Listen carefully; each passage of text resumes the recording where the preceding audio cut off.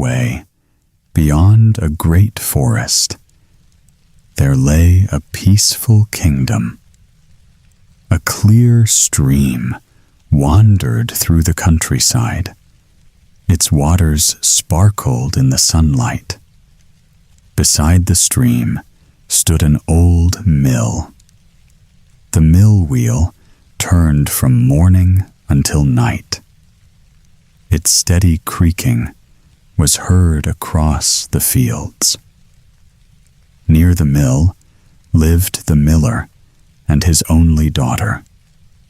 She was both beautiful and remarkably clever. Her eyes were bright, and her mind was quick. She spoke thoughtfully and understood more than most. The miller loved her dearly. He never missed a chance to praise her. In time, his pride grew larger than his wisdom. He began to boast of her talents to anyone who would listen. One day, the king rode through the forest on a hunting trip. The miller stepped forward to impress him. With great confidence, he claimed his daughter possessed a wondrous gift. He said she could spin ordinary straw into pure gold. The king treasured riches above all else. At once, his interest was stirred. A fortune seemed to glitter before his eyes. Without delay, he ordered the young woman to be brought to the palace. And so, the miller's daughter was summoned before the king. The king led the miller's daughter through long marble halls. At last, he opened the door to a silent chamber.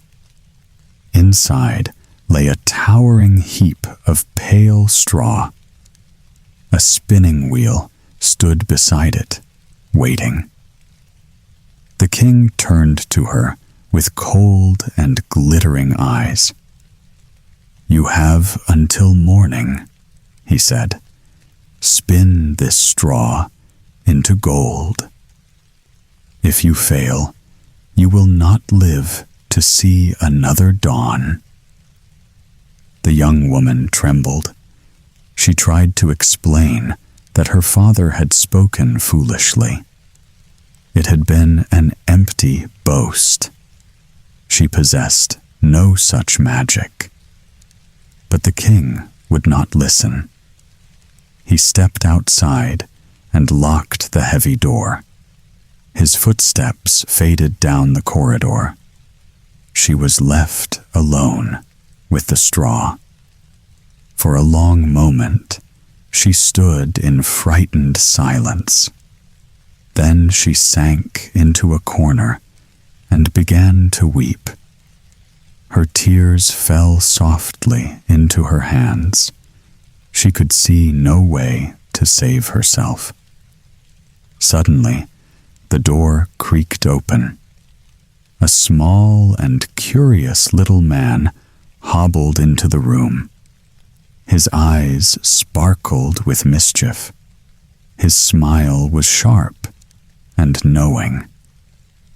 "Good evening, my dear," he said. "Why are you crying so bitterly?" She lifted her tearful face. "I must spin this straw into gold, and I do not know how." The little man tilted his head. "And what will you give me if I do it for you?" The girl touched the necklace at her throat. "You may have this," she whispered. At once, he sat before the spinning wheel. Round and round, it flew beneath his nimble hands. Softly he sang, "Round about, watch it unfold. reel away, straw into gold. The wheel hummed deep into the night. By dawn, every stalk had vanished. In its place shimmered heaps of glowing gold. The chamber glittered like sunlight. When the king returned the next morning, he stared in amazement. His eyes widened with wonder. But behind his astonishment, his greed only grew stronger. The king walked slowly around the shining treasure. Gold gleamed in every corner of the room. His face filled with satisfaction. Yet even that was not enough. A hungry look settled in his eyes. He wanted more. Without offering the girl a word of comfort, he led her to another chamber. This one was even larger than the first. In the center rose a greater mountain of straw. It stretched from wall to wall. Another spinning wheel stood nearby. Its shadow trembled in the candlelight. The king pointed to the heap. By morning, all of this must be gold. His voice was hard and unyielding. Then he turned and locked her inside once again. The girl stared at the enormous pile. Her heart sank. She had no power to do what he demanded. Soon, tears streamed down her face. She sat beside the spinning wheel and wept. The room felt colder than before. The night seemed longer. Hope began to slip away. Then, as quietly as before, the door opened. The strange little man stepped inside. His bright eyes danced. A knowing smile crossed his face. "Why do you cry, my lady?" he asked. "You know very well why," she replied. "The king has given me another impossible task." The little man nodded. "And what will you give me this time?" The girl looked at her hands. Only one precious thing remained. She slid the ring from her finger. "You may take this," she said softly. The little man accepted it with delight. At once, he sat at the wheel. His feet tapped lightly across the floor. Round and round the spindle turned. Again he sang his curious song. Roundabout, roundabout, watch it unfold. Reel away, straw into gold. All through the night, the wheel hummed. The straw disappeared, strand by strand. Before the first light touched the windows, every stalk had become gold. The room blazed with golden light. When the king returned at dawn, his delight was unmistakable. His eyes sparkled at the sight. But even now, his desire for riches had not been satisfied. By the next evening, the king's ambition had grown beyond all measure. He escorted the miller's daughter to the grandest chamber in the palace. Its high walls echoed with silence. At the center stood the largest heap of straw she had ever seen. The mound rose like a pale hill beneath the torchlight. Bundles were stacked from floor to ceiling. Beside them rested the familiar spinning wheel. Its wooden frame cast a long and lonely shadow. The king studied her carefully. "If this straw is turned to gold before sunrise," he said, "you shall wear a crown and become my queen." With that, he left her there and locked the door. The young woman stood motionless. A queen's crown seemed a wonderful prize, yet the cost of failure was too terrible to ignore. Soon she began to cry once more. Not long after, the little man slipped into the room. His crooked smile appeared as if he had expected her tears. "What will you give me this time?" he asked. His voice was light, but his eyes were serious. She searched herself for anything of value. Her necklace was gone. Her ring was gone. She had nothing left to offer. The little man leaned closer. "Then promise me this," he said. "When you are queen, your first child shall belong to me." His words chilled her. Surely, she thought, such a day might never come. Perhaps she would never become queen. Perhaps she would never have a child. With trembling lips, she agreed. At once, he settled at the spinning wheel. Round and round it turned through the night. His familiar song filled the chamber, and every stalk became shining gold. Morning arrived. The king found the room glittering brighter than ever before. He could not deny what he had promised.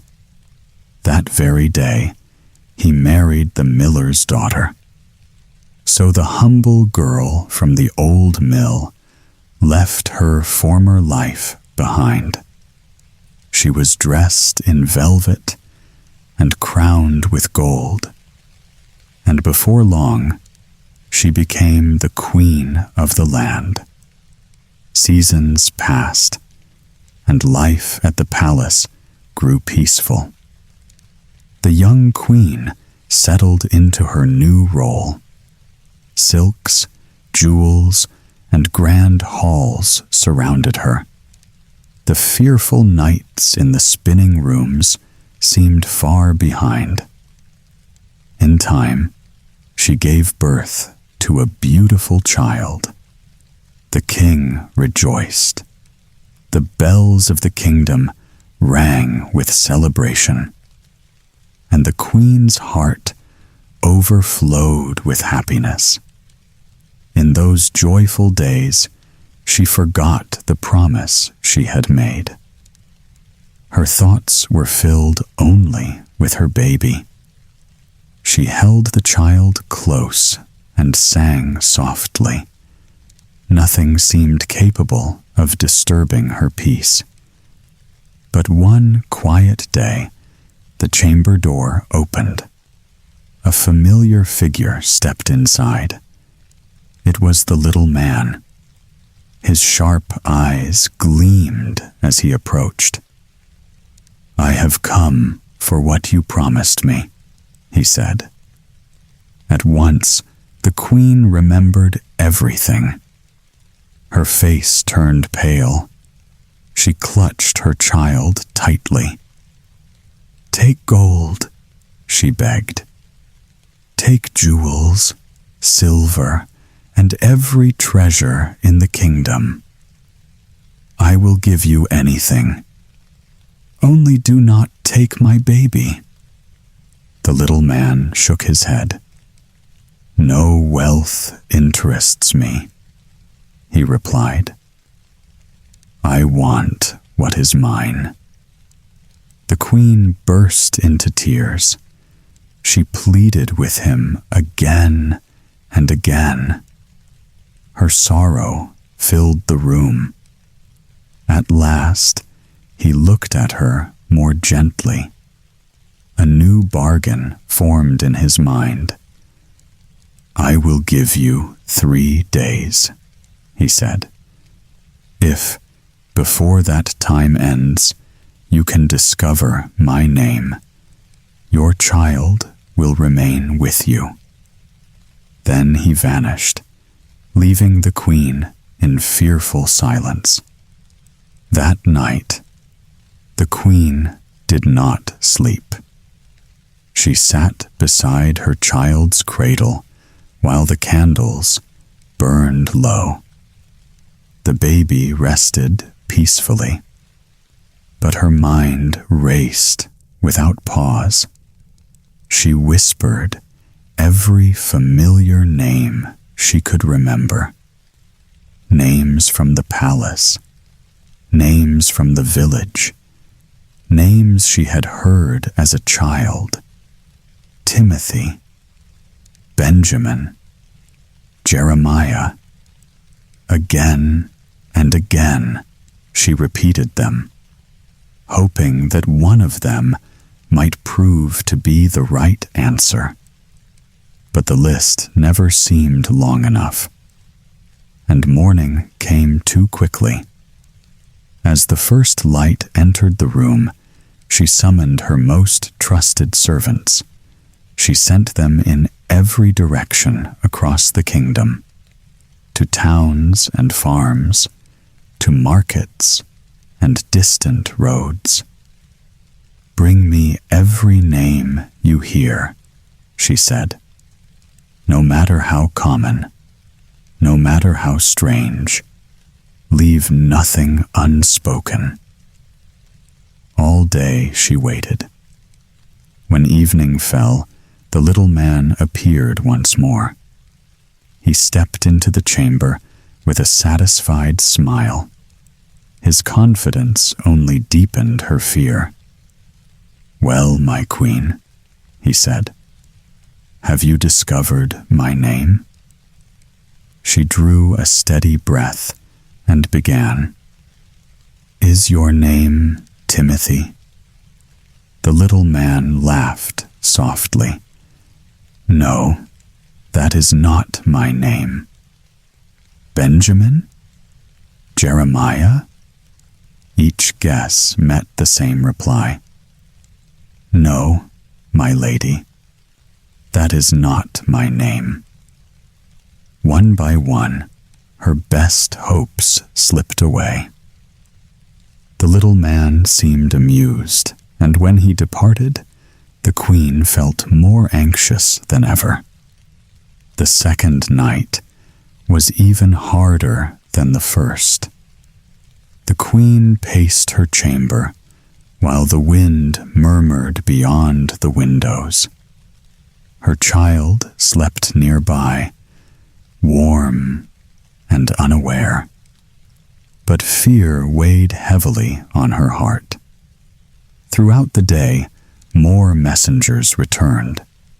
They brought odd names gathered from travelers, shepherds, and wandering merchants. Some were so peculiar that they almost seemed laughable. Still, the queen clung to every possibility. When darkness settled over the palace, the little man appeared again. He entered with a cheerful step. His smile suggested that he already knew she would fail. "Have you remembered my name?" he asked.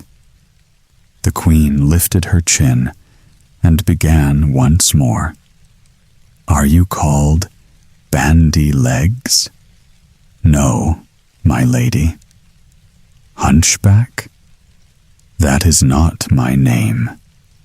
"Crookshanks?" "Certainly not." She continued with every unusual name she had collected. One after another, he dismissed them. Each answer came in the same calm voice. "No, my lady, that is not my name." At first, she tried to remain hopeful, but with every rejection, her confidence weakened. The little man seemed more pleased than before. Soon, there were no names left to guess. The queen fell silent.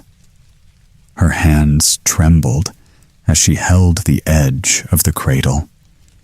The little man gave a satisfied chuckle. Then he bowed and slipped away into the night. When the door closed behind him, the room felt colder. Only one day remained, and for the first time, the queen feared she might lose her child forever. The third day dawned with a heavy stillness. The queen had scarcely any hope left. She sat beside her child, listening for footsteps in the corridor. Every passing moment felt precious. At last, one of her messengers hurried into the palace. His boots were dusty from travel. His face was bright with excitement. He bowed and began to speak. "My queen, I found no new names in the villages. But yesterday, I crossed deep into the forest. I climbed a lonely hill where few travelers go.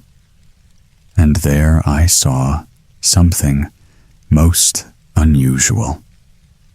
Hidden among the trees stood a tiny hut. A fire crackled before the door. Its flames flickered against the darkening woods. Shadows danced across the ground. Around the fire skipped a little dwarf. He hopped upon one leg. He spun and clapped with delight.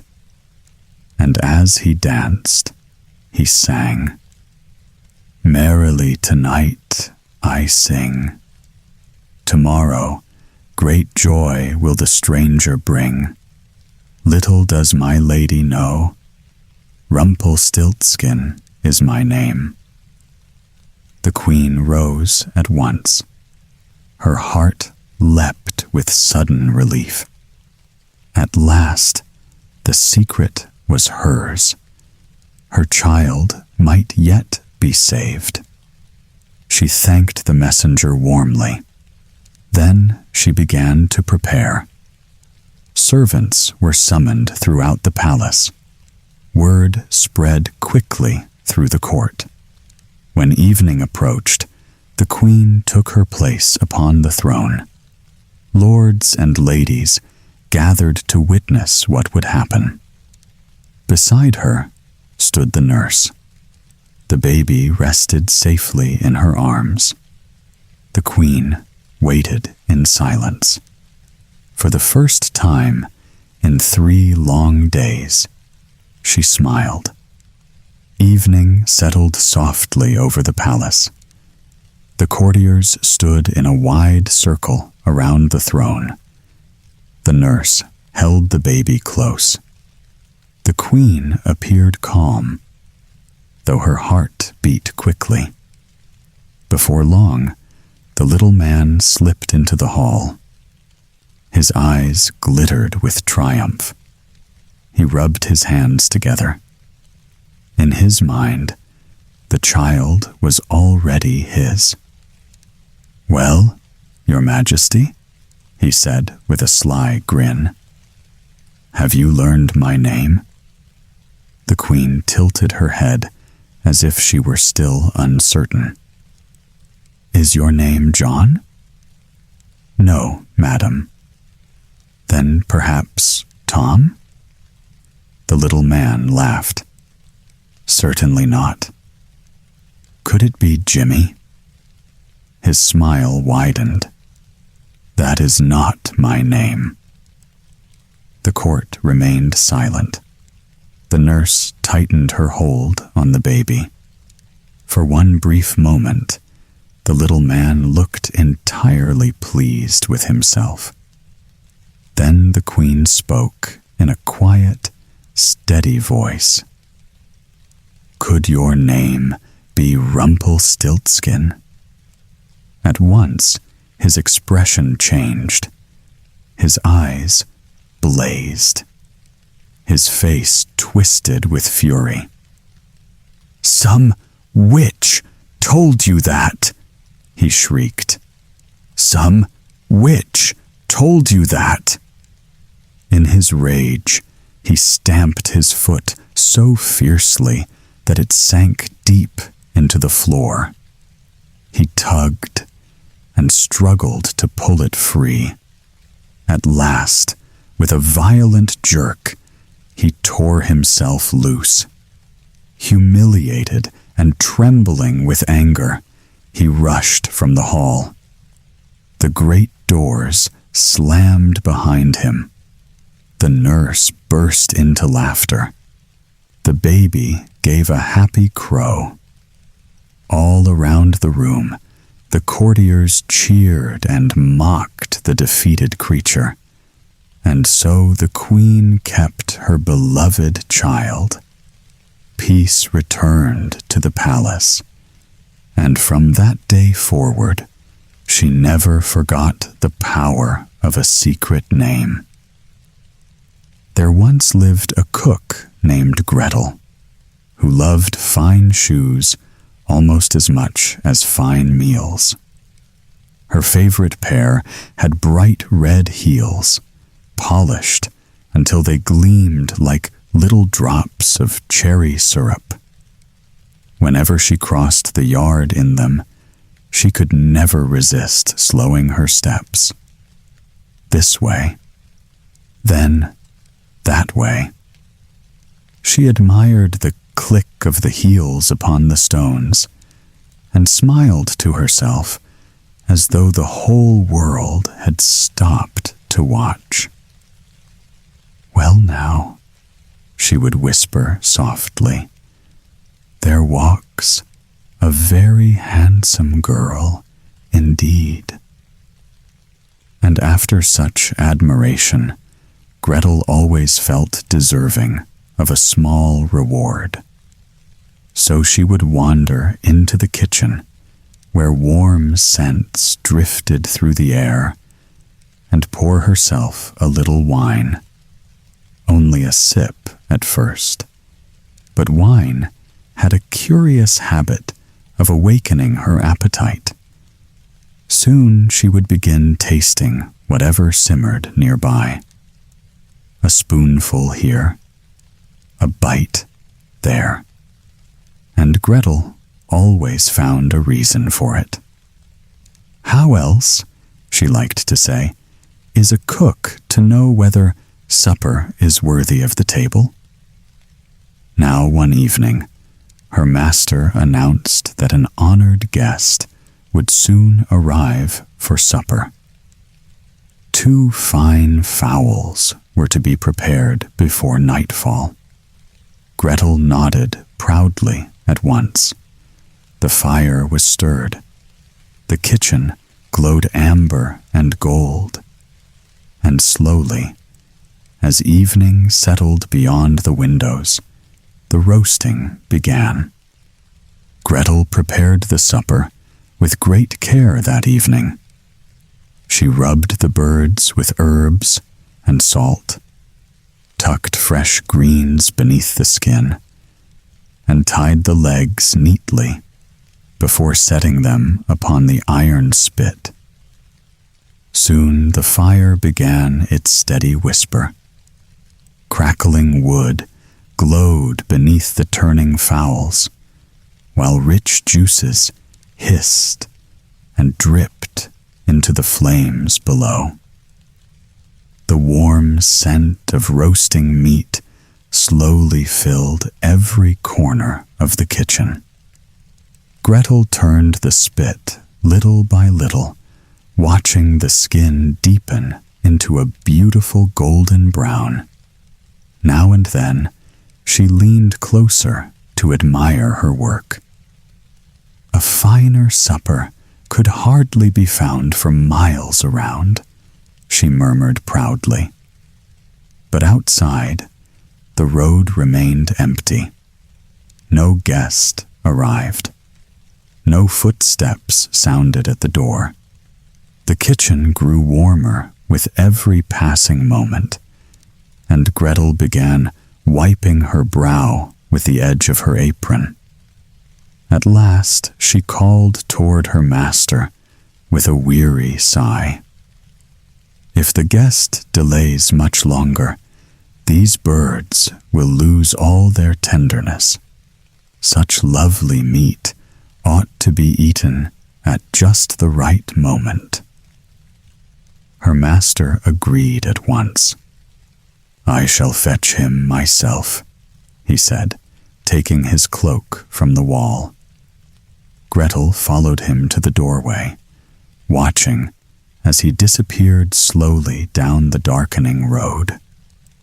Then the house became still again. Only the crackle of fire remained, and the smell, the delicious, tempting smell. Gretel folded her hands thoughtfully. Well, she whispered after a moment, one small drink from the cellar could do no harm at all.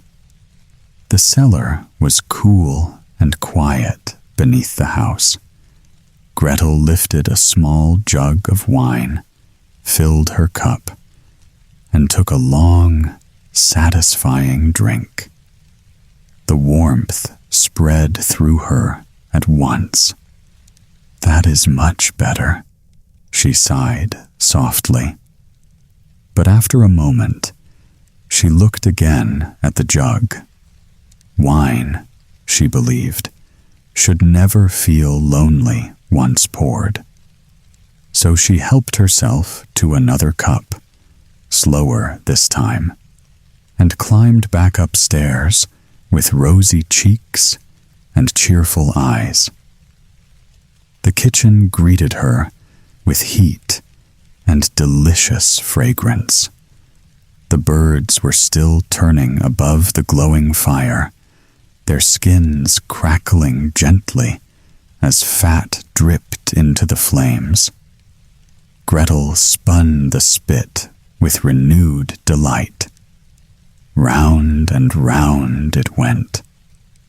And the smell, the smell had grown almost unbearable now. Rich butter, herbs, roasted skin. At last, Gretel leaned close and whispered, "A cook who serves supper without tasting it first is hardly a proper cook at all." She pressed one finger lightly against the crisp skin, then tasted the juices. Her eyes widened immediately. Mercy, that is good. Just then, she noticed one wing browning faster than the rest. That will surely burn if I leave it there, she reasoned calmly. Far wiser to remove it now. So she sliced the wing away, blew gently on the steaming meat, and ate it piece by piece beside the fire. Slowly, happily. But when nothing remained except bone, another thought arrived. One wing missing would look terribly strange. Gretel considered this carefully, then nodded to herself. The other must follow. And so it did. Several times she hurried to the window, searching the dark road for her master and the guest. Yet no one came.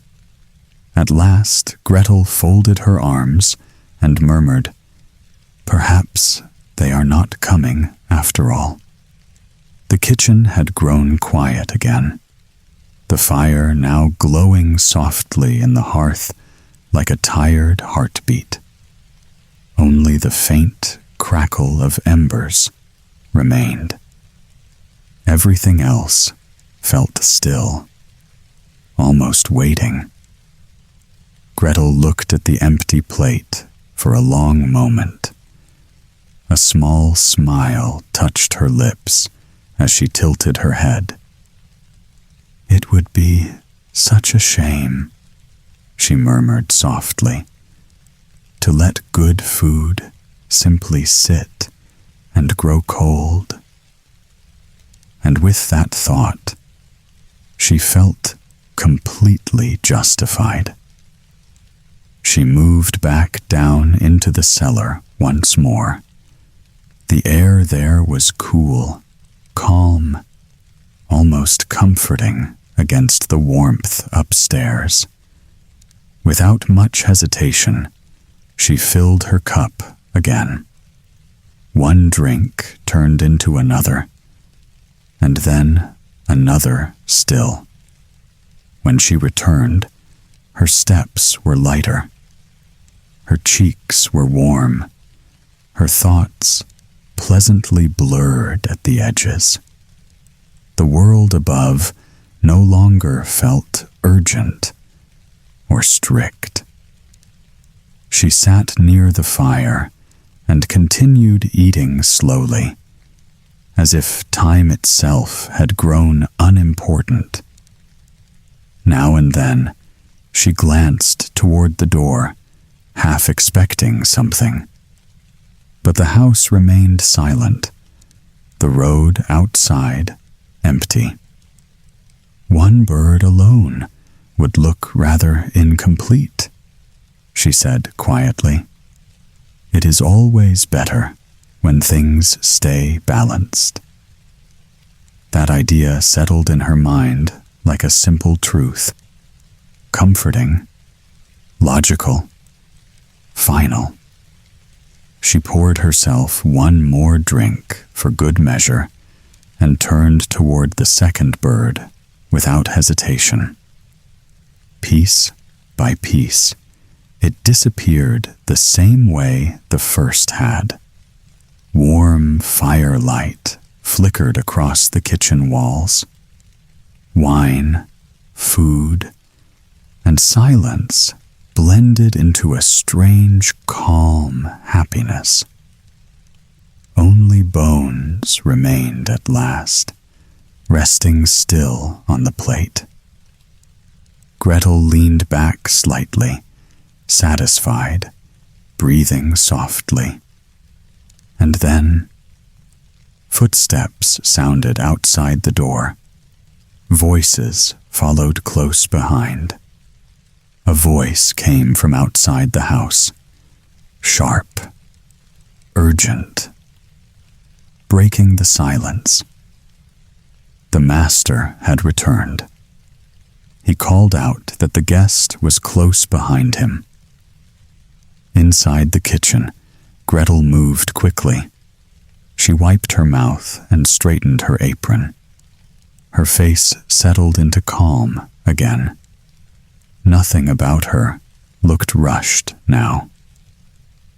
Yes, yes, she said softly.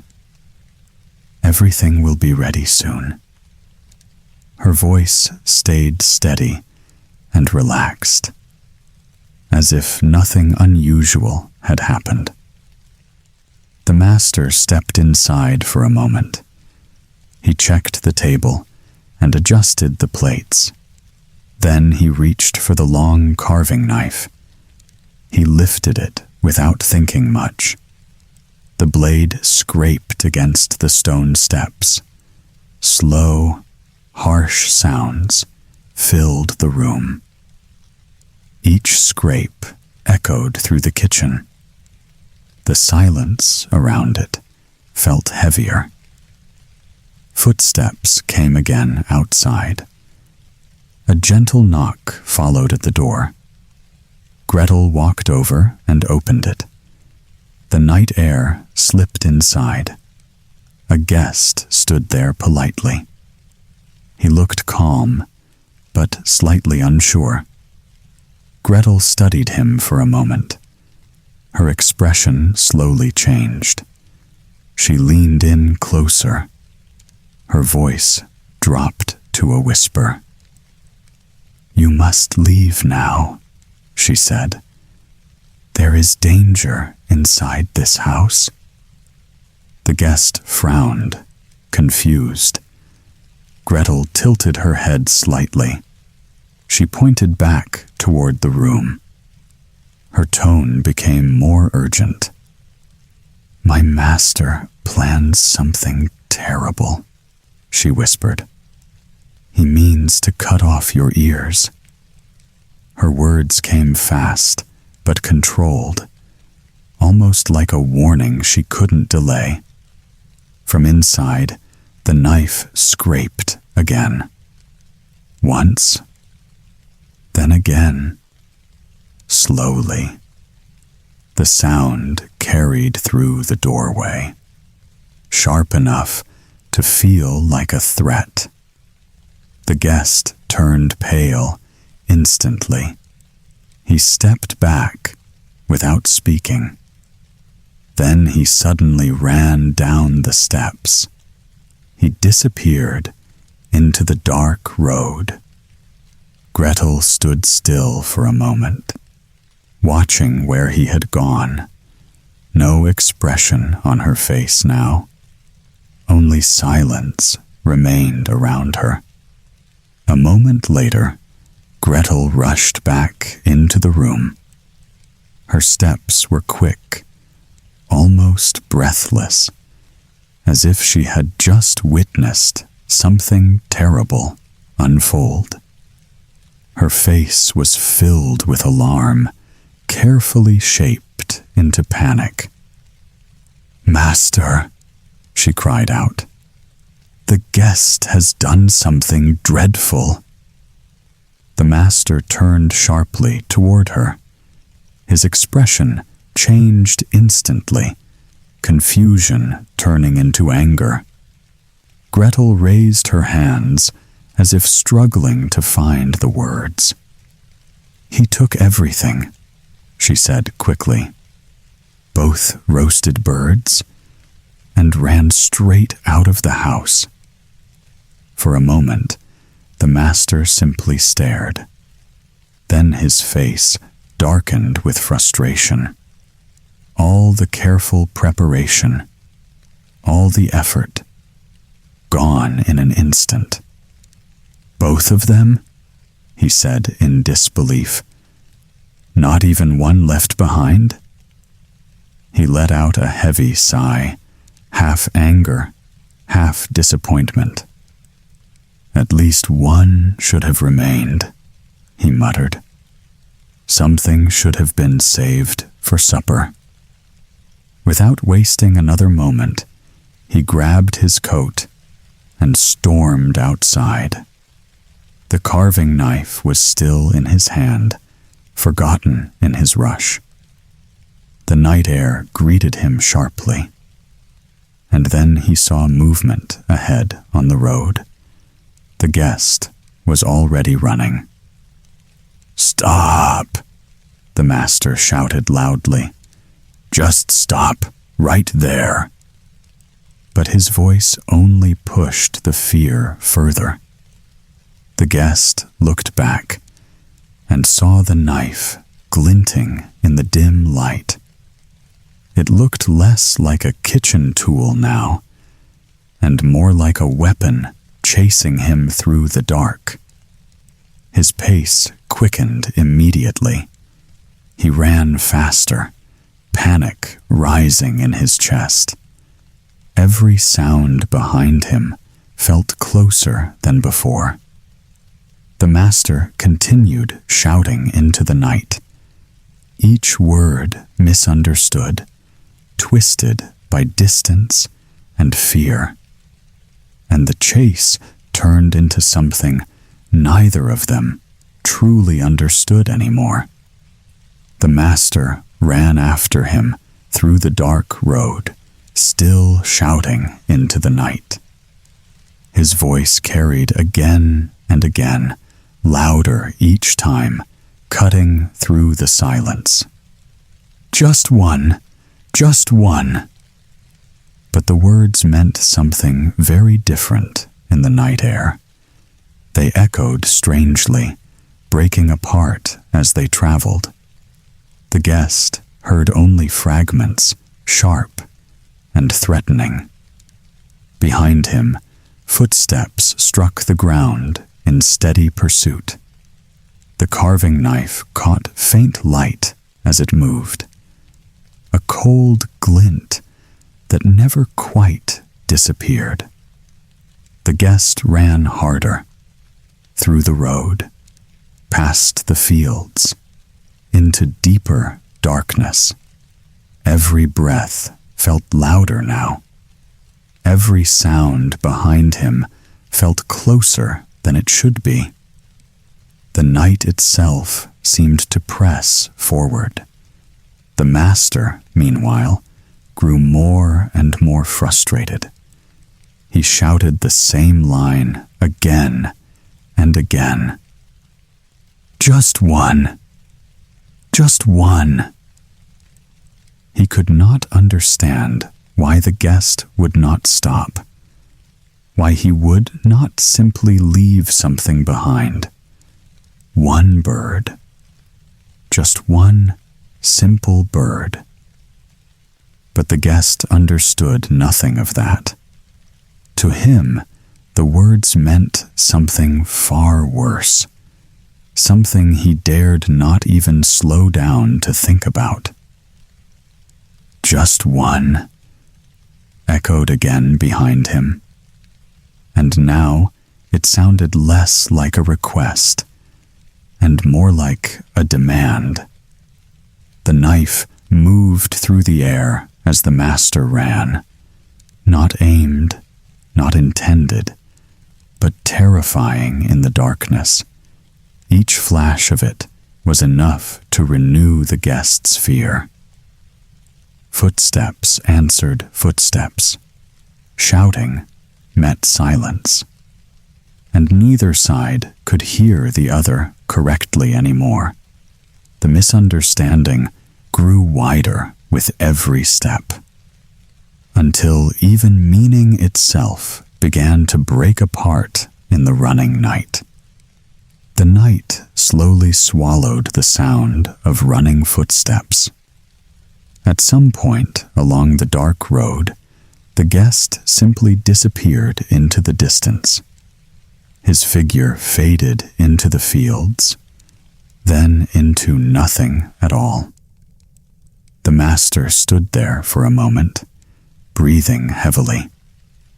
The shouting had stopped now, and only silence answered him.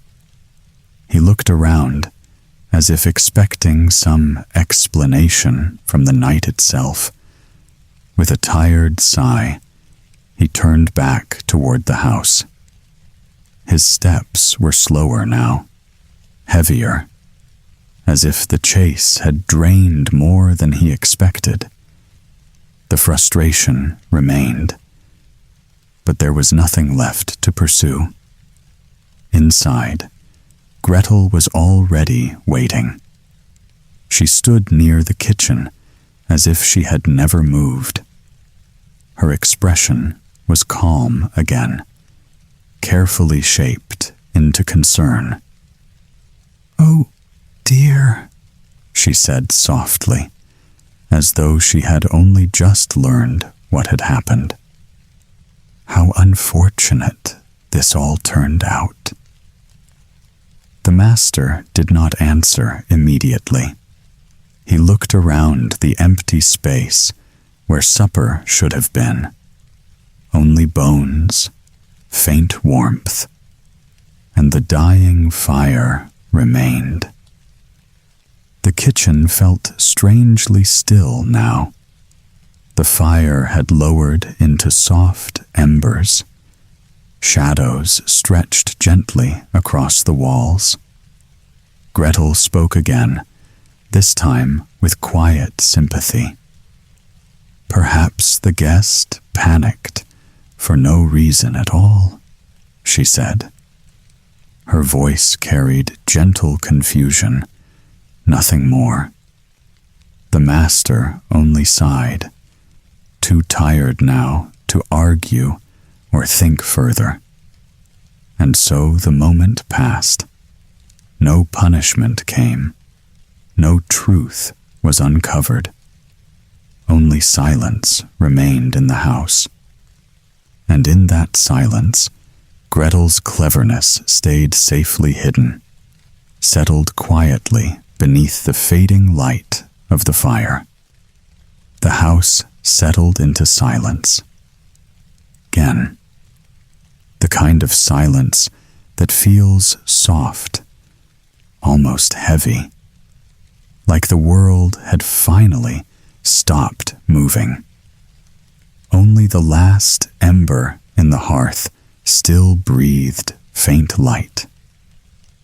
It is strange how quickly moments turn into stories, how something that feels large while it happens becomes small afterward, reduced to warmth, memory, and quiet air, as if it had never been loud at all.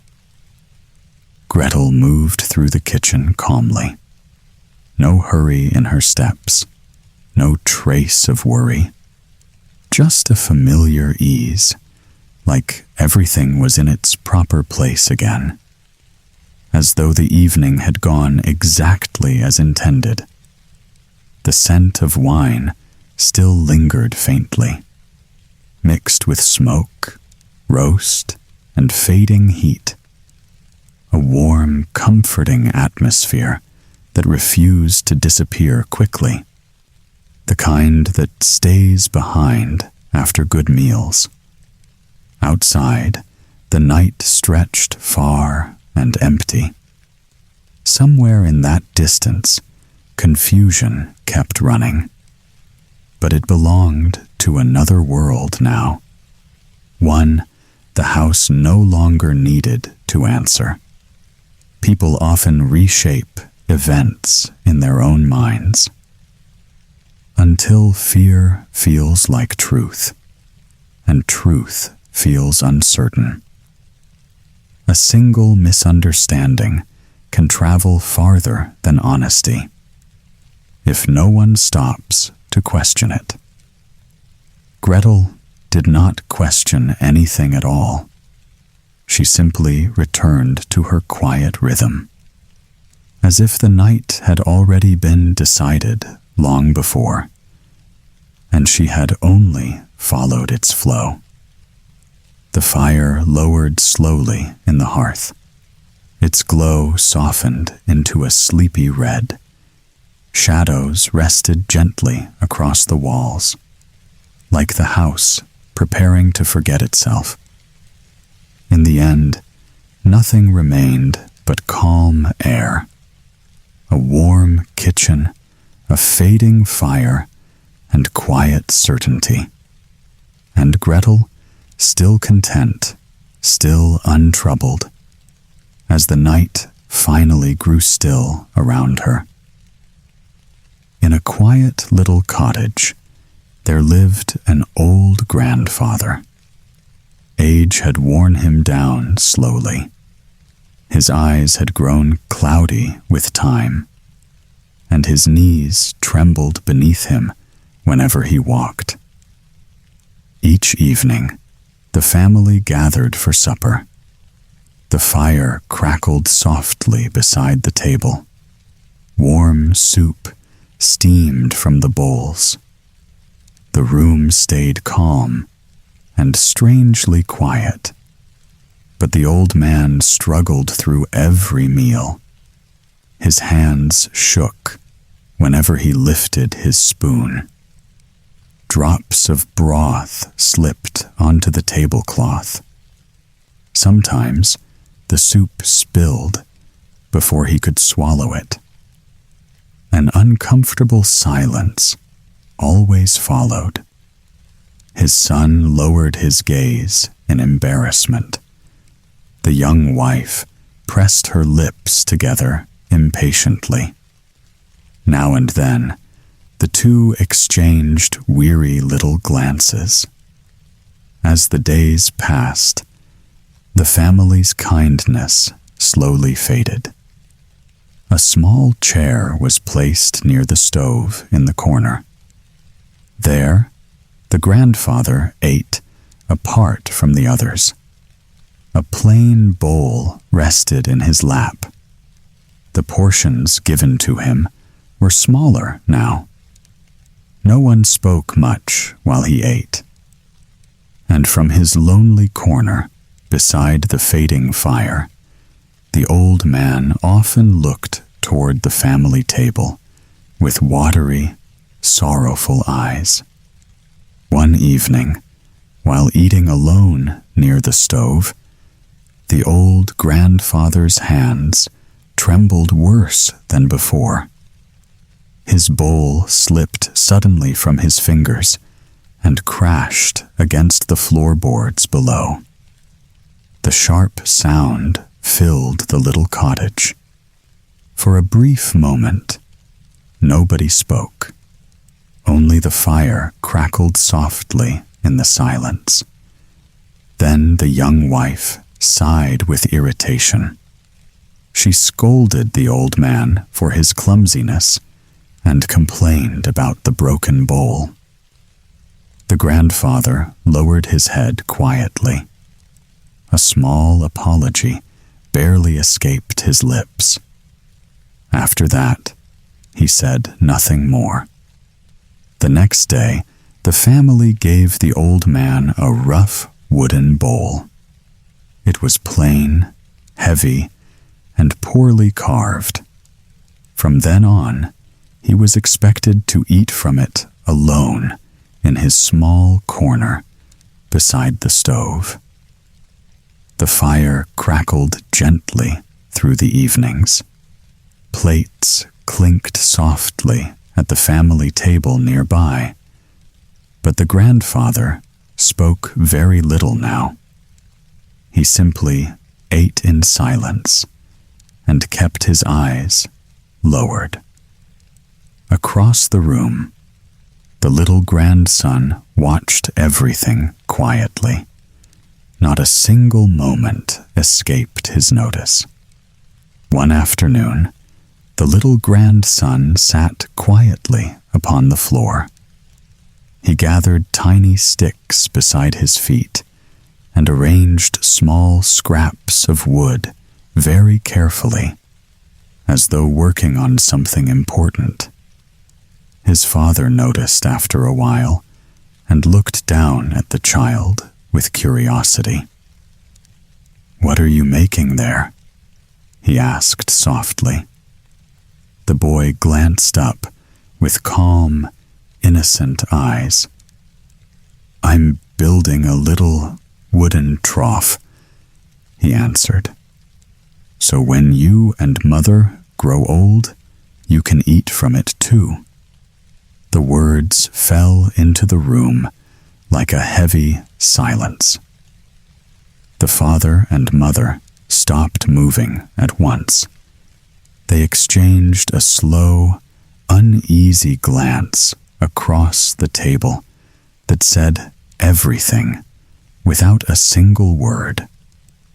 A strange guilt rose quietly in their hearts, not loud, not sudden, but deep and settling. The mother lowered her eyes toward her plate. The father tried to speak, but no words came out. Across the room, the little boy kept working with the sticks, completely unaware of what had just changed. And the silence only grew heavier with every passing second. Without saying much, the parents stood up slowly. The chair was gently pulled back to the family table. The grandfather was guided out of his corner and placed where he once used to sit. a proper bowl was set before him again. The warm glow of the room felt different now, softer, kinder, almost unfamiliar. The old man looked around in quiet surprise. His hands trembled slightly as he touched the bowl. A small, fragile smile formed on his face as he understood he was no longer alone. The family sat together again at the table. The fire burned softly in the hearth, casting a warm glow. Clinking spoons and quiet voices filled the room once more. But this time, the silence felt peaceful, not heavy. The old grandfather still trembled as he ate. Sometimes a little soup spilled from his spoon, but no one frowned, and no one spoke in anger anymore. Instead, there was patience and understanding. And in that gentle evening light, something had changed forever. For children watch everything, even when we forget they are watching. In a quiet village beside wide green fields, nearly every peasant lived well. Their barns were full, their cattle were strong, and warm smoke drifted from their chimneys each evening. Only one man remained poor. The villagers called him the Little Peasant. He owned no land of value. Not even a single cow belonged to him. His small house stood at the edge of the village road. Simple, quiet, nearly forgotten. Yet he and his wife shared one small dream. Someday, they hoped to own a cow. One evening, as the firelight flickered low, the little peasant leaned closer to his wife. A strange little plan had entered his mind. "Our carpenter neighbor is skilled with wood," he whispered softly. "What if he carved us a calf instead?" At first, his wife laughed at the idea. But slowly, the thought began to sound clever. The very next day, the carpenter shaped a tiny calf from wood. Then he painted it a muddy brown. Its head was bent downward toward the ground, just like a real calf grazing peacefully in a meadow. From far away, it almost looked alive. Almost. The following morning, the village cowherd agreed to carry the little calf out to pasture, and there it stood among the real animals beneath the open sky. Quiet, motionless, convincing enough from a distance. All through the day, the little wooden calf stood among the herd in the meadow. Its painted head pointed toward the grass below. From far away, it almost looked alive, almost real enough to fool the eye. As evening spread across the fields, the cowherd gathered the animals for the journey home. The cattle moved slowly through the dusty road.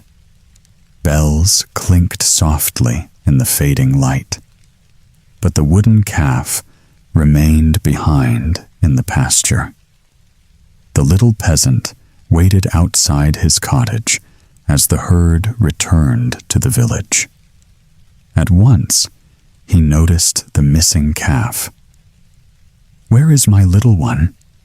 he asked quickly. The cowherd only shrugged his shoulders. "It stayed behind, eating," the man answered carelessly. "If it could stand there all day, it could surely walk home alone." The little peasant frowned at once. "My calf must be brought back," he said firmly. Together, they returned to the meadow beneath the darkening sky. But when they reached the field, the calf had vanished completely. Someone had stolen the wooden creature away. Nothing remained except flattened grass. "It must have wandered off," the cowherd muttered nervously. But the little peasant refused to believe such foolishness. He marched straight to the mayor and demanded justice. Soon the whole village heard the argument. After listening carefully, the mayor blamed the cowherd for his carelessness. The judgment was simple and final. The cowherd must replace the missing calf with a real one. And so, the little peasant finally gained a true cow. Quiet happiness filled the little cottage that night. The peasant and his wife could hardly believe their good fortune. But happiness could not feed an animal. Before long, they had no choice but to slaughter the cow. The meat was salted and stored away for the coming weeks. Meanwhile, the little peasant carried the hide toward the town, hoping to earn a little money from it. And somewhere along the lonely road ahead, he noticed an injured raven lying beside the path. The injured raven lay trembling beside the road. One wing dragged weakly against the dirt. The little peasant bent down with quiet pity. Then he carefully picked the bird up. He wrapped the raven inside the old cowhide and continued on his journey toward town. But before long, the weather began to change. Dark clouds gathered overhead. Cold wind swept across the empty fields. Soon, rain poured heavily from the sky. Thunder rolled across the countryside. The little peasant could travel no farther through the storm. So he hurried toward a nearby mill for shelter. Only the miller's wife was home that evening. She opened the door cautiously as rainwater dripped from the peasant's clothes. Feeling sorry for him, she allowed him inside. A little straw bed was prepared near the wall. She offered him nothing more than bread and cheese for supper. The little peasant thanked her politely and sat down beside the straw. Meanwhile, the wrapped cowhide rested quietly beside him. Soon, he stretched himself out as though ready to sleep. Not long afterward, another visitor arrived at the mill. It was the village parson. At once, the miller's wife welcomed him warmly inside. Her voice suddenly became far softer than before. "My husband is away tonight," she whispered happily. "We may enjoy ourselves properly now." The little peasant kept his eyes closed and listened carefully. every word reached his ears. Before long, delicious smells filled the room. Roasted meat steamed upon the table. Fresh salad appeared beside golden cakes and bottles of wine. The poor peasant listened quietly from the straw. Then suddenly, loud knocking echoed at the door. The miller had returned home early through the storm. In panic, his wife rushed around the room, hiding everything in sight. The meat disappeared into the stove, the wine beneath a pillow. The salad was hidden upon the bed. The cakes vanished underneath it. And the frightened parson was shoved quickly into a closet near the porch. Only then did the woman open the door. The miller stepped inside, dripping with rainwater, and immediately noticed the stranger resting on the straw. His wife quickly explained about the storm and the simple meal of bread and cheese.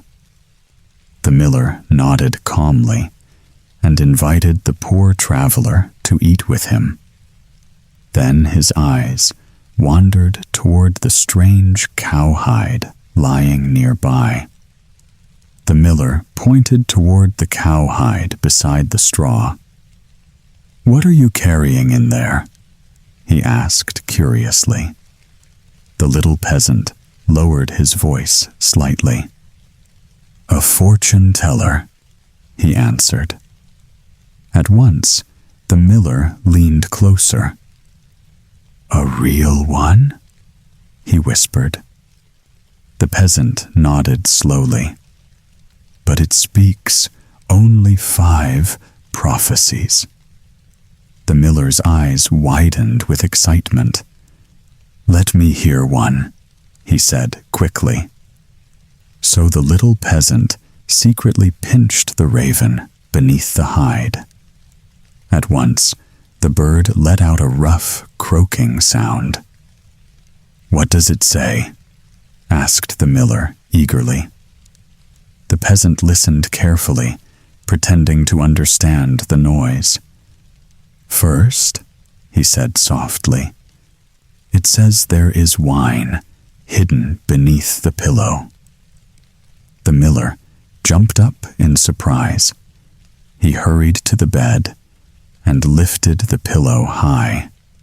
There, hidden underneath, rested the bottle of wine. The miller stared in amazement. His wife turned pale beside the table. Again, the peasant pinched the raven. Again, the rough croaking filled the room. Now it says, roast meat is hidden inside the stove. The miller rushed toward it at once. Sure enough, the meat was there. The smell still drifted warmly through the room. The miller could hardly believe his eyes. Meanwhile, his wife grew more nervous by the moment. Once more, the raven croaked loudly beneath the hide. "It says, salad rests upon the bed," the peasant announced calmly. And when the miller checked, the salad appeared exactly where foretold. The wife said nothing at all. Then came the 4th prophecy. The raven croaked again beneath the cowhide. "There are cakes hidden underneath the bed," said the peasant quietly. And once again, the fortune proved true. Now the miller sat speechless with wonder. Meanwhile, his wife trembled silently beside the wall. Still, the peasant refused to reveal the 5th prophecy. "That one is unpleasant," he warned. The two men calmly shared the hidden feast together. They ate the meat, the salad, and the cakes, while rain tapped softly against the windows. At last, the miller could no longer contain his curiosity. He offered the peasant a large sum of money for the final secret. Again, the raven croaked loudly from inside the hide. The peasant listened with a serious expression. Then he leaned closer and whispered carefully. "It says, a devil is hiding inside the closet near the porch." The miller rushed toward the closet in terror and threw the door open wide. At once, the frightened parson burst out and fled into the stormy night. The miller crossed himself in fear, fully convinced the prophecy had been true. And by sunrise, the little peasant was no longer poor. With the money he had earned from the miller, the little peasant slowly changed his life. A finer house soon stood where his poor cottage once had been. Its roof was strong, its walls freshly repaired. And before long, the whole village began whispering about him. The wealthy peasants could not understand his sudden fortune. Even the mayor grew suspicious. One day, the little peasant was brought before him and questioned closely. "Where did all this money come from?" the mayor demanded. The little peasant answered calmly. "I sold my cowhide in town for a great price." At once, greed spread through the village like fire through dry grass. Every peasant wished to earn the same fortune. By the next morning, cows across the village had been slaughtered. Their hides were carried eagerly toward the town market. But when the merchant saw so many skins arrive together, he laughed loudly. He offered almost nothing for them. The villagers returned home, furious and humiliated. They realized too late that the little peasant had fooled them again. Soon, angry voices filled the streets, and once more, the mayor was called upon to judge the matter. This time, the punishment was severe. The little peasant was sentenced to death for his trickery. A large barrel filled with holes was prepared for him beside the river. He would be sealed inside and rolled into the water. On the day of the execution, a priest arrived to offer final prayers. As the little peasant lifted his eyes, he immediately recognized the man. It was the same parson who had hidden inside the miller's closet that stormy night. For a brief moment, the two men looked silently at one another. The villagers gathered near the roadside as the barrel was made ready. And just before it could be rolled away, a shepherd appeared nearby with a flock of sheep. A shepherd happened to pass along the roadside with a large flock of sheep. Soft bells chimed around the animals' necks.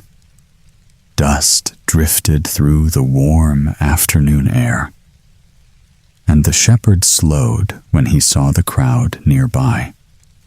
For many years, the man had secretly dreamed of becoming mayor someday. The thought filled him with pride. So when he heard shouting near the barrel, he stepped closer at once. The little peasant was crying out loudly for everyone to hear. "No, I will not do it," the peasant shouted. "Even if the whole village begged me, I refuse." The shepherd stared at him in confusion. "What is it you refuse?" he asked. The little peasant lowered his voice carefully. "They wish to make me mayor," he whispered. "But first, I must sit inside this barrel. And I want no such honor." At once, the shepherd's eyes brightened with excitement. "If that is all," he said eagerly, "then I would gladly take your place." The peasant pretended to hesitate for a moment. Then, slowly, he agreed. Without another thought, the shepherd climbed inside the barrel himself. The little peasant quickly sealed the lid above him. Then he gathered the flock of sheep and quietly led them away down the road. Not one villager noticed him leaving. Soon afterward, the priest returned to the crowd. "The prayers are finished," he announced solemnly. At once, the villagers began rolling the heavy barrel toward the riverbank. The wooden wheels groaned against the dirt. From inside the barrel, the shepherd called happily to them, "I am ready to become mayor." The villagers burst into laughter at those strange words. They believed the little peasant was speaking. "That will happen soon enough," they mocked. Then, without delay, they pushed the barrel straight into the river. A heavy splash echoed across the water, and moments later, the river became calm again. Later that same day, the villagers looked up in astonishment. The little peasant was calmly returning along the road, and behind him walked an enormous flock of sheep. The villagers stared in complete disbelief as the little peasant approached the village road. Behind him moved a great flock of sheep. Their wool looked thick and white beneath the evening light, and the peasant himself appeared perfectly calm. "You were thrown into the river," the villagers cried. "How did you escape?" The little peasant simply smiled and rested his hands upon his walking stick. Then he began speaking very softly. "The water carried me far below the riverbed," he explained. "And deep beneath the surface, I found beautiful green meadows." His voice remained slow and peaceful, almost dreamy.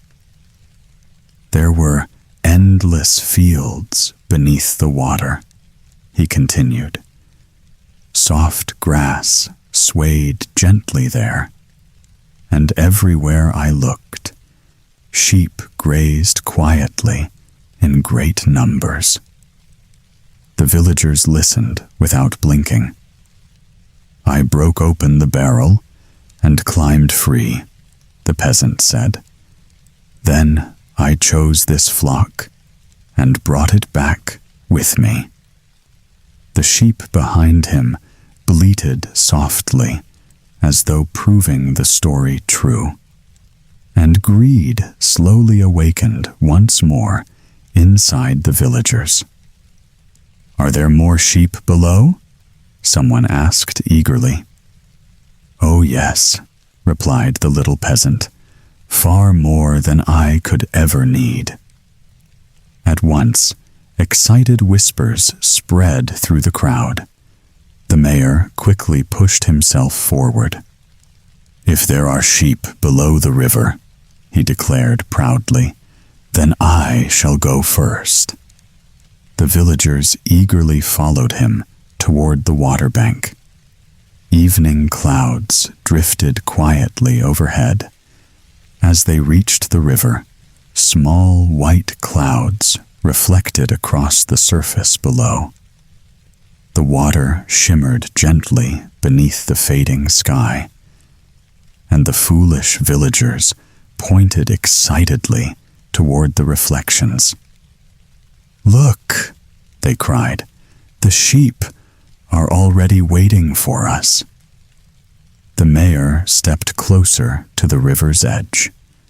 Without another moment of thought, he raised his arms proudly. Then, before the others could speak, he leaped straight into the water below.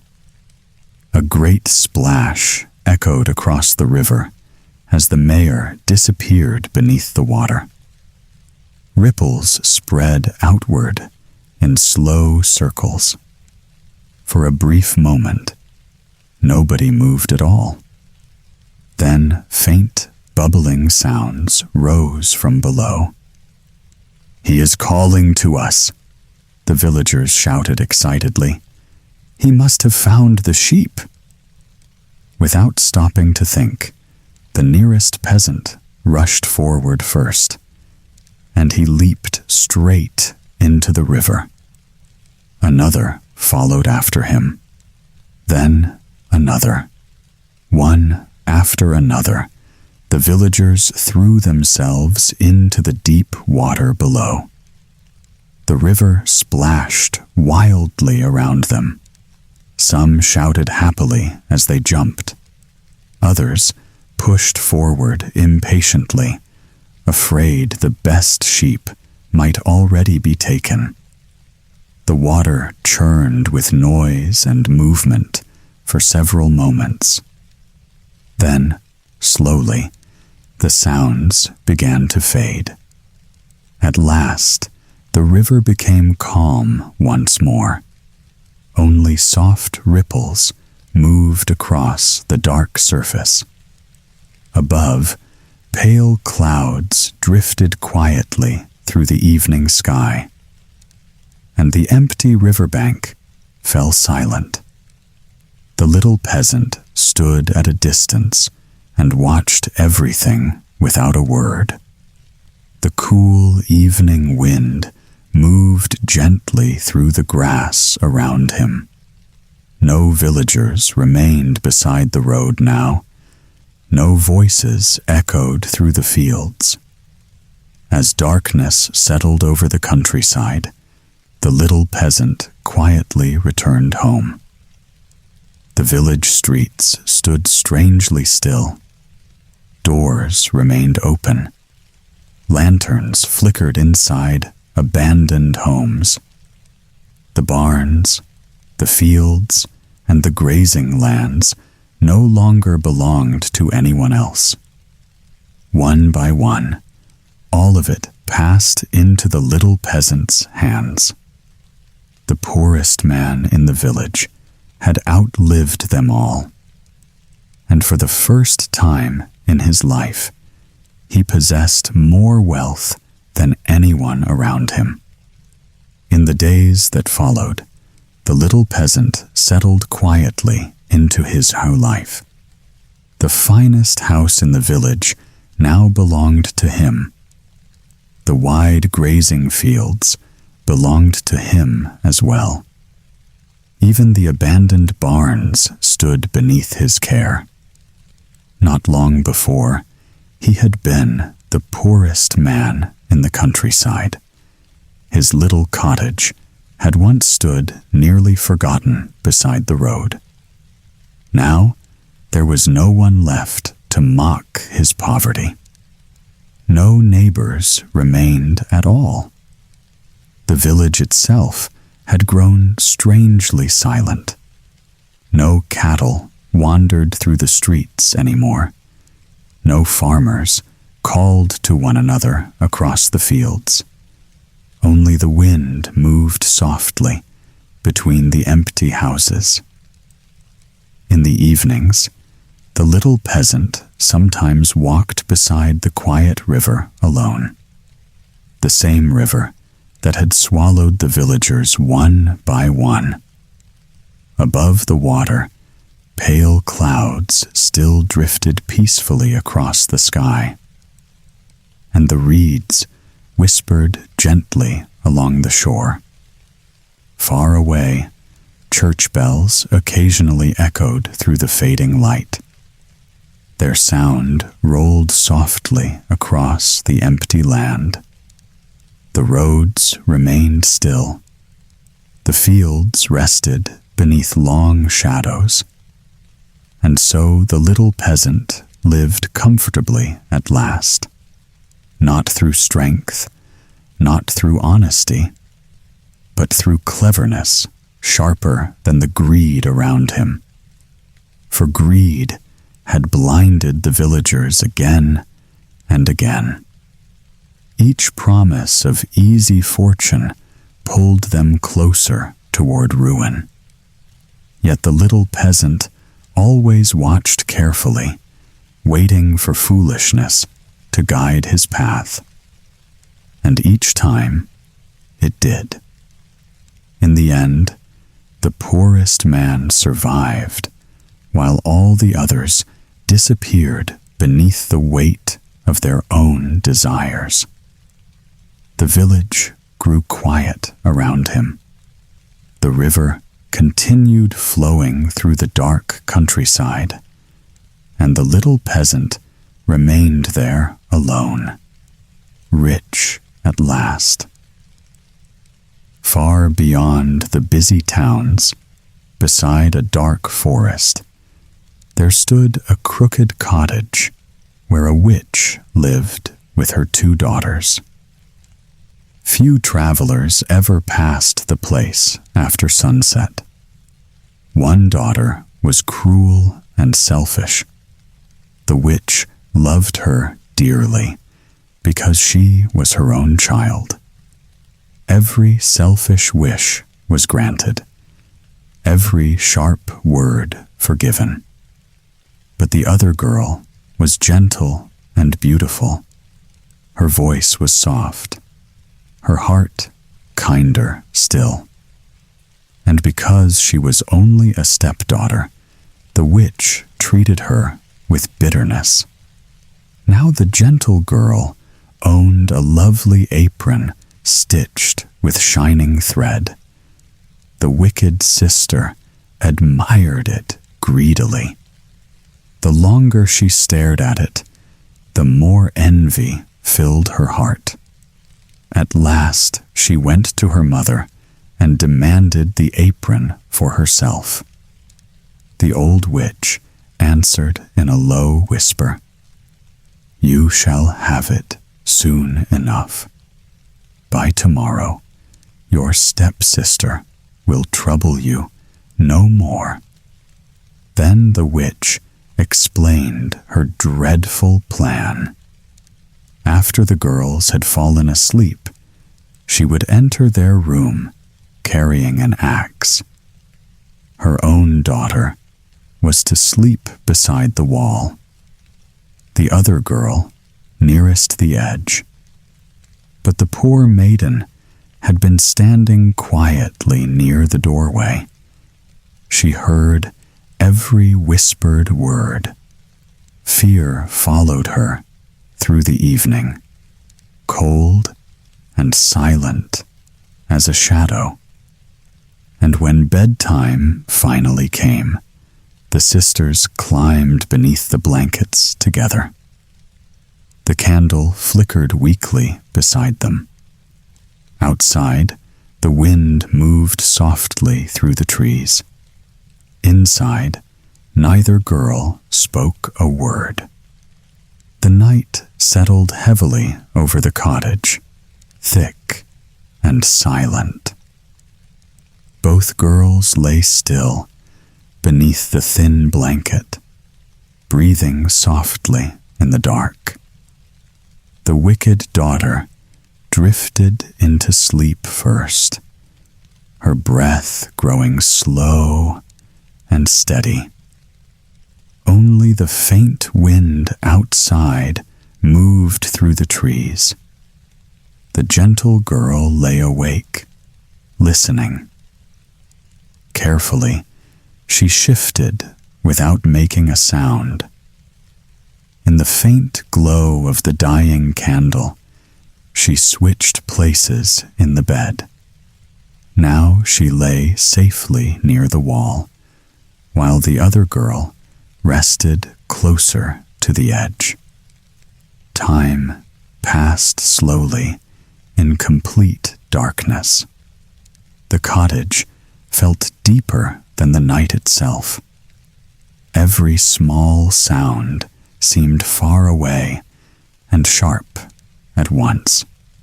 Even silence felt heavy and alive. Then, without warning, the door creaked open. The witch stepped inside, holding an eye in her hand.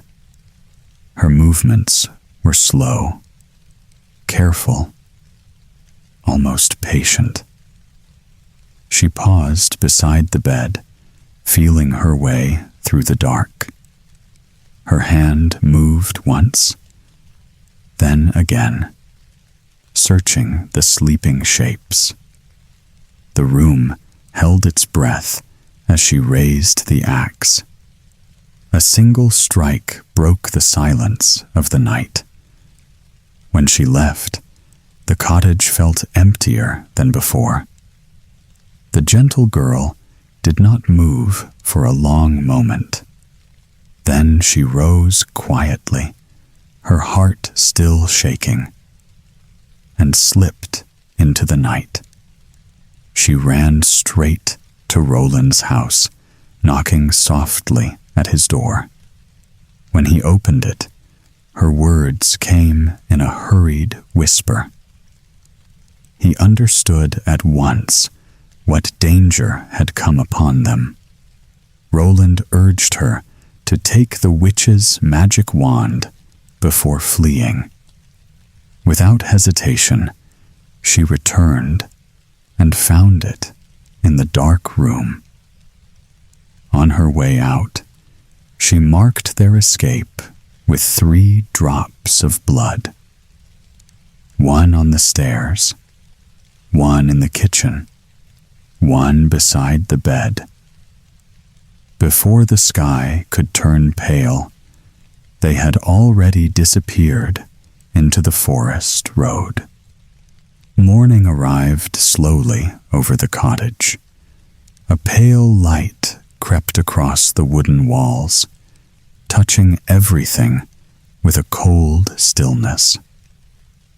The night's silence had not fully lifted, as if the house itself was holding its breath.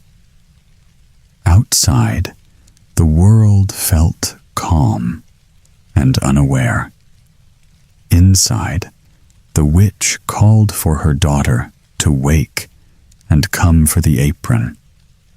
Her voice echoed through the empty rooms, sharp and expectant. But there was no answer from the bed. Only silence returned. She stepped forward and called again. From the stairs, a faint voice answered. "I am sweeping here," it said softly. The witch paused, then moved toward the sound. But the stairs were empty. Confusion slowly tightened her face. She turned back, calling once more. From the kitchen came a second reply. "I am warming myself," whispered the voice. She rushed inside, but found nothing there either. Now irritation began to rise in her chest. Her steps grew faster, her voice harsher. She called out again, louder this time. From the bedroom came the final answer.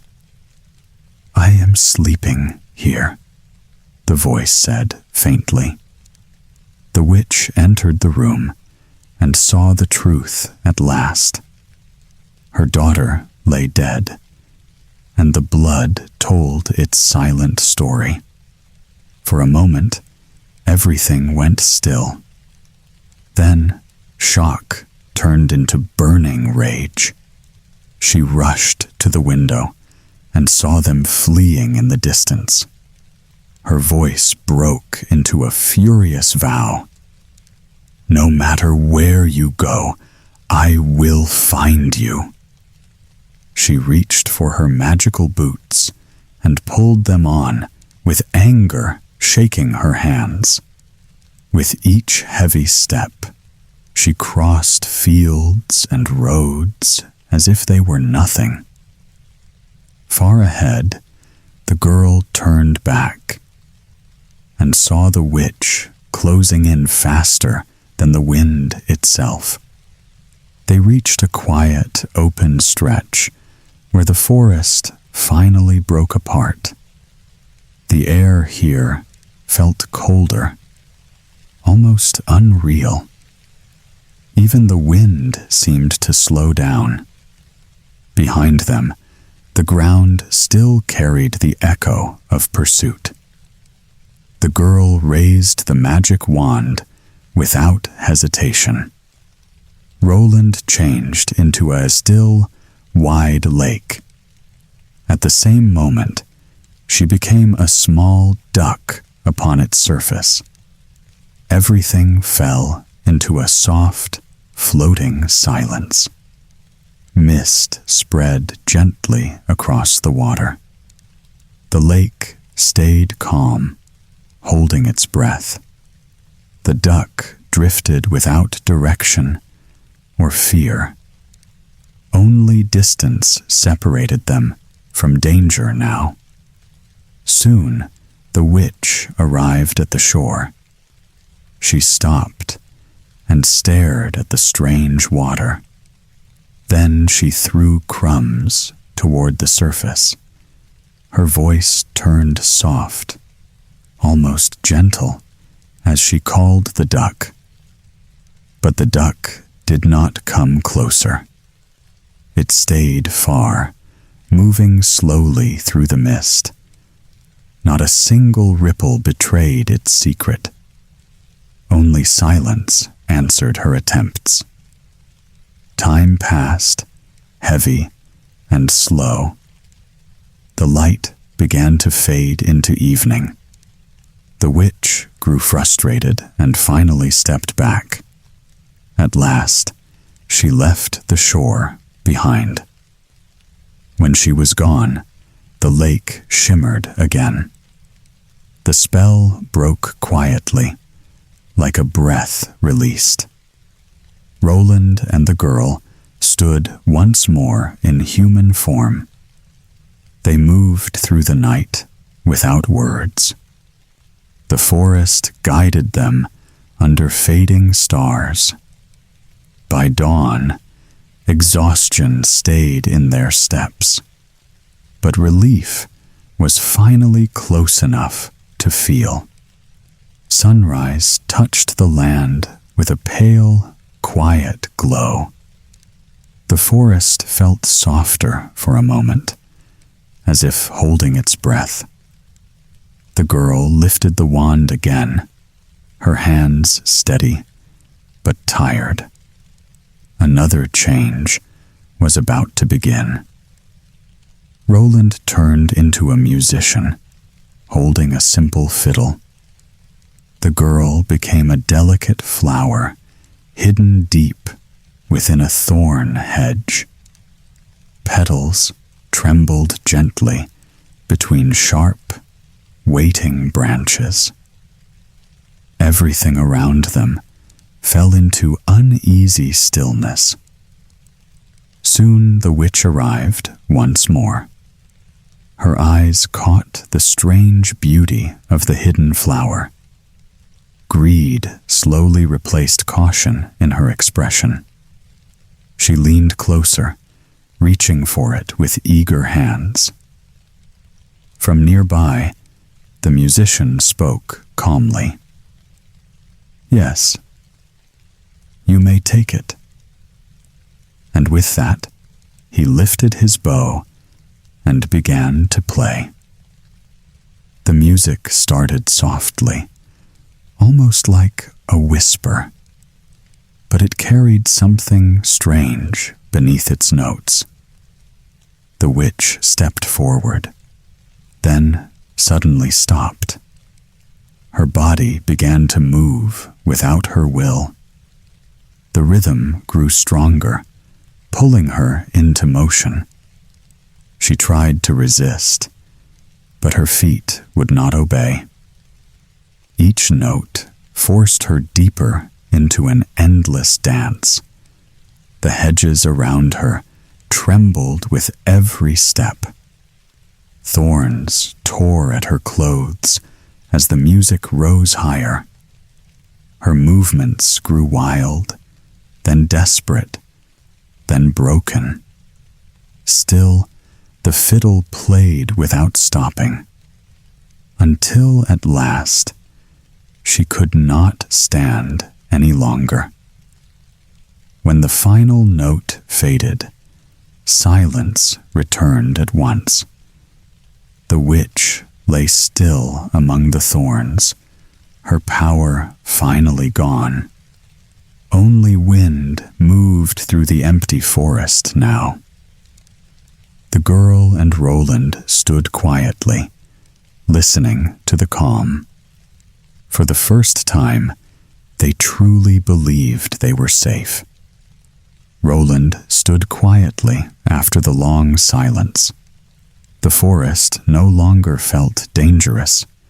Only calm air moved between the trees. He finally spoke about returning home. He said he must prepare for their wedding. The girl nodded softly and agreed to wait. Her voice carried no doubt, only trust. They parted with a quiet promise between them. At her wish, she changed into a red stone marker. She stood by the roadside, still and waiting. Roland turned away and began his journey home. The path behind him slowly disappeared. Days passed, then weeks, then longer still. The world moved on, but she did not. She remained fixed in one place, watching the road.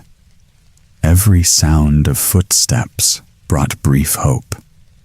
Far away, Roland's heart began to change. He met another woman who caught his attention. Slowly, the memory of the girl faded from him, until at last he forgot her completely. The stone stood alone through changing seasons. Rain fell, winds passed, and silence deepened around her. Loneliness settled like dust over her waiting heart. Still, she did not move from her place. In time, her sorrow became too heavy to hold. She changed once more, this time into a simple flower, growing quietly at the edge of a field, wishing only that someone might end her endless waiting. One day, a shepherd walked across the meadow. He noticed the flower and picked it gently. Carefully, he carried it back to his home and placed it inside a small wooden chest. The shepherd brought the flower home in silence. He placed it carefully inside a small wooden chest. That night, the house felt unusually still, as if something unseen had entered with him. By morning, strange things had already begun. The fire in the hearth was burning bright. Water had been fetched and placed neatly by the door, and the table was already set for the day. The shepherd stood in confusion. No one else lived in the house, yet everything looked carefully prepared, as if invisible hands had worked through the night. The same thing happened the next morning, and the morning after that. Chores were finished before he could begin them, yet he never saw a single person. He began to feel both comfort and unease. The house was clean, warm, and cared for, but its silence felt deeper each day. Something about it could not be explained. He searched every corner for an answer, behind doors, under tables, even inside the chest, but there was never any sign of movement. Only stillness answered him. At last, he could no longer ignore it. He went to seek help from a wise woman. She listened carefully to his strange account and nodded as if she already understood. "There is enchantment in your house," she said softly. "You must wake before dawn tomorrow. Watch closely without making a sound, and throw a white cloth over whatever you see moving." The shepherd sat quietly before dawn. The room was dark, almost untouched by sound. Even time felt slower than usual. He waited without moving, as instructed. Inside the wooden chest, something shifted. The lid opened slowly on its own. The flower rose upward in silence, as if it was waking from a deep dream. The petals trembled and changed shape. Soft light filled the small room. The air felt strange and heavy. Something hidden was revealing itself. The shepherd quickly threw a white cloth forward. It covered the moving figure at once. The moment it touched, the magic broke.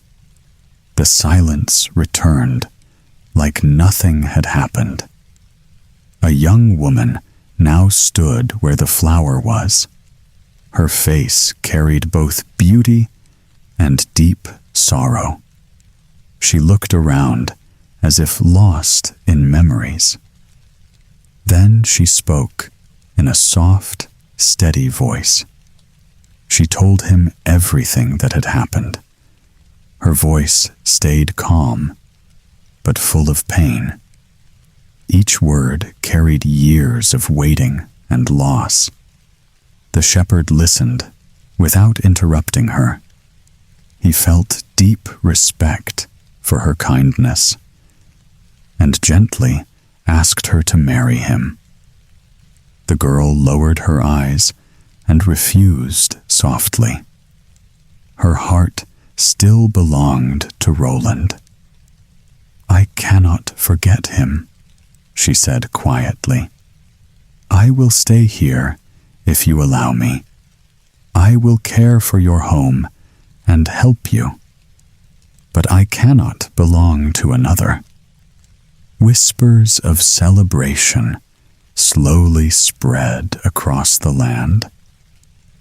Roland's wedding was being prepared in a distant village.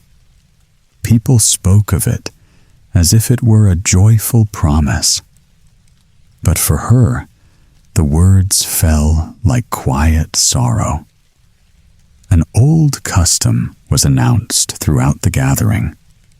All maidens were to attend the ceremony, and each of them would sing before the bridal pair, a song offered as honor to the occasion. When she heard it, something inside her grew still. The news pressed heavily against her heart. She did not speak for a long time after that. Only silence answered her thoughts. She refused to go at first, but the other girls came to persuade her gently. They spoke of tradition and expectation, until at last she could not say no. The wedding day arrived beneath a soft sky. The hall was filled with quiet movement and color. Voices rose and faded like drifting wind. Everything felt distant, almost unreal. One by one, the maidens stepped forward to sing. Their voices blended into the warm atmosphere. She stood among them without lifting her eyes, waiting for her moment, though fearing it deeply. Time passed slowly as her turn came closer. Her heart grew heavier with every passing voice. Still, she hesitated, standing just a step behind, as if holding on to the last breath of calm. At last, there was no choice left. She stepped forward into the quiet center, and when she began to sing, the hall softened instantly. Her voice carried something no one could ignore. It traveled through the air and reached Roland. He stopped at once, as if struck by memory. That voice, he had heard it before in another life, and suddenly everything began to return to him. Roland stood frozen as the voice reached him. Something deep inside him shifted without warning. Memories he had lost began to surface again, like a distant dream returning in fragments. Faces, moments, promises, all came rushing back. The journey, the danger, the girl he once loved. Everything he had forgotten now stood before him, clear, heavy, undeniable. He suddenly stepped forward into the hall. The music and celebration fell into confusion. All eyes turned toward his sudden movement, but he no longer cared for any of it. With a shaken voice, he spoke aloud. "This is not my bride. The one I truly love has returned to me." His words cut through the silence like truth. The gathering grew still in shock. The false celebration slowly lost its shape. People stepped back, uncertain and quiet, as if the story itself had changed direction. Then he saw her standing there, the maiden who had waited through everything. All her sorrow seemed to soften at once, as if the weight she carried was finally lifting. He walked toward her without hesitation, and in that moment, everything else disappeared. No distance remained between their broken past, only recognition, long delayed, finally complete. The false wedding was quietly dissolved. No anger remained, only quiet understanding. What was mistaken faded without resistance, as if it never truly belonged there.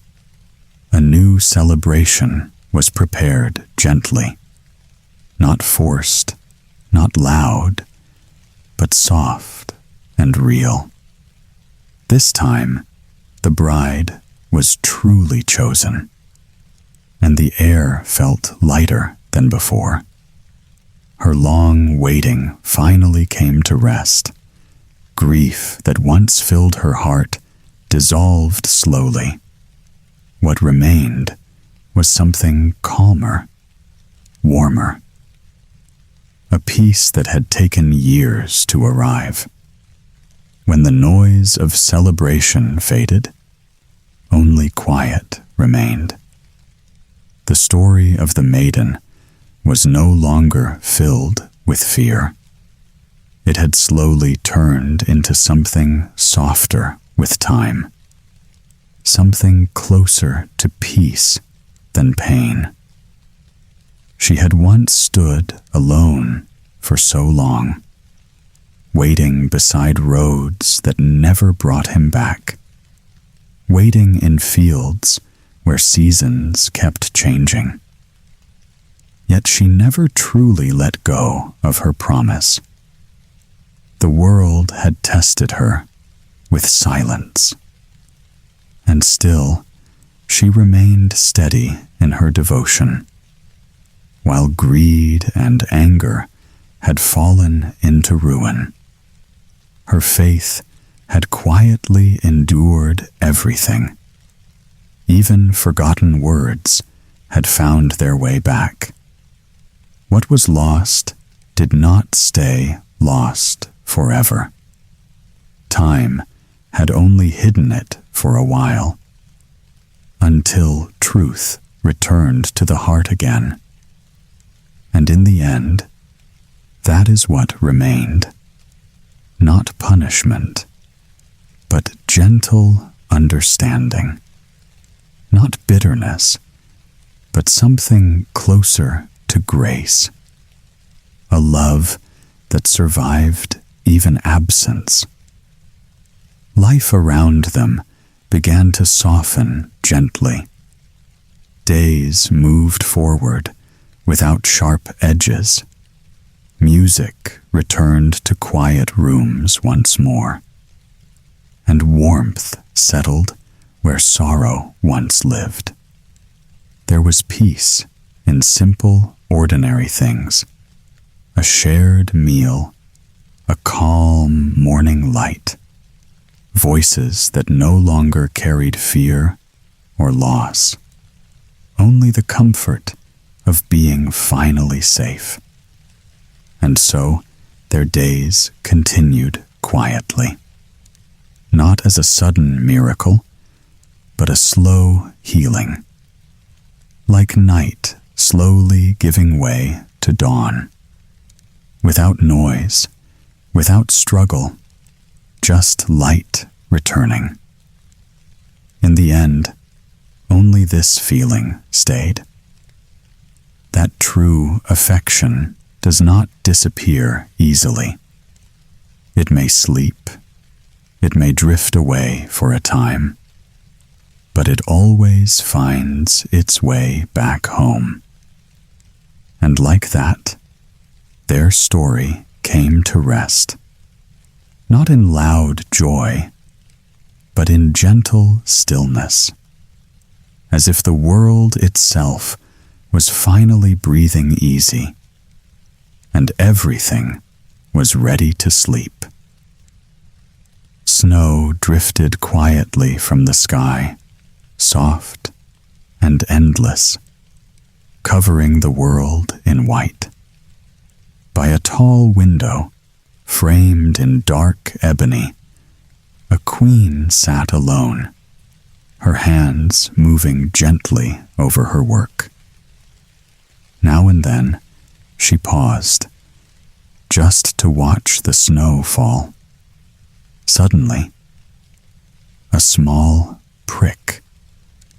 A drop of blood touched her finger. Then another. Then one more. They fell upon the snow outside, bright red against the pure white. The queen grew still. "If only," she whispered softly, "my child could be as white as this snow, as red as this blood, and as dark as this window frame." Time passed, and her wish came true. A little girl was born, her skin pale as winter light, her cheeks softly flushed, her hair deep and black. She was named Snowdrop. But joy did not last. The queen soon fell ill and faded away. Before long, the king took another wife. She was beautiful. No one could deny it. But beneath that beauty lived a restless, dangerous pride. In her private chamber, the queen kept a mirror that she trusted above all else. It stood in silence, yet it always answered her without delay. Each morning, she would step before it with calm certainty. Her voice never changed, always steady and sure. "Tell me, mirror, tell me true, who is the fairest in this land?"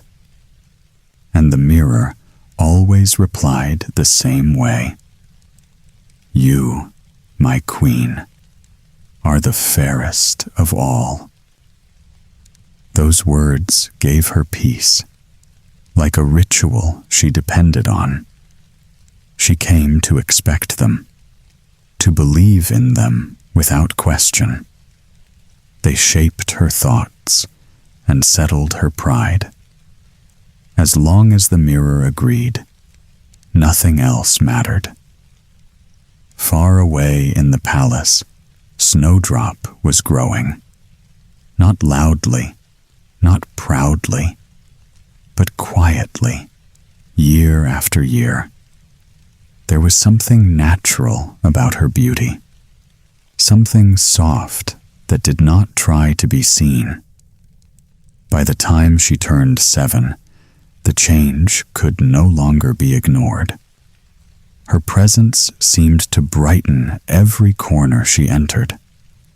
Her face carried a gentle light, pure and effortless. It was the kind of beauty that did not need attention to exist. One day, the queen stood before the mirror again. The question left her lips, as always, calm and certain. "Tell me, mirror, tell me true, who is the fairest in this land?" This time, the mirror did not respond at once. A silence followed that felt unfamiliar and heavy. Then the answer came, clear and unchanging. "You, my queen, are fair to see, but Snowdrop is more beautiful than thee." The words struck the room like a sudden cold wind. The queen did not speak. She simply stood there, frozen for a moment. The meaning sank in slowly, like something she could not stop. Shock came first, sharp and immediate. Then came something else, a slow rise of discomfort inside her chest. It grew quietly, feeding on itself. That was envy, taking shape without permission. And soon, envy hardened into anger. Not loud at first, but deep and certain. Because in her mind, there was no place for such a truth. No one could be above her. The queen did not speak for long after hearing the mirror's answer. Silence filled her chamber, but inside her mind, nothing was still. The thought repeated itself again and again, refusing to fade. Someone else, more beautiful than her. That single truth was enough to twist her calm into something dangerous. Her pride would not allow it. Her mind began to harden around a single decision. And soon, that decision turned into an order. She called one of her servants quietly. Her voice was controlled, but cold beneath the surface. There was no hesitation in what she demanded, only certainty. "Take Snowdrop into the deep forest," she said, "and do not bring her back to me again." The words were simple, but their meaning was final. No questions were allowed. The servant bowed and said nothing. But when he looked at Snowdrop, something inside him shifted. She was too young, too gentle, too unaware of what was coming. And so he led her away from the palace gates. The journey grew longer as the world around them changed. Stone paths faded into rough earth.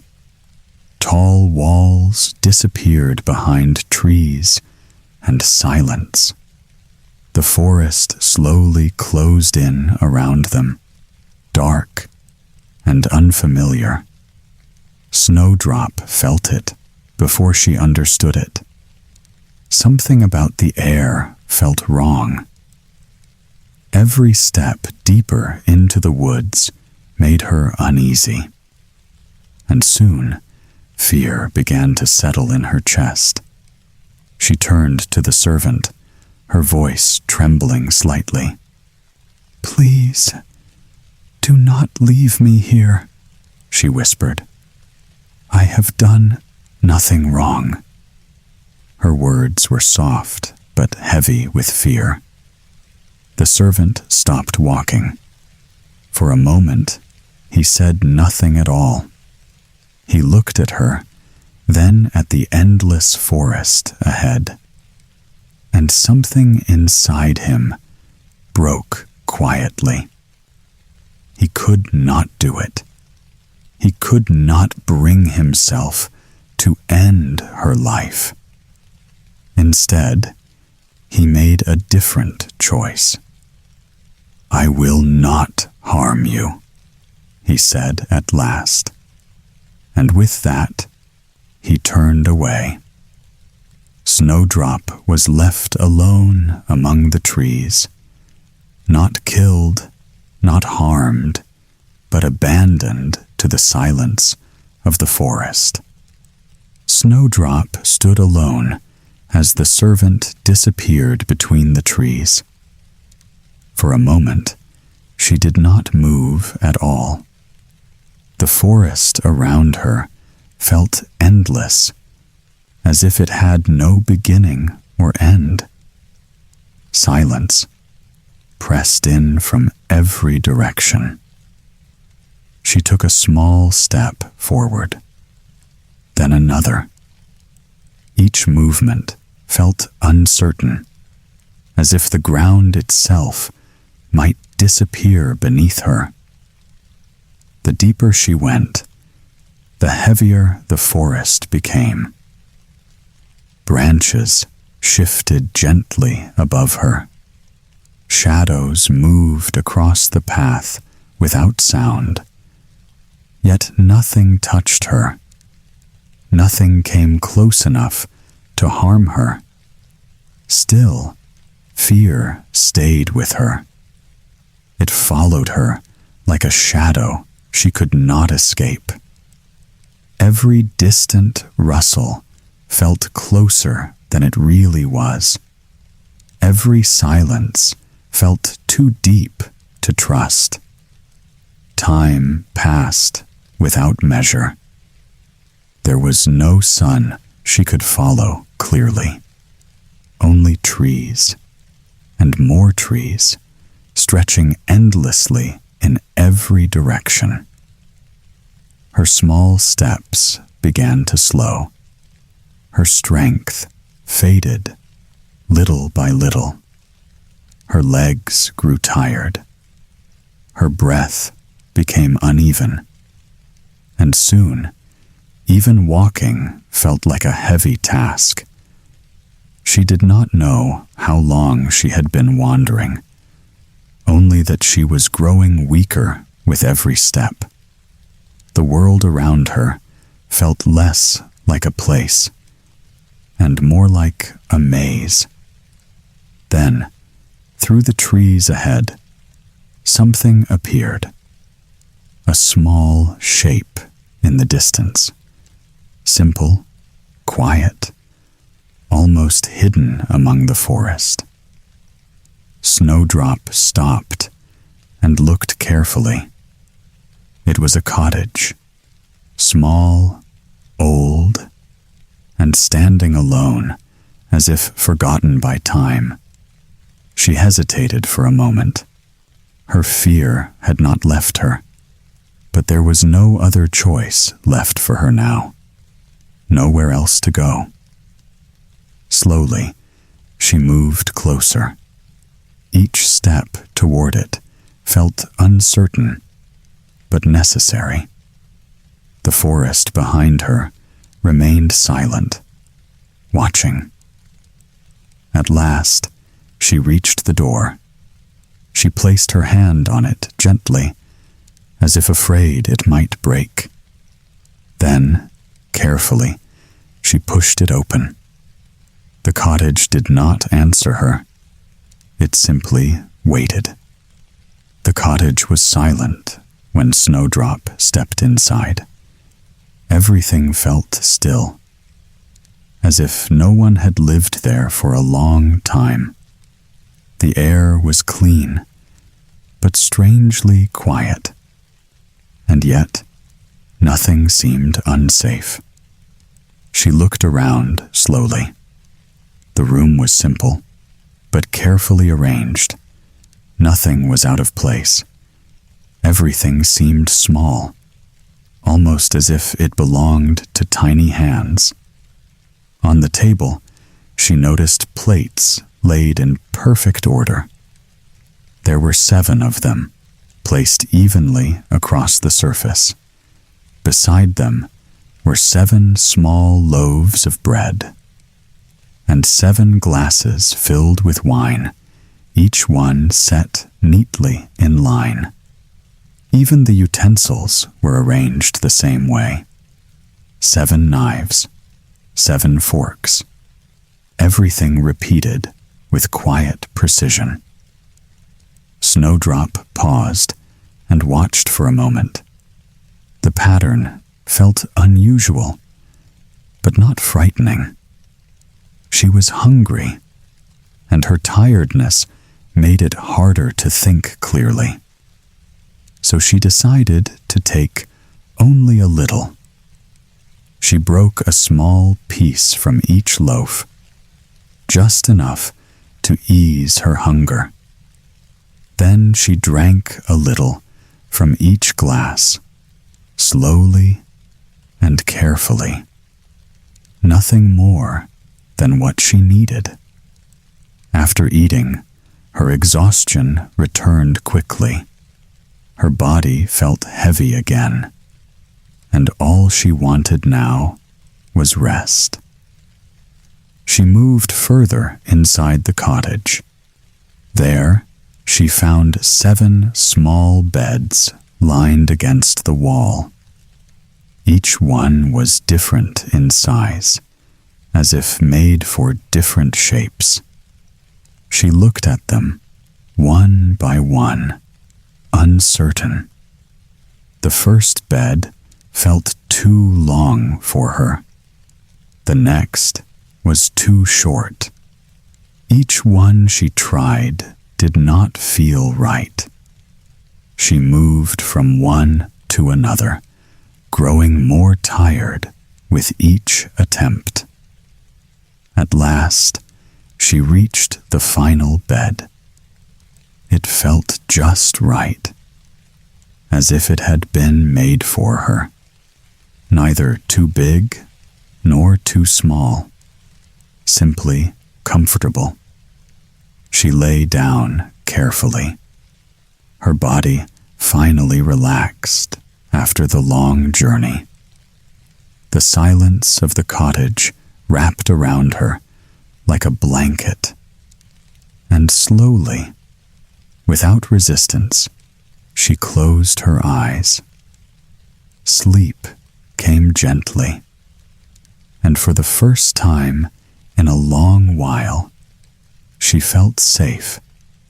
Evening settled over the forest as footsteps grew closer to the cottage. The silence inside the house remained unchanged. But outside, the day was ending. One by one, 7 small figures appeared along the path. They moved together, tired from a long day of work. The dwarfs had spent their hours deep in the mountains, searching, digging, carrying what the earth had hidden for them. Now, they returned home, expecting everything to be just as they had left it. But something felt different the moment they stepped inside.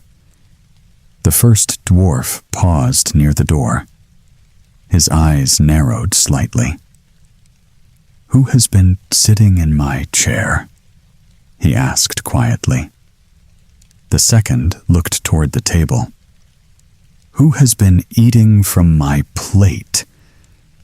His voice carried confusion more than anger. One after another, they noticed small changes. "Who has touched my bread? Who has used my spoon? Who has handled my fork?" Each question followed the same pattern, repeating through the room. Their voices grew more alert as they moved deeper inside. Everything had been disturbed in small but clear ways. Nothing was broken, but nothing was untouched either. Finally, they reached the beds. The 7th dwarf stopped suddenly. "Who has been lying in my bed?" he said. That question changed everything. The others rushed toward him at once. Their curiosity turned sharp, their concern immediate. And then they saw her. Snowdrop was sleeping quietly, unaware of their arrival. Her face was calm, her breathing soft and steady. She looked peaceful, as if the forest had never been dangerous at all. The dwarfs stood still for a moment. Surprise replaced confusion. Then came something softer. Admiration. They had never seen someone like her before. They spoke in lowered voices, careful not to disturb her sleep. There was no anger in them now, only wonder. "She is just a child," one of them said quietly. Another nodded, still looking at her with gentle curiosity. None of them wished to wake her. So they made a decision without words. She would not be disturbed. She would be allowed to rest. One by one, they settled around the cottage, and as the night grew deeper, they kept watch in silence, protecting the stranger who had entered their home. Morning light slowly entered the cottage, soft and pale through the small windows. Snowdrop stirred from sleep, blinking as she adjusted to the quiet room around her. For a moment, she did not remember where she was. Then the events of the night returned gently to her mind. She sat up carefully and looked around. The 7 small figures were still there, watching her with calm attention. There was no fear in their eyes, only curiosity and patience. Snowdrop hesitated, then spoke softly. She told them everything, about the palace, the queen, and the mirror that spoke only truth, about the journey into the forest, and how she ended up alone. Her voice remained quiet, but steady as she spoke. The dwarfs listened without interrupting her. Each word made her story clearer, and their understanding deeper. By the time she finished, the room had grown very still. There was sympathy in their expressions now. Not pity, but something closer to care. They looked at her not as a stranger anymore, but as someone who had nowhere else to go. After a moment of silence, one of them spoke. "You may stay here," he said gently, "if you help keep our home in order." The others nodded in agreement. They had no wish to turn her away. And so, a quiet arrangement was made. Snowdrop would stay in the cottage. She would cook, clean, and care for the small home they shared. In return, they would protect her and give her shelter. Days began to form a simple rhythm. The dwarfs would leave early in the morning, heading into the mountains. Snowdrop would remain behind, keeping everything in order. And each evening, they would return to a home that felt warm and alive again. Before leaving one morning, they spoke to her carefully. There was something important she needed to understand. "Be careful," they said. "The queen may still search for you." Snowdrop listened closely, and then came the final warning, spoken with seriousness. "Do not open the door to anyone while we are away." She nodded quietly, and for a while, everything remained safe and still, as if the world outside had finally been held back. The queen stood before her mirror once again, as she had done so many times before. But this time, Her heart was not calm. There was a tension in her silence, a restless expectation she could not hide. She already feared what the answer might be. "Tell me, mirror, tell me true, who is the fairest in this land?" Her voice was firm, but it carried something sharp beneath it, a need to hear only what she wanted to believe. The mirror did not respond immediately. That pause alone was enough to unsettle her. Then the answer came, clear and unchanging.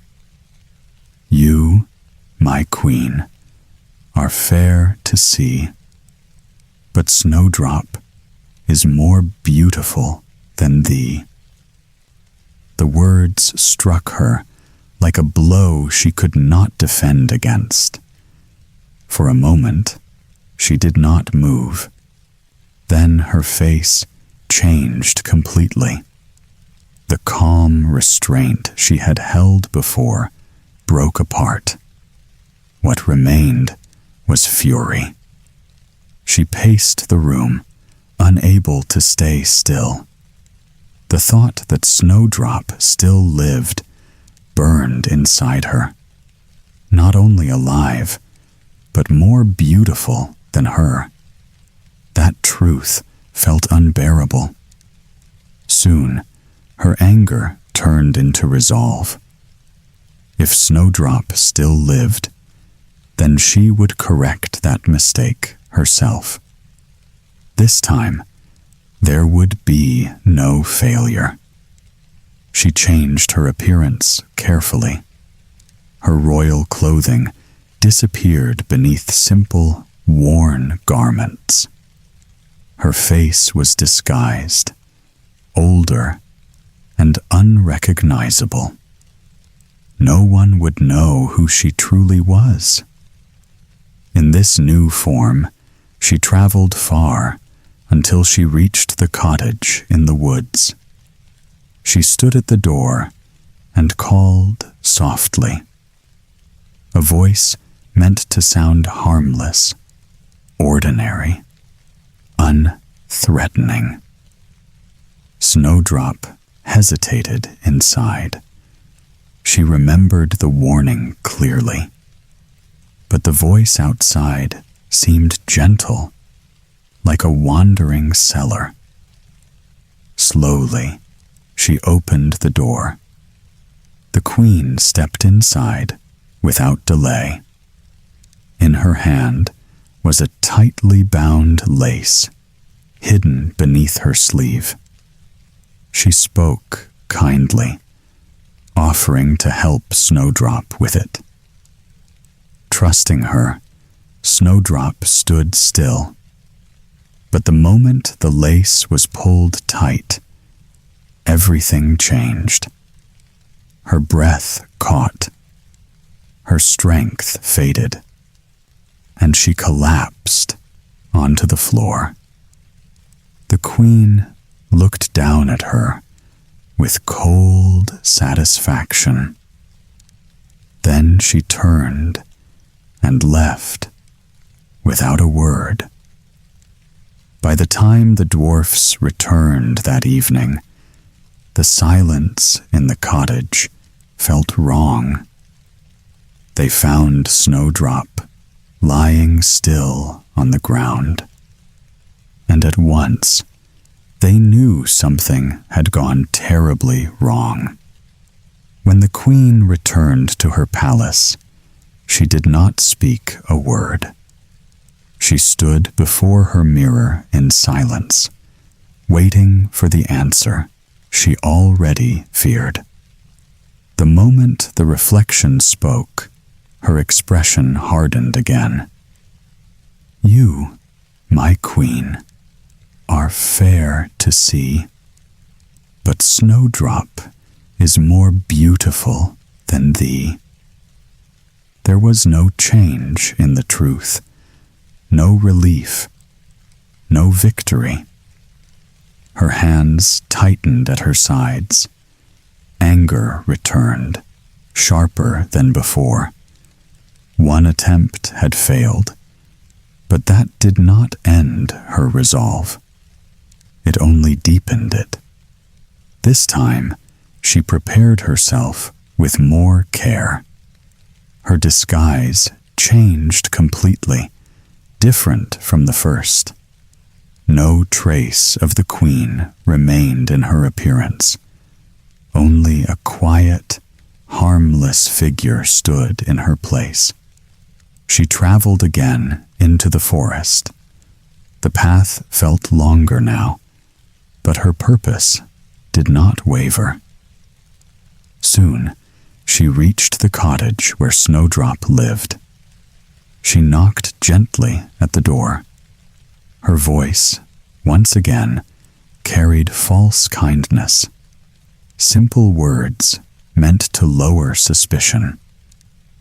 Snowdrop appeared at the window and hesitated. The warning from the dwarfs came back to her mind.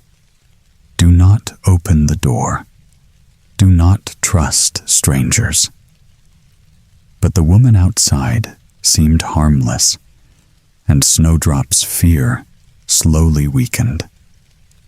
I only wish to show you something beautiful, the woman said softly. She held up a delicate comb, shining in her hand. It looked harmless, almost precious. Snowdrop hesitated. Something inside her resisted, but curiosity grew stronger. After a moment, she opened the door.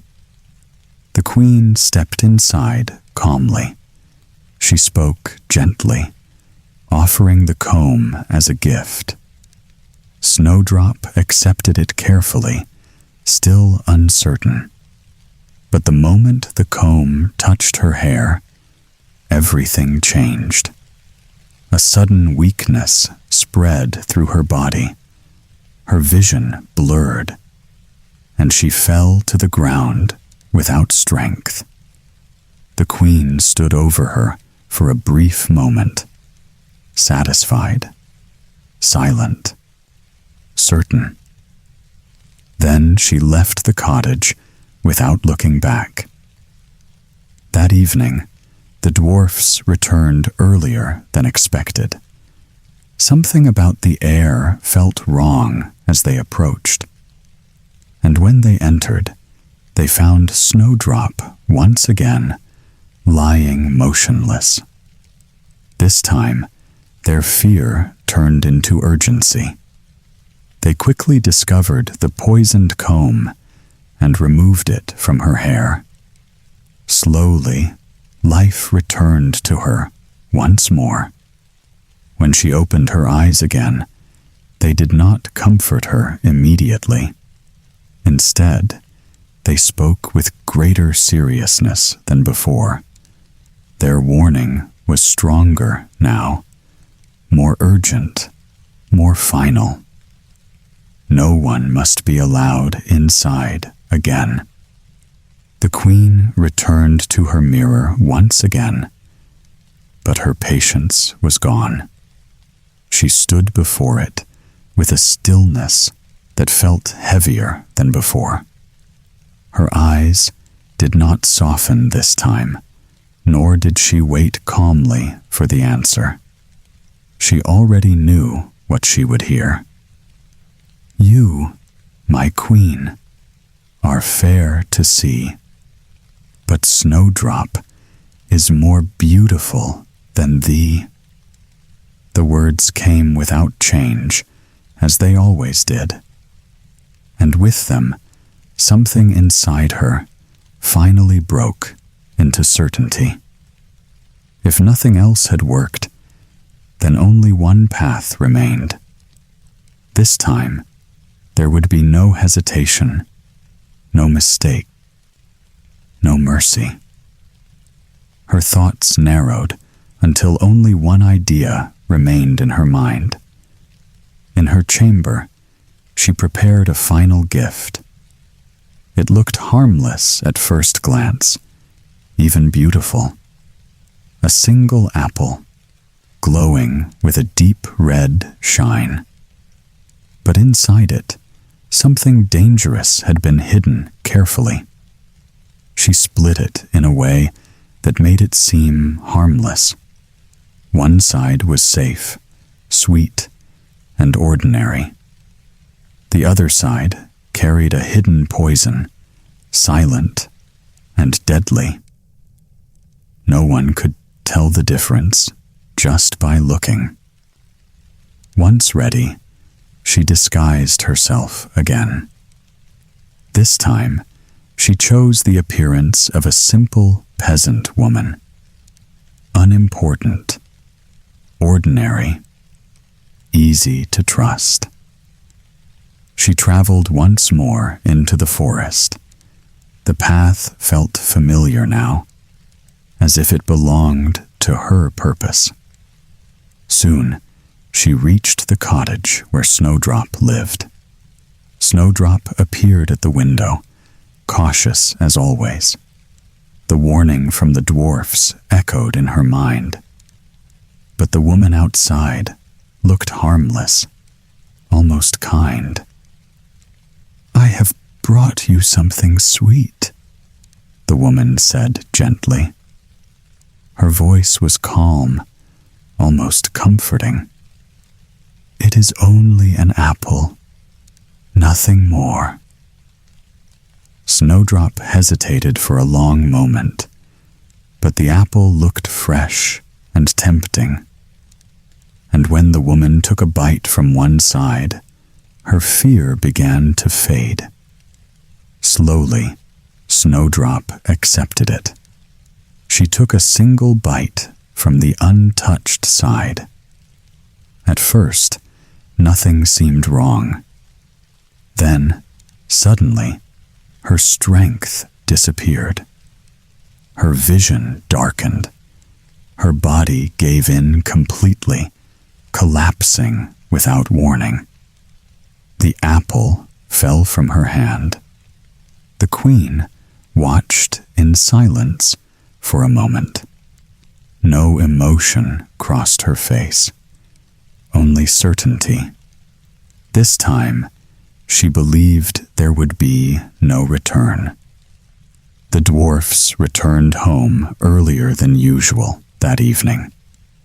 Something about the air felt wrong even before they reached the cottage. A silence, heavier than before, seemed to wait for them at the door. And when they stepped inside, their fears were confirmed at once. Snowdrop lay still on the ground, unmoving and pale. The room felt colder, as if life itself had left it. They rushed to her immediately, calling her name with rising panic. But there was no response at all. One by one, they tried everything they knew. They checked her breath, her hands, her face. But nothing brought her back. The cottage filled with a quiet, painful stillness. Grief settled over them slowly. Not loud at first, but deep and heavy. They stood around her in silence, unable to accept what they were seeing. It felt too unfair, too final. Hours passed like that. No one spoke much.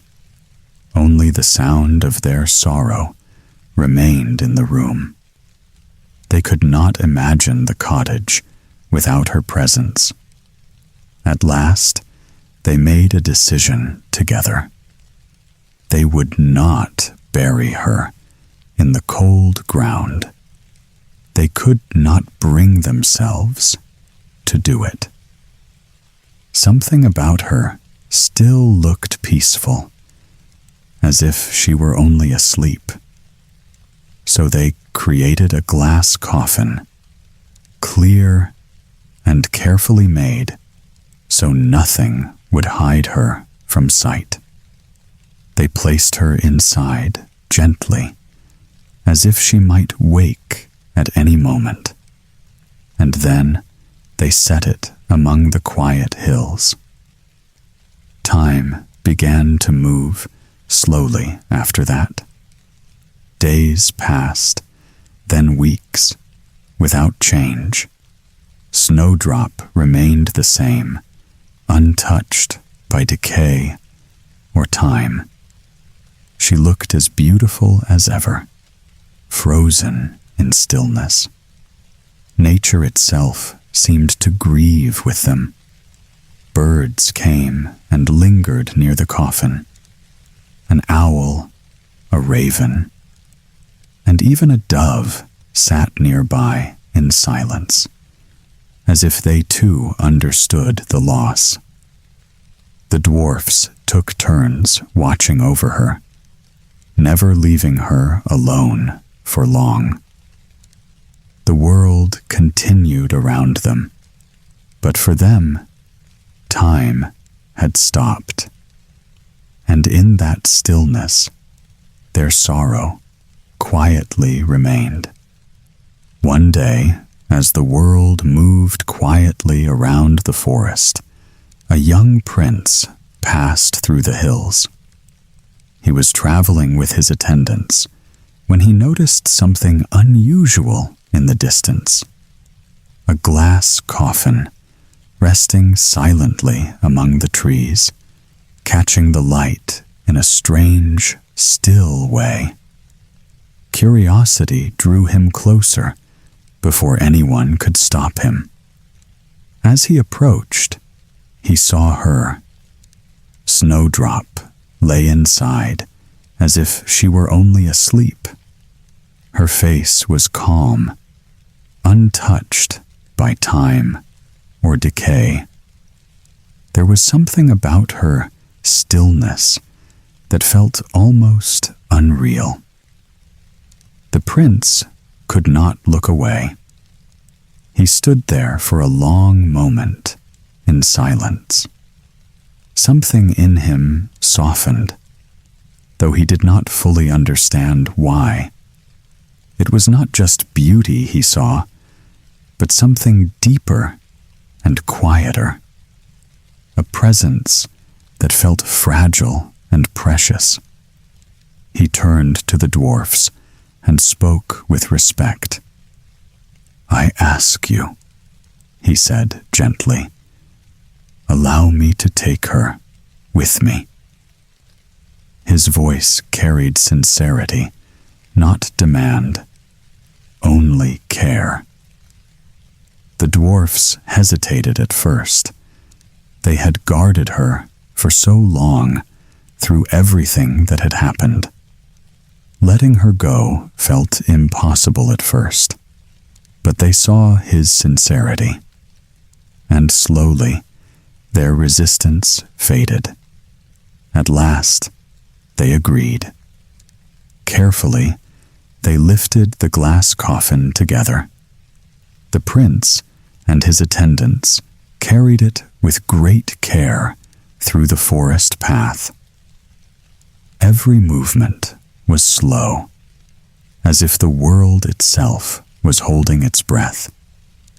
But as they moved, something unexpected happened. The coffin shifted slightly. Inside, a small piece of apple that had remained hidden loosened its place. It moved, then fell away completely. And in that moment, everything changed. Snowdrop stirred. At first, it was only a faint movement. Then her breath returned. Her eyes slowly opened, as if waking from a deep, endless sleep. Confusion replaced stillness as she looked around. The prince stepped closer, relieved and amazed. He told her everything that had happened, gently and calmly. That she had been asleep, not gone. That she was safe now.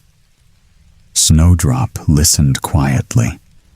Something in her had changed, but she felt no fear, only calm understanding. When the prince spoke of his feelings, his voice was steady, but warm. He told her he loved her, not just for her beauty, but for who she was.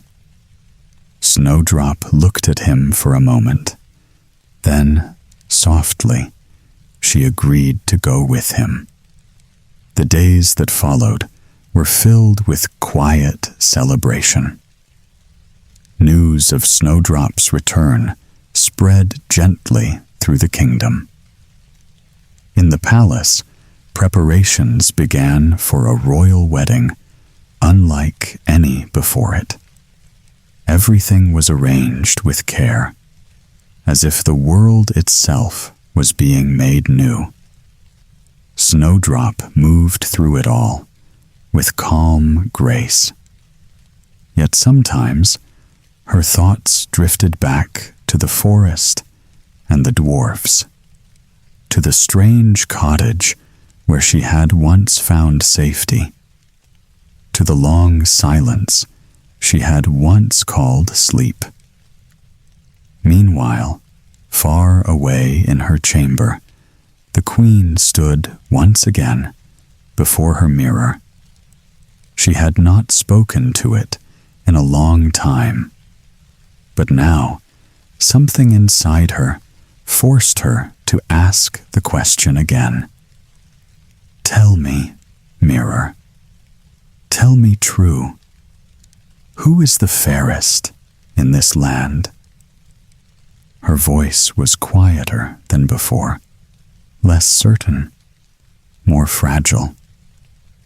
The mirror answered without delay. You, my queen, are fair to see, but the new bride is lovelier far than thee. The words fell into the room like something final. For a moment, she did not react. It was as if the meaning refused to reach her all at once. Then, slowly, it did. Her hands trembled. Her breath became uneven, and a deep, unbearable shock settled into her chest. Curiosity overcame her fear. Despite everything, she could not stay away. She had to see it for herself. So she went to the wedding. From a distance, she watched the gathering. The music, the lights, the celebration of something she had once believed belonged only to her. And then she saw her, Snowdrop, alive, radiant, standing beside the prince as if she had never been gone. The sight struck the queen like a final truth she could not escape. Her pride collapsed in an instant. Her envy, her anger, her obsession, all of it turned hollow. She could not bear it. In that moment, she fell to the ground, overwhelmed by everything she had become. And there, in silence, her story ended. The kingdom did not mourn her. Snowdrop and the prince were married soon after, surrounded by peace and joy.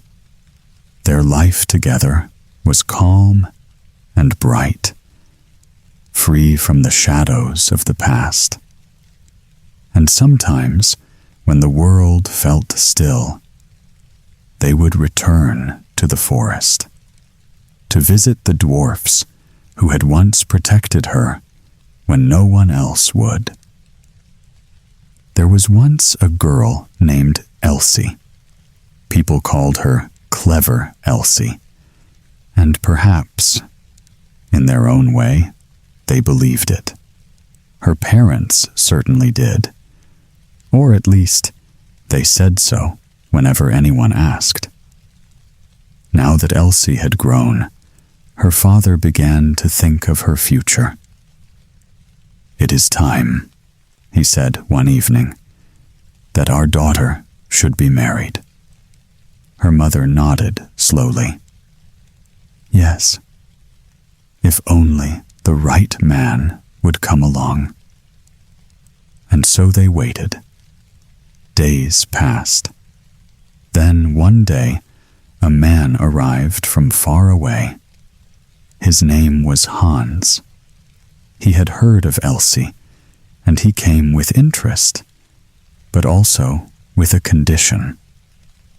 "I will marry her," he said, "only if she is truly clever." At this, her parents smiled without hesitation. "Oh, she has great sense," said her father. "Yes," her mother added warmly. "She can see the wind before it turns the street, and hear flies long before they stir." Strange words, perhaps, but they spoke them with complete confidence. And Hans listened quietly, wondering just how clever Elsie truly was. That evening, they all gathered around the table. The meal was modest, yet filling, and the room carried a quiet comfort. Soft voices rose and fell as they ate, until, at last, the plates were cleared and the talking slowed. When the meal was over, Elsie's mother turned toward her. "Elsie," she said, "go down to the cellar and bring us some beer." Elsie nodded without question, lifting the jug as she prepared to go. She moved unhurriedly toward the cellar steps. Each step downward echoed faintly in the cool, dim space below. At the bottom, she paused for a moment, as if carefully considering how best to begin. Then she pulled a chair toward the barrel. She placed it with great care, adjusting it slightly so she would not need to bend or strain herself. Only when everything felt just right did she sit. She set the jug neatly beneath the tap. Reaching forward, she turned it gently, and a steady stream of beer began to flow. For a while, she simply watched it in silence. But as the moments stretched on, her eyes began to wander. They drifted slowly across the cellar walls, moving from shadow to shadow, until something above caught her attention. There, fixed loosely in the beam overhead, hung a heavy pickaxe. Elsie stared at it without blinking, her thoughts beginning to gather around it. Elsie kept her eyes fixed on the pickaxe above. It did not move, yet it seemed to trouble her deeply. Slowly, a thought began to form in her mind, quiet at first, then growing clearer. "What if," she whispered to herself, "what if I marry Hans, and we have a child?" The idea settled in, as though it had already happened, as though the future had quietly arrived.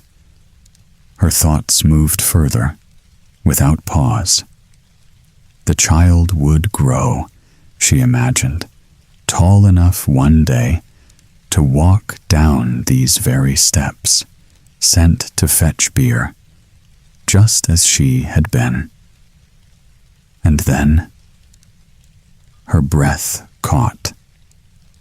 What if the child stood right here? What if, at that very moment, the pickaxe loosened from above and came crashing down?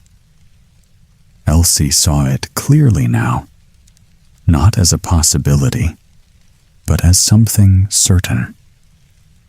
The image filled her mind completely, leaving no room for doubt. Her hands trembled where she sat. The quiet cellar no longer felt calm. Instead, it pressed in around her, heavy with the danger she imagined. Tears gathered in her eyes. Then, all at once, she began to cry. Not softly, but with deep, shaking sobs, as if the loss had already come to pass. And there she remained, staring at the pickaxe above, weeping for a future that had not yet happened, yet felt painfully real. Upstairs, time began to pass slowly. The glasses remained empty, and no one came with the beer. At last, Elsie's mother frowned slightly and turned to the maid standing nearby. "Go down to the cellar," she said, "and see what has become of Elsie."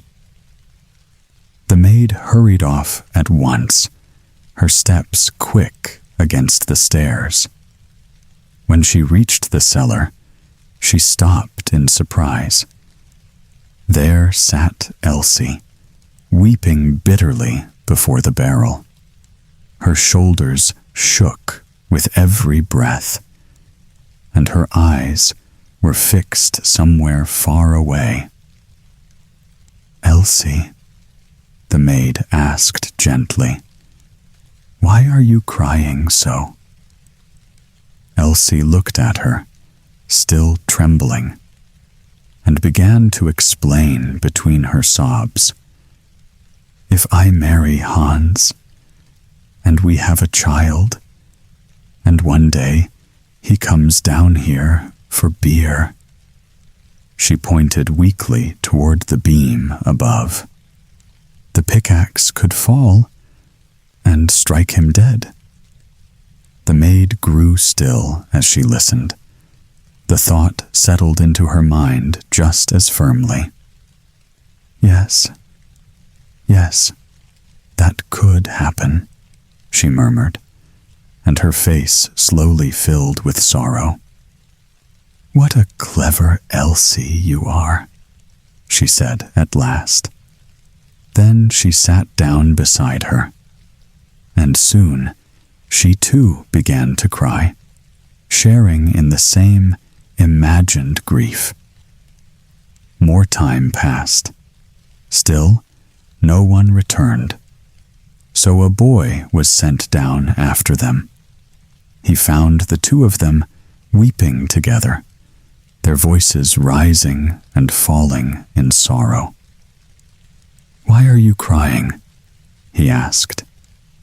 And once again, Elsie told the same tale, of marriage, of a child, of the cellar below, and the pickaxe waiting above. And as he listened, he too began to weep. Upstairs, the waiting grew uneasy. The maid had not returned, nor had the boy. A silence settled over the room, broken only by quiet impatience. At last, Elsie's mother rose from her seat. "I will go myself," she said, and made her way down the cellar steps, her chinta growing with each step. When she reached the bottom, she stopped in shock. There sat the three of them together, weeping loudly before the barrel, as though some great tragedy had struck. "What has happened here?" she asked. Elsie turned toward her, eyes filled with tears. And once more she told the same story, of marrying Hans, of a child yet to come, and of the pickaxe waiting above. The mother listened carefully. Her gaze lifted toward the beam, and slowly the thought took hold in her mind, just as it had with the others. Yes, it could happen, she whispered. What a clever Elsie you are. Then she sat down among them, and soon she too was crying. Time passed again, and still no one returned. Now the father, growing impatient, rose from his place and went below, determined to see for himself. He entered the cellar and found them all together. Their cries echoed against the walls, each voice rising above the other, lost in shared sorrow. When he heard the reason, he too looked up at the pickaxe, and without question, he accepted it all. Oh, what a clever Elsie, he said quietly. Then he sat down beside them and joined in the weeping, as the strange lament grew even louder. Upstairs, Hans remained alone. The room had grown quiet, yet no one returned with the beer. He waited for a while, listening for footsteps, but none came. At last, curiosity overcame him. They must all be below, he thought, and with steady steps, he made his way down to the cellar. As he reached the bottom, a strange sound met him. Loud sobbing filled the air, voices rising together in sorrow, echoing through the dim space. There they were, all of them. Elsie, the maid, the boy, the mother, the father, sitting close together near the barrel, weeping as though the world had ended. Hans looked from one to the other. "What has happened here?" he asked, his voice cutting through the noise, seeking some clear answer. Elsie lifted her tearful face, and once again she told the same story of a future marriage, a child yet unborn, and the pickaxe waiting above. "If the child comes here one day," she said softly, "and the pickaxe falls." Her voice broke as the thought returned, as real to her as anything before her eyes. Hans listened in silence. He glanced upward at the beam, then back at the circle of sorrow around him, each one convinced of the same fate. And then, to their surprise, he nodded. "That is enough," he said calmly. "No greater understanding is needed in my house." He stepped forward and took Elsie's hand, his decision already made. "You are truly clever," he declared. And without another word, he led her upstairs, and before long, he made her his wife. Time passed, and Elsie settled into her new life.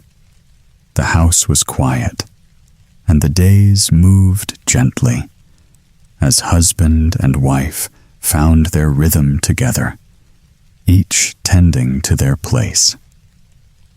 One morning, Hans prepared to leave for work. "I must go out and earn for us," he said, tying up what he needed before the day began, his voice calm and certain. Before stepping out, he turned to Elsie. "There is corn in the field," he told her. "Go and cut it, so we may have bread to eat." It was a simple task, plainly given. Elsie nodded at once. "Yes, dear Hans," she replied softly. There was no hesitation in her voice, no sign of doubt in her manner. After he left, she moved about the house. She prepared herself a small pot of broth, taking care that it was just to her liking, warm and ready, before she set out. With the food in hand, she made her way to the field. The path stretched quietly before her, and the air was still as she walked, carrying both her task and her meal. When she arrived, she looked out over the corn. It stood tall and unmoving in the light, waiting for the work she had been given, waiting for her to begin. Elsie stood quietly at the edge of the field. The tall corn swayed just slightly in the breeze, stretching far before her in soft golden rows, waiting for the work to begin. She looked at it for a long moment. Then she glanced down at the broth in her hands, still warm, still inviting. And her thoughts began to turn. "What should I do first?" she wondered softly. "Shall I begin cutting the corn? Or should I eat first, so I have the strength to work?" She considered it carefully.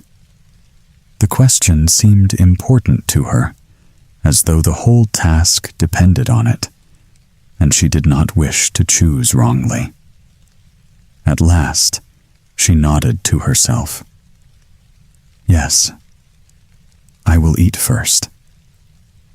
It seemed the wiser choice, and she settled down among the corn. Slowly, she drank the broth, each sip taken without hurry until the bowl was empty, and she felt comfortably full. For a moment, she sat in silence.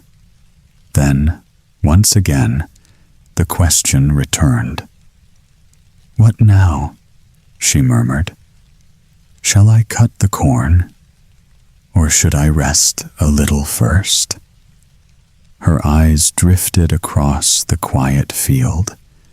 The answer came just as gently. "I will sleep first," she decided. And so, without another thought, she lay down among the tall stalks, closed her eyes beneath the open sky, and soon fell fast asleep. Back at home, Hans finished his work for the day. The hours had passed steadily, and as the light began to soften, He turned his thoughts toward Elsie. He noticed the house was still quiet. No sound of movement, no sign of her return.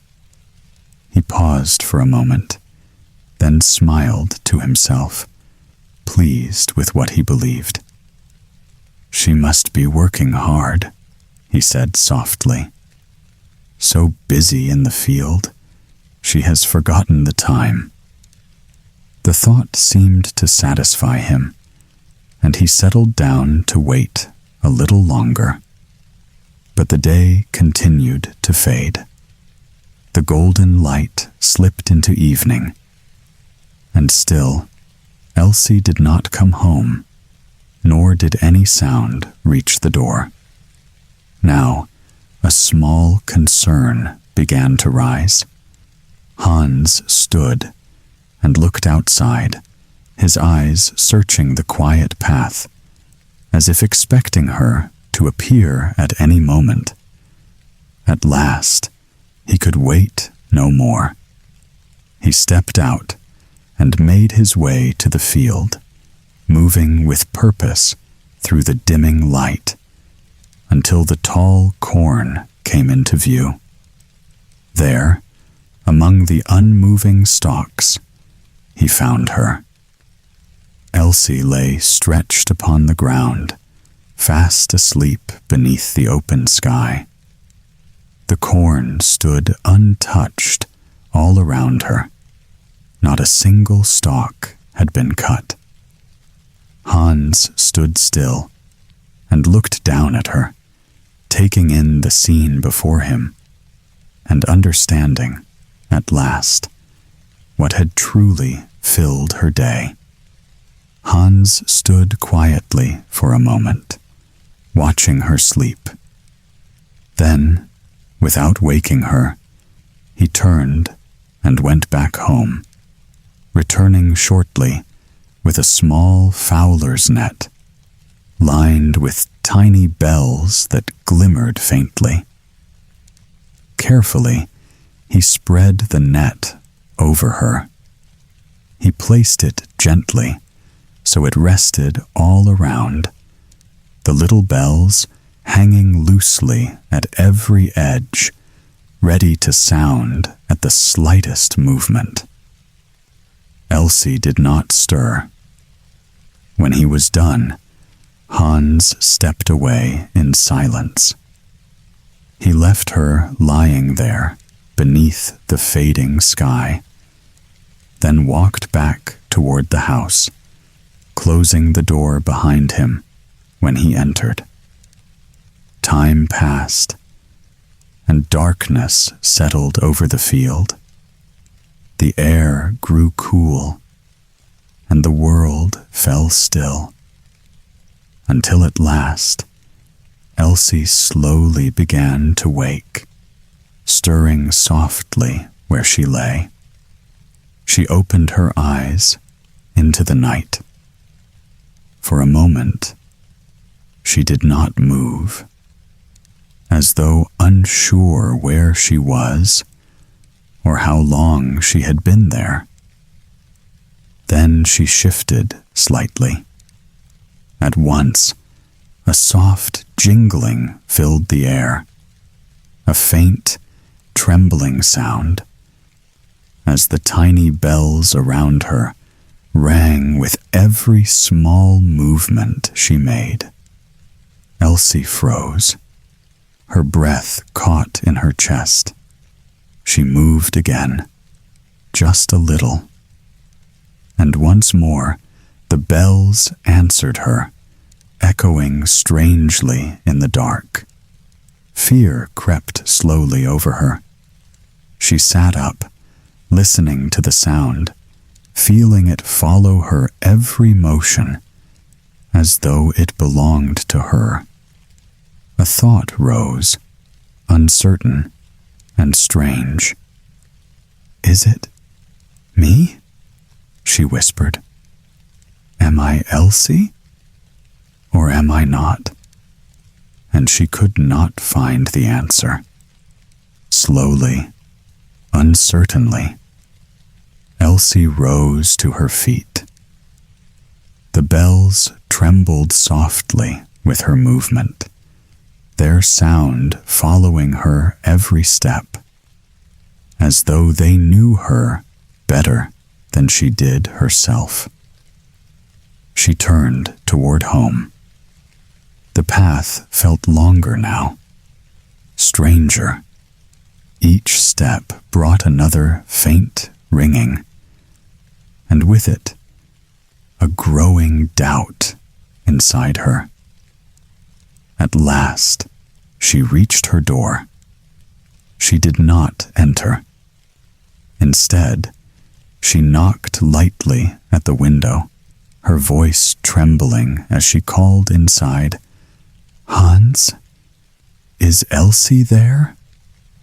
From within, Hans answered calmly, "Yes, Elsie is inside." The words struck her like a sudden chill. She stepped back at once, her heart tightening with fear as the bells whispered around her. "Then it is not me," she murmured. "If Elsie is inside, then I must be someone else." Panic began to rise. She hurried away from the door, moving from one house to another, knocking, calling, seeking an answer. But the bells betrayed her every time. At each sound, doors stayed closed. Windows remained dark. No one dared to let her in, frightened by the strange ringing in the night. Alone now, with no place left to turn, Elsie ran beyond the village, the sound of the bells fading slowly into the distance, until even that disappeared. And from that night on, no one ever saw her again. A small farm rested beside a quiet valley. Morning mist drifted over the fields each day. The smell of hay and damp earth lingered in the air. And from sunrise until nightfall, the work never ended. Among the laborers was one faithful servant. For 3 long years, he worked without complaint. He carried heavy loads, repaired broken fences, and cared for the animals. Rain or cold made no difference to him. Yet through all those years, no wages were ever placed into his hands. Still, the servant remained patient. He believed honest work would someday be rewarded fairly. At last, one evening, a quiet thought settled in his mind. Perhaps the time had come to leave. So he removed his cap respectfully and stood before his master. "Sir," he said gently, "I have served you faithfully for many years. Now I wish to receive the payment I have earned." But the farmer was a hard and miserly man, and seeing how innocent the servant was, he chose to take advantage of him once again. From his pocket, he dropped only 3 tiny coins into the servant's hand. 1 coin for each year of labor. The poor fellow stared at the money with wide and grateful eyes. To him, the little coins seemed like a great treasure. His heart suddenly felt light and free. Without another worry, he tied the coins safely inside his purse. Then he stepped onto the open road beyond the farm. The hills stretched wide before him, and the world felt full of promise. The servant wandered happily through the countryside. Green hills rolled beneath the warm afternoon sun. A gentle breeze stirred the tall grass beside the road, and with every mile, his heart felt lighter. Sometimes he sang to himself as he walked. Sometimes he danced along the dusty path for no reason at all. His little purse bounced cheerfully at his side. To him, it carried the wealth of a king. Birdsong drifted from the trees overhead. Far away, church bells echoed faintly across the valley. The whole world seemed bright and welcoming. Nothing troubled his mind. As he crossed an open field, a small figure suddenly appeared beside the road. It was a little dwarf, dressed in a faded gray coat. His beard reached nearly to his belt, and his sharp eyes gleamed with curiosity. "Well now," the dwarf said softly, "you seem happier than most travelers I meet. What good fortune has found you today?" The servant laughed warmly. "Why should I be sad?" he replied. "I am healthy, free, and rich besides. I have my earnings safely tucked away in my purse." The dwarf tilted his head. "And how much might such a fortune be?" he asked. "3 fine coins," said the servant proudly. "1 for each year of my work." The little dwarf grew quiet for a moment. Then he sighed gently and lowered his eyes. "I am poorer than you," he said. "I have not even a single coin to my name. Would you part with your money and give it to me?" Without the slightest hesitation, the servant untied his purse. He poured all 3 coins into the dwarf's small hands. And though he now possessed nothing at all, his smile never faded. The little dwarf stared at the coins resting in his palms. For a moment, the evening air became strangely still. Even the wind through the grass seemed to soften. Then the old fellow smiled. "You have a generous heart," he said quietly. "Very few would give away everything so freely. Such kindness should not go unrewarded." The servant blinked in surprise. He had expected nothing in return. Yet the dwarf stepped closer and lowered his voice. "For each coin you gave me," he said, "I shall grant you 1 wish. Choose carefully. You may ask for 3. The servant thought for a while. Many grand ideas crossed his mind, but at last he nodded with satisfaction.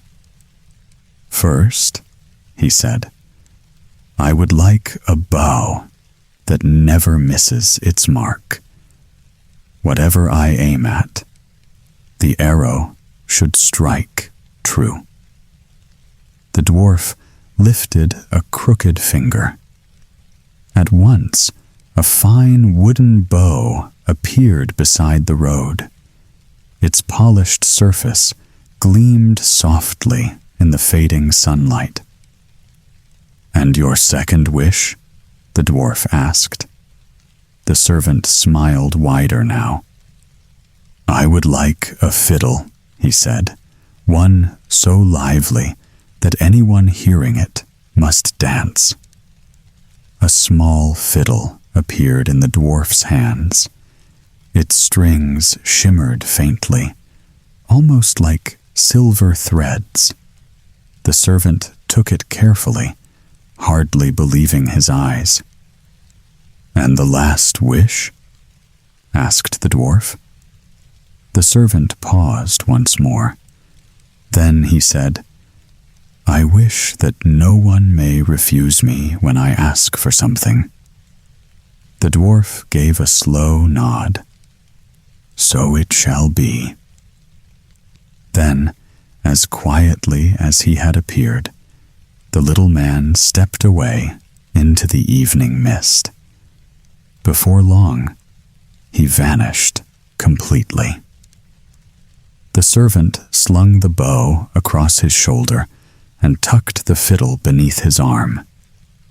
And as he continued down the winding road, he felt happier than ever before.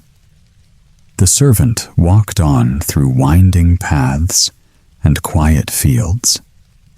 The evening light had begun to soften across the land. Shadows stretched longer beside the road, and the air felt still, almost waiting. Up ahead, an old man stood near a large tree. His clothes were worn, yet his eyes were sharp and restless. He was a miser, always searching, always wanting more. And he seemed deeply fixed on something above. High in the branches, a small bird was singing. Its voice was bright and strangely beautiful. Each note drifted gently through the leaves, as if the whole tree were listening. The miser stared at it with greedy admiration. "That bird," he whispered, almost trembling. "I would give anything to have it for myself." His hands tightened as he looked up. The servant noticed his expression and stepped closer. "It is only a bird," he said calmly. "If you wish, I can bring it down for you." The miser nodded quickly, without hesitation. Yes, do it at once," he replied. His eyes never left the branch above. He was already imagining it as his possession. The servant lifted the magical bow from his shoulder. He placed an arrow carefully and took a slow breath. The forest around them seemed to grow quieter. Even the bird's song paused for a brief moment. Then the string released with a soft snap. The arrow flew straight through the air. A moment later, the bird dropped from the branch and disappeared into a thick patch of thorny bushes below. The miser rushed forward immediately. Without thinking, he pushed himself into the sharp undergrowth. Branches scratched and pulled at his clothes, but he paid no attention, desperate to find his prize. The servant stepped closer to the edge of the thorny bushes. For a brief moment, everything felt strangely quiet again. Only the rustling leaves could be heard, and the miser's frantic searching inside the thorns. Then, without a word, the servant lifted the fiddle. He drew the bow across the strings once. A clear note rang out through the air. and the world shifted at once. The miser froze for half a breath. Then his body jerked forward against his will. His feet began to move on their own. Slow at first, then faster. He tried to stop himself, but it was no use. The music had taken hold of him completely, and he was forced to dance. Deeper inside the bushes, the movement became worse. Every step dragged him through sharp thorns. Branches caught his coat and ripped at it. But still, the music kept pulling him onward. His clothes tore in several places. Scratches marked his arms and face. Small drops of blood began to appear.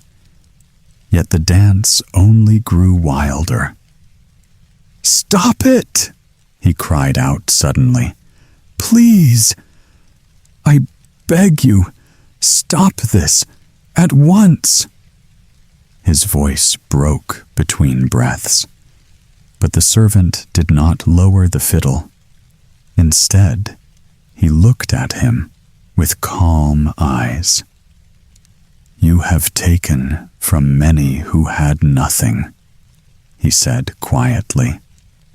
"Now you feel only a fraction of what they felt." And the bow kept moving across the strings. The melody grew sharper, faster, almost endless. The miser spun and stumbled deeper into chaos, unable to escape even for a moment. The miser could barely stand anymore. Each step forced him deeper into the thorny bushes. The music still filled the air around him, and his body kept moving against his will. "Enough! Enough!" he gasped between breaths. His voice broke as he stumbled again. "I will give you money. Just stop this madness." But the servant did not lower the fiddle. The tune continued, steady and unbroken, and the miser's dancing only became faster. "I will give you more," the miser shouted. His hands shook wildly as he spoke. "Whatever you want, just let me go." Still, the music went on. Still, the body would not obey him. The bushes tore at him with every turn. 50 florins, he cried suddenly. Then, a moment later, even louder, 80, I will give 80. The servant watched him in silence. His expression remained calm, almost distant, and the bow never left the strings. At last, the miser collapsed into a half-stumble. His voice turned weak and desperate. 100. I will give 100 florins. I swear it. Just stop. There was a pause in his words. A final, trembling confession followed. That money, it was not honestly earned. I took it from others. I admit it. Only then did the music begin to soften. The servant slowly lowered the fiddle from his shoulder. The strange force in the air faded at once, and the miser fell still among the torn branches. The servant took the purse without a word. Then he turned and walked away from the bushes. The road ahead felt open again, and the miser was left behind in anger and shame. For a long moment, he lay there breathing heavily, his face twisted with humiliation and rage. And in that silence, a thought slowly formed in his mind. This was not the end of the matter. He would take revenge. In another way, the anger in the miser did not fade with time. It grew heavier as the hours passed, until at last he made his way toward the town judge. His steps were sharp, driven by revenge. In front of the court, he raised his voice at once. He spoke of theft, violence, and humiliation, and described a stranger carrying a bow and a fiddle, a man who, according to him, had wronged him deeply. The judge listened in silence. No expression gave away his thoughts, only the slow tapping of a finger on wood. As the story unfolded, orders were given shortly after. Officers spread through the roads and fields, searching for the man with the bow and fiddle, until they finally brought him in. The servant stood before the court without resistance. Dust from the road still clung to his clothes, yet his face remained calm and steady, even under the weight of accusation. The miser spoke again, louder this time. His words filled the room like smoke. He described robbery as if it were certain truth, and placed himself at the center of suffering. When asked to respond, the servant answered simply. "No harm was done," he said.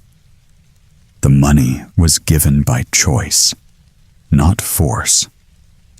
His voice remained steady and clear, but the room did not shift in his favor.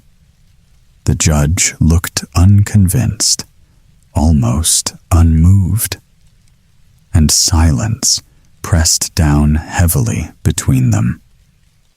After a short pause, the decision fell. The accusation was accepted as truth, and the sentence was spoken without hesitation.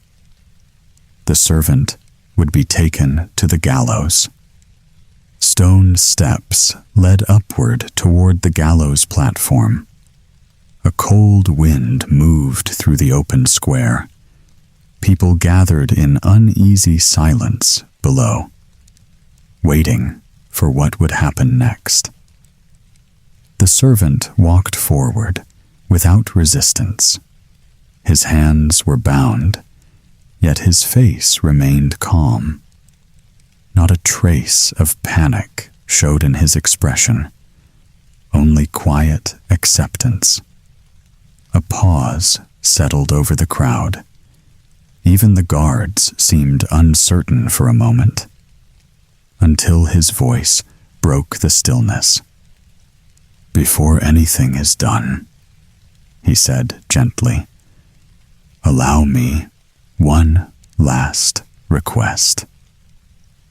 Heads turned toward him at once. The judge leaned slightly forward. A faint murmur passed through the onlookers. Permission was granted after a short silence. "You may speak," came the reply. Eyes followed him as he continued. "I wish to play my fiddle one final time," he said. His tone remained steady, almost peaceful. A sudden shift ran through the scene.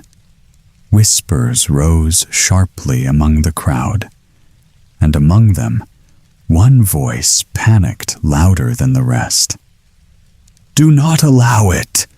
cried the miser. His face had turned pale with fear. "Please, I beg you, do not let him play." But the judge raised a hand. The warning was brushed aside. "Let him finish," he said calmly. The miser stepped back, trembling now. His eyes darted toward the servant, and his voice broke into desperation. "Bind me! Tie me properly!" he shouted. "Do not let me stand free." A strange stillness returned again. Only the servant stood unshaken, fiddle resting quietly in his hands, ready for a final note. Fiddle rose into silence. One slow draw across the strings. Then sound broke open the air. Judge shifted first, a small step without meaning. Then another, quicker. Clerks followed almost at once, feet tapping before thought could form, bodies leaning into rhythm unwillingly. Guards tried to hold still, but legs betrayed command. Arms loosened. Balance slipped away. Miser felt it next. A sudden pull inside his body, like invisible hands grabbing him, turning him, dragging him forward. "No, stop!" he shouted. But sound bent into movement. Voice lost control mid-breath. Hangman stepped back in alarm. Prisoner's rope slipped loose. Nobody noticed in the shifting chaos. Courtroom floor filled with motion. One body triggered another. Chain reaction spreading fast.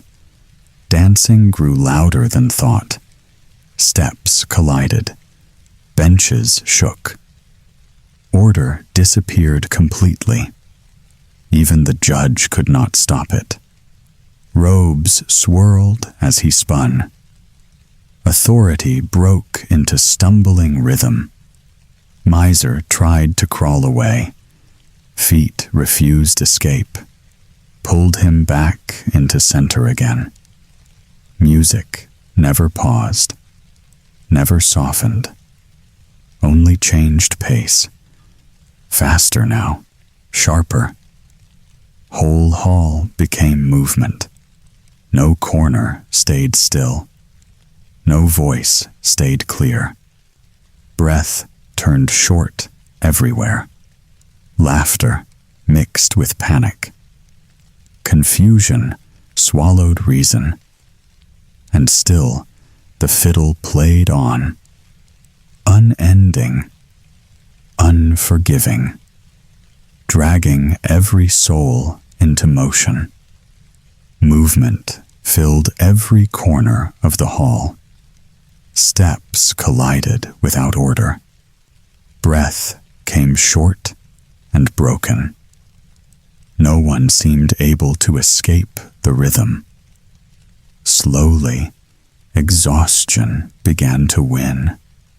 Bodies started to weaken. Arms dropped first, then knees followed. Pleas rose through the noise. Voices cracked between movements. "Enough! Please, stop this!" Even authority could not resist anymore. The judge stumbled in place. His expression lost all firmness. Only fatigue remained. "I will release you," he called out.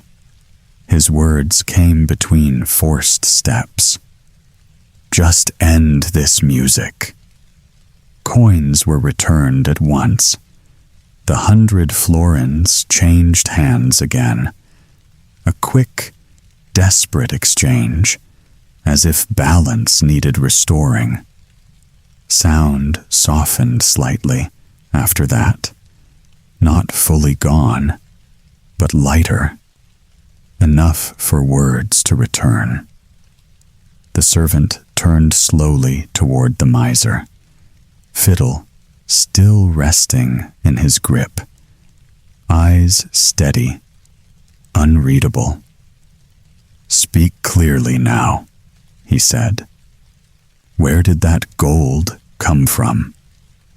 Silence pressed into the room. Even movement hesitated for a moment. All attention shifted at once. The miser tried to resist. Lips opened, then closed again. But the pressure inside him grew unbearable.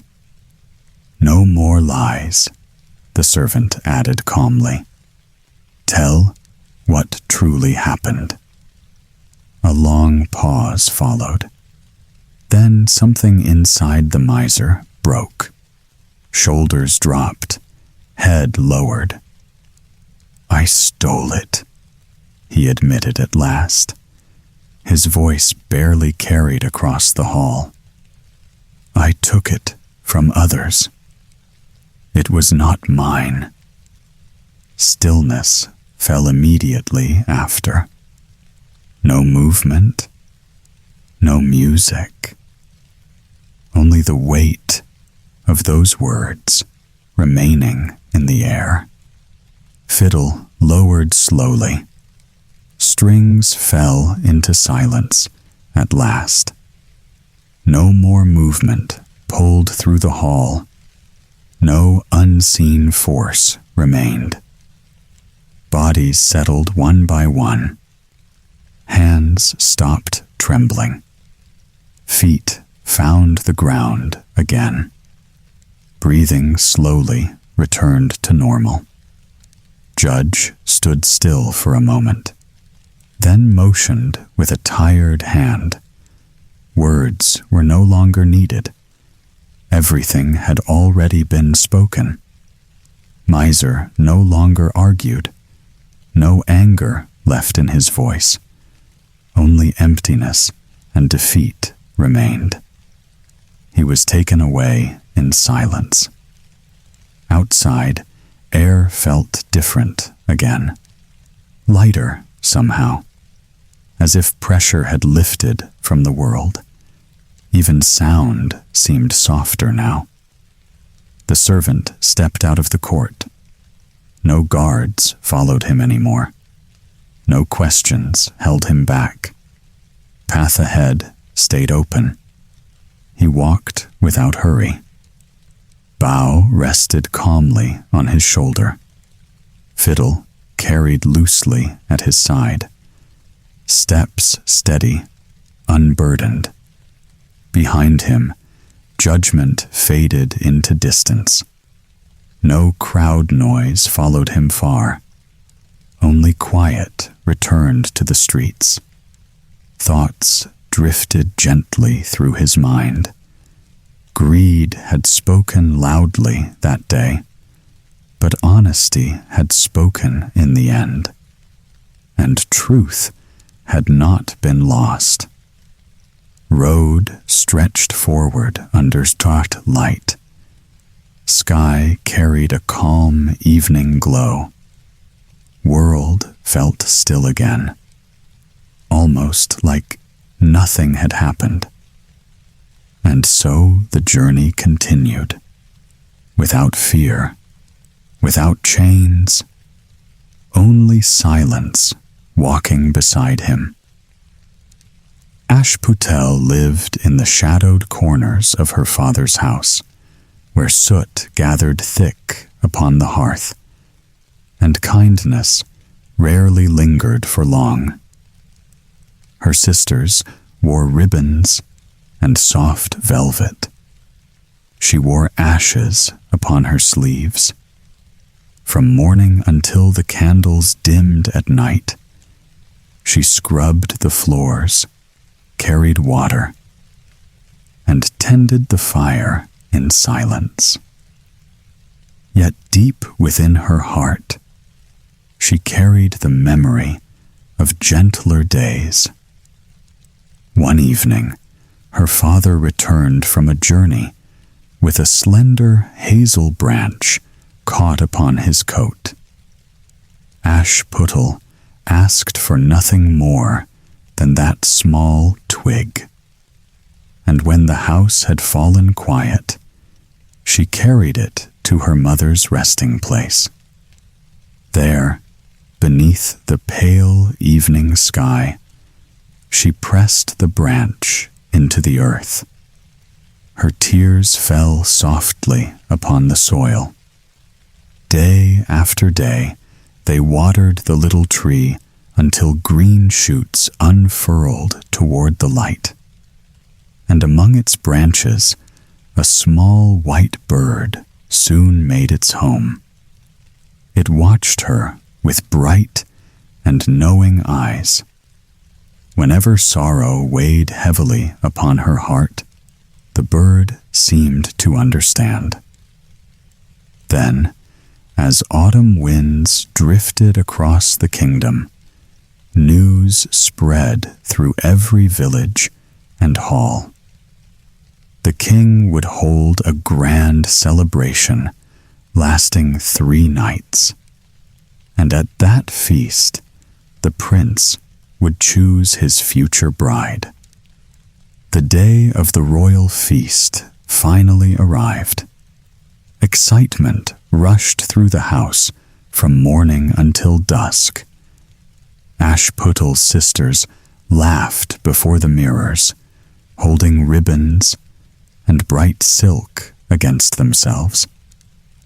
"Brush these slippers again," one sister demanded. "Tighten my sash properly," said the other. So Ashputtel moved quietly between them, combing their hair and fastening their gowns.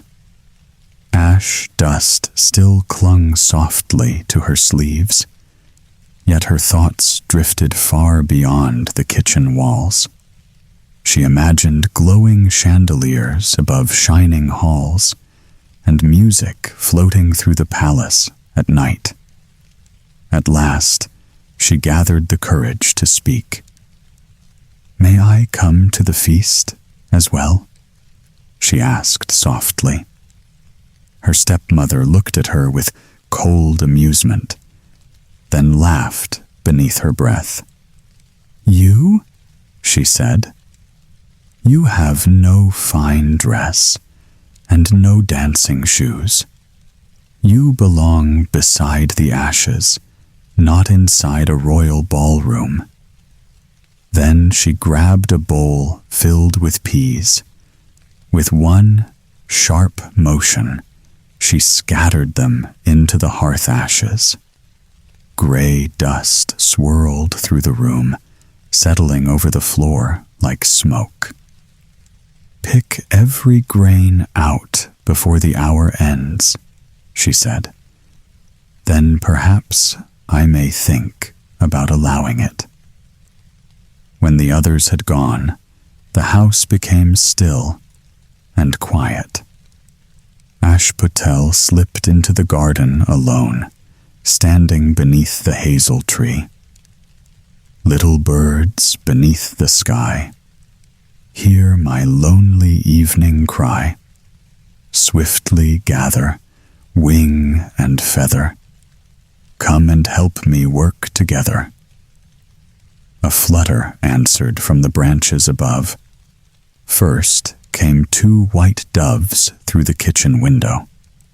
Then robins, wrens, and small brown finches followed, their wings whispering softly in the air.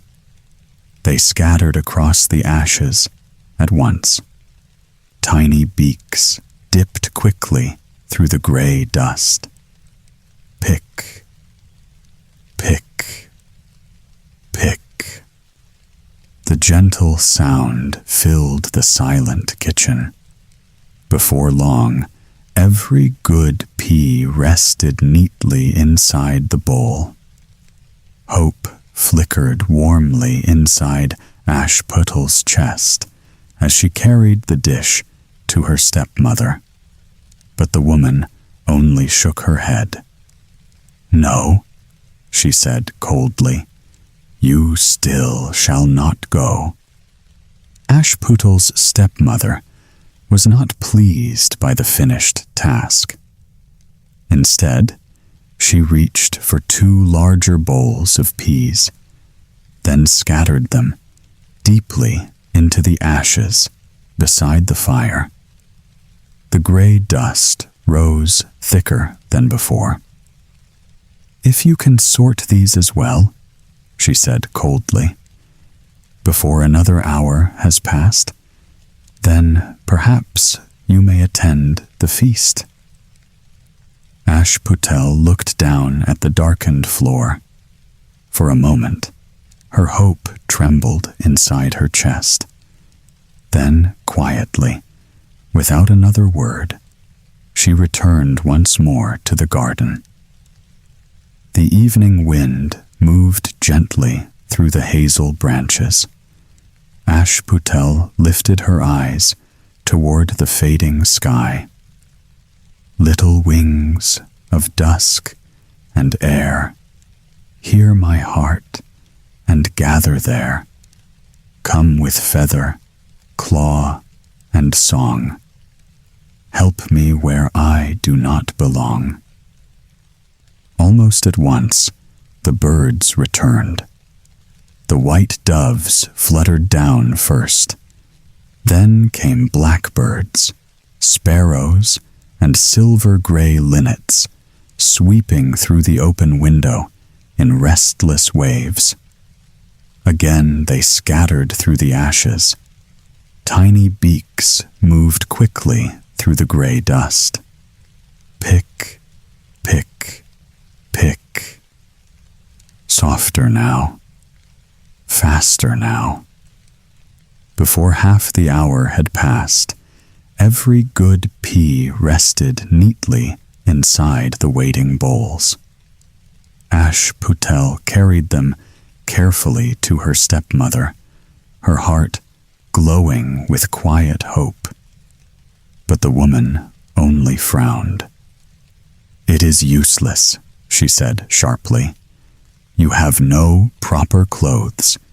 You would only shame us there." Soon the house emptied into silence. The sisters departed laughing toward the palace lights, while Ashputtel remained alone beside the dying fire.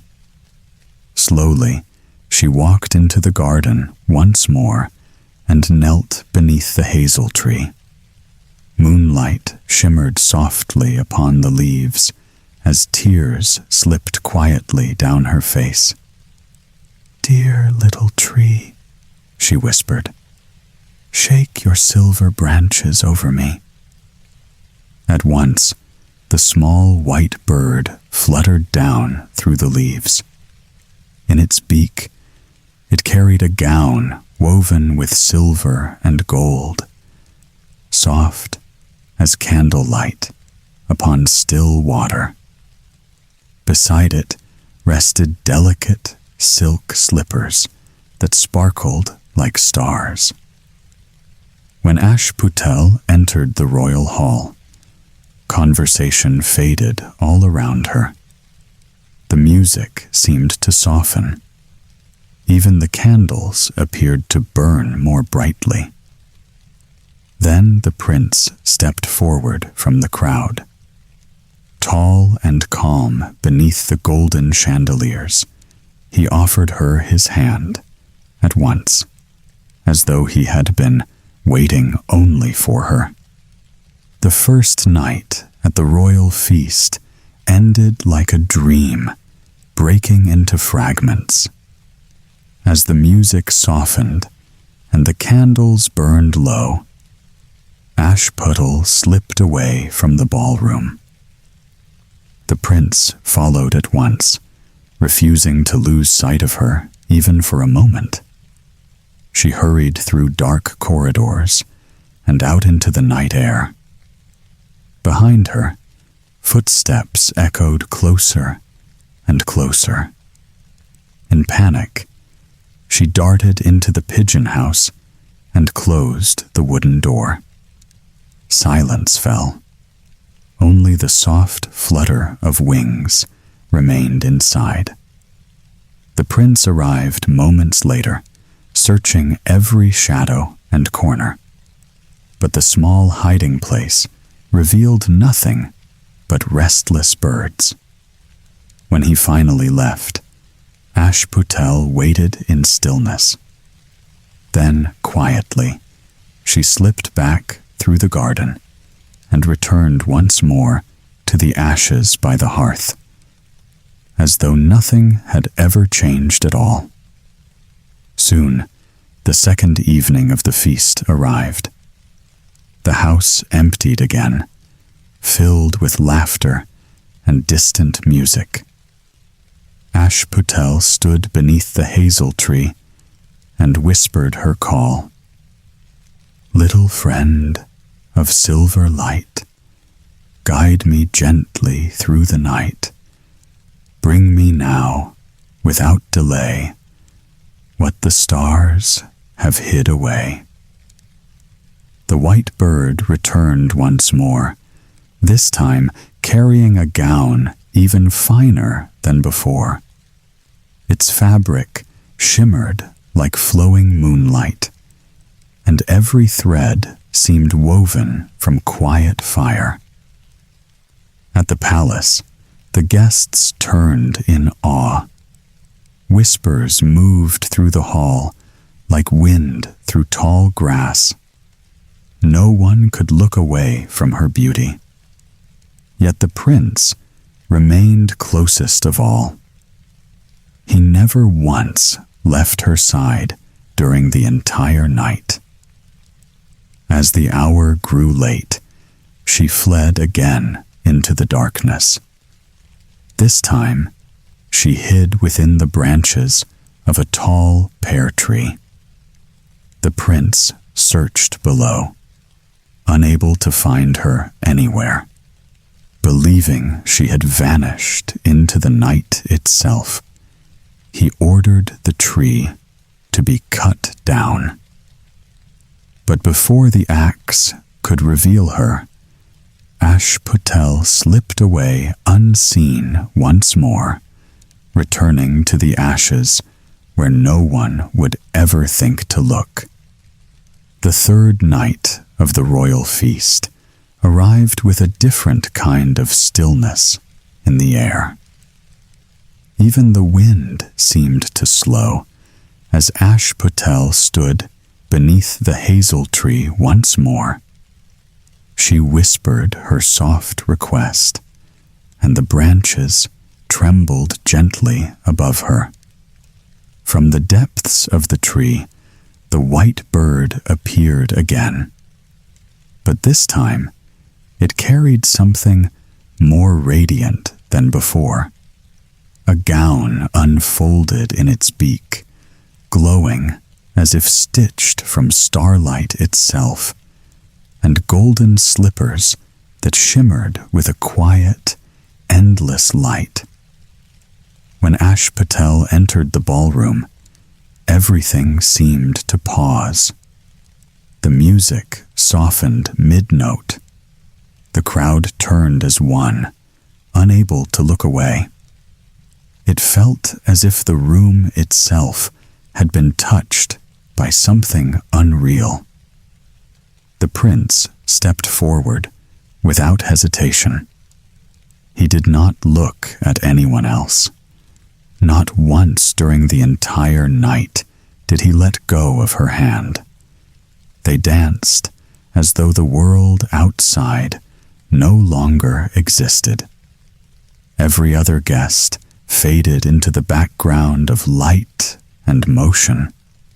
Even time seemed to forget its rhythm for a while. Only the two of them remained at the center of the golden hall. When midnight began to approach, Ashputtel's heart tightened.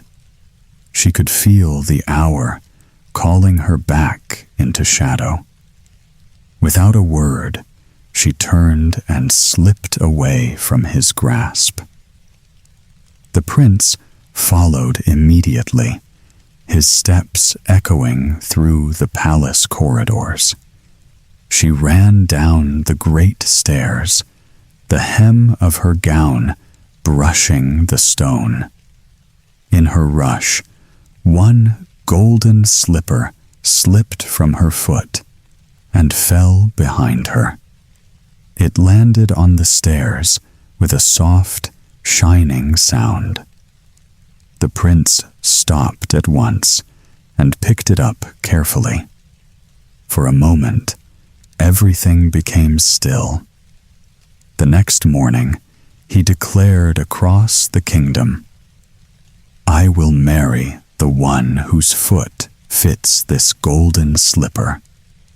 The news of the golden slipper spread quickly through the house. Ashputtel's sisters grew restless with excitement, their voices rising with each passing moment.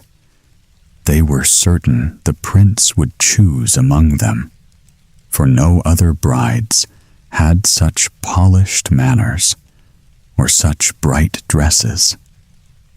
The elder sister stepped forward first when the slipper was brought in. She slipped off her shoe and tried to fit her foot inside the golden shape. But it was too small, too narrow, refusing to yield even slightly. Her mother leaned in closely, eyes sharp with urgency. "Cut away what does not fit," she whispered. "When you are queen, such things will not matter." The girl hesitated, then followed the cruel advice. A small part of her foot was hidden away, and the slipper was forced on with trembling hands. At last, she was taken away to meet the prince. As they rode together, a quiet voice drifted from above the trees. A white dove sat upon the hazel branch, watching in stillness. "It is not right. It is not true." It seemed to sing softly. "The slipper knows, and so does the sky." The prince did not notice at first, but as they moved forward, he saw faint marks upon the shoe. A dark stain where truth had broken through disguise. He stopped the horse at once. "This is not the bride I seek," he said quietly. And without another word, he sent her back home in silence. The house fell tense again, as though waiting for something unseen. Hope flickered briefly in the shadows, but it felt uneasy now, like a candle struggling in wind. The slipper was brought forward once more, its golden surface catching the light like a quiet promise that refused to belong to anyone unworthy. This time, the younger sister stepped in with shaking confidence. She lowered her foot carefully, trying to fit herself into destiny. But the heel was too wide, too loose, slipping away from her with every attempt. Her mother did not hesitate. She pressed the foot forward, forcing it into the shape with urgent hands. "Hold still," she said sharply. "It will fit, if you are patient enough." At last, the shoe was pushed into place. The girl stood unsteadily, pain hidden behind a forced smile, and the prince, unaware of what had been done, took her with him on his horse. As they rode through the forest road, a soft voice drifted again from the hazel tree above them. The white dove watched silently through the branches. "Turn back, turn back," it seemed to sing. "The truth is not hidden forever." The prince frowned slightly, but continued onward.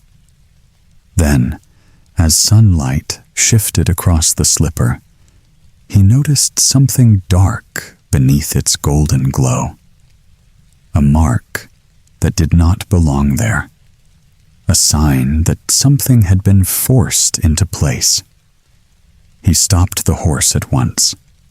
Slowly, he looked down at her foot. What he saw made the silence feel heavier than words.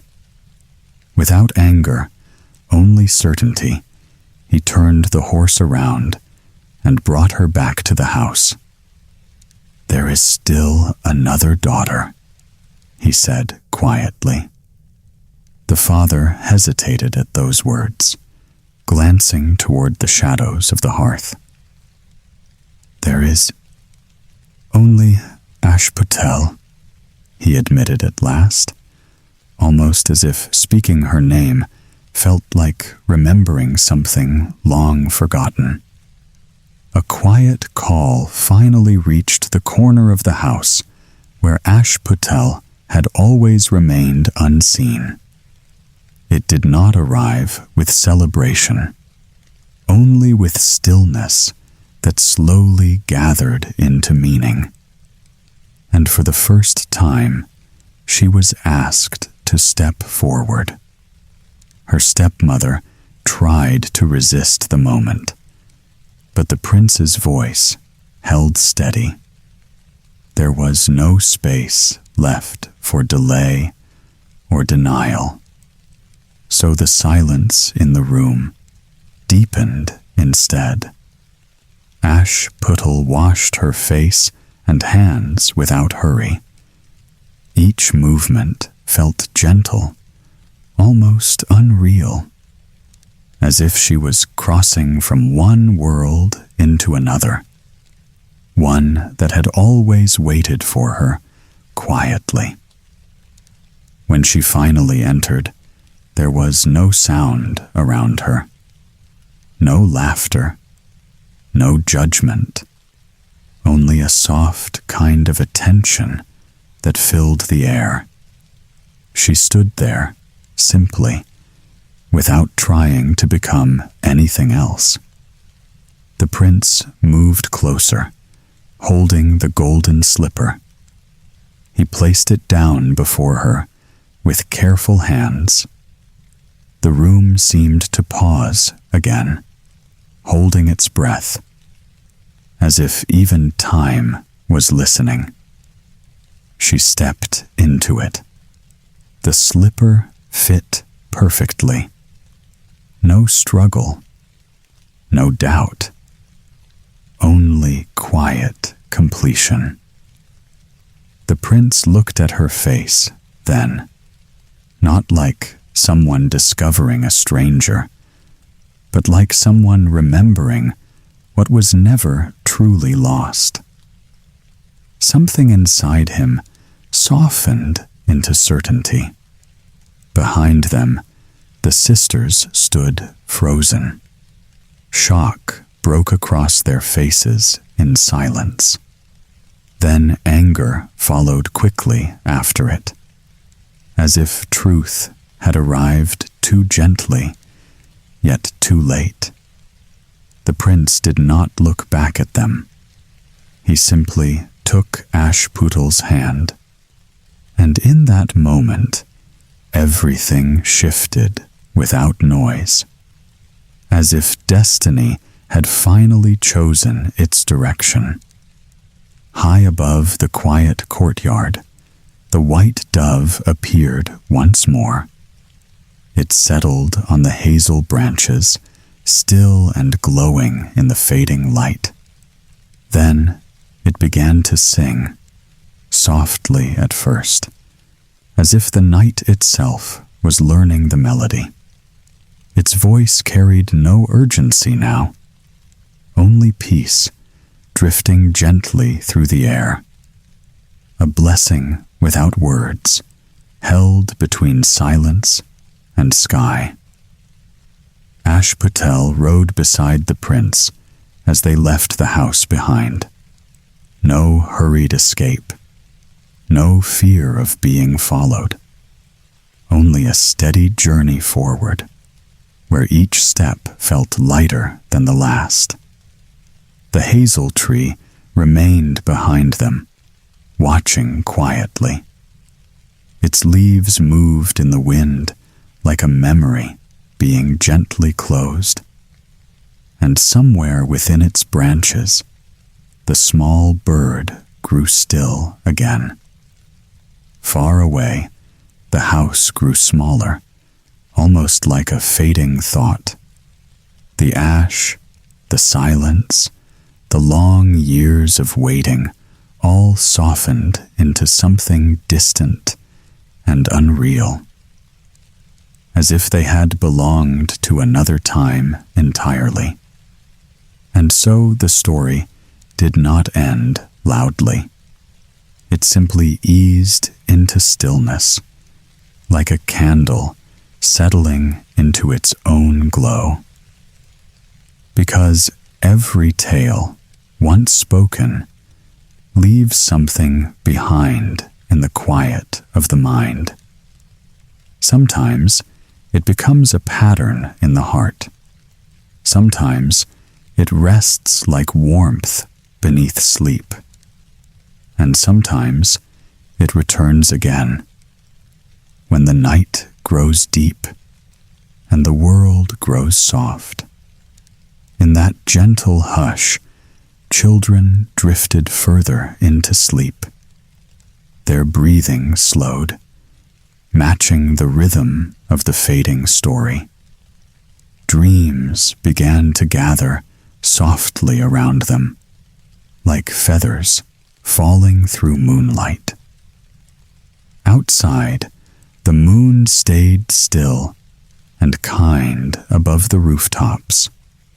It watched over everything without sound or judgment, and the night carried them forward until even thought became quiet enough to rest. Long ago, in a modest little house, there lived a tailor and his 3 sons. They worked diligently each day, but the family owned very little. Their most precious possession was a single milk goat. Each morning, she filled their jug and kept hunger from their door. Because so much depended on her, the brothers took turns caring for her.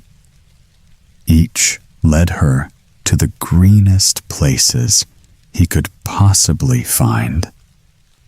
When the eldest son's turn arrived, he brought her to a quiet churchyard. Soft herbs grew thick among the stones. Tender leaves covered the ground. The goat ate until she was full. She chewed happily and would not stop. As evening drew near, the young man asked her gently, little goat? Are you satisfied?" She answered in a calm voice, "I have eaten all I can. Not one more leaf will pass my lips." The son led her home. He tied her safely in the stable and told his father that she had eaten well. But when the tailor asked her himself, the goat gave a different reply. "How could I be satisfied?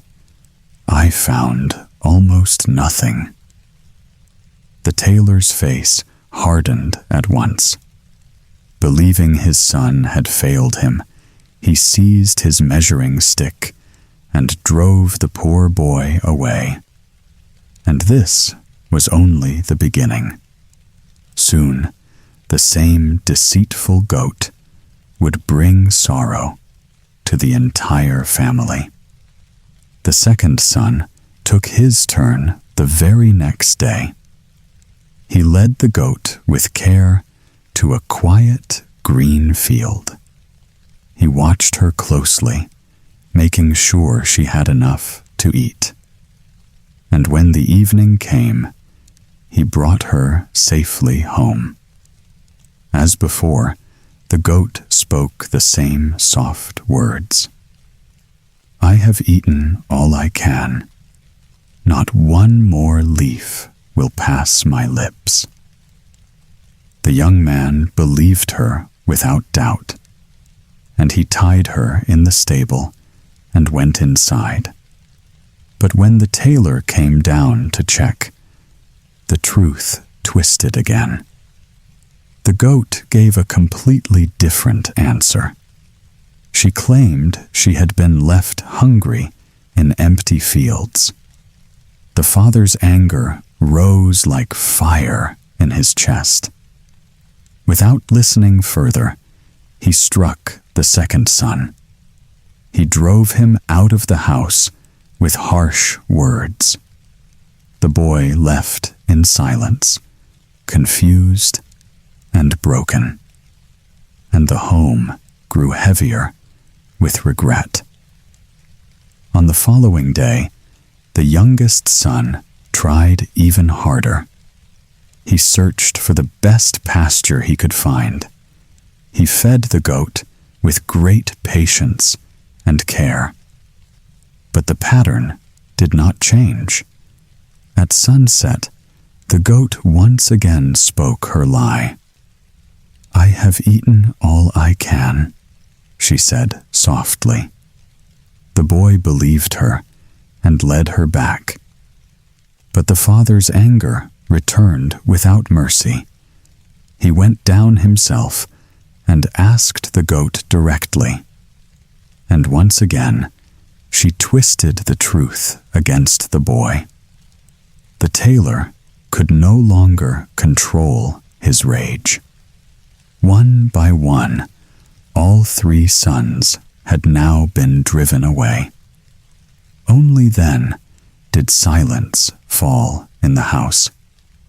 The tailor stood alone with the goat beside him. And slowly, doubt began to replace his anger. He wondered if he had been wrong all along. In a final storm of regret and fury, he shaved the goat's head. He struck her with a whip and forced her out of the house.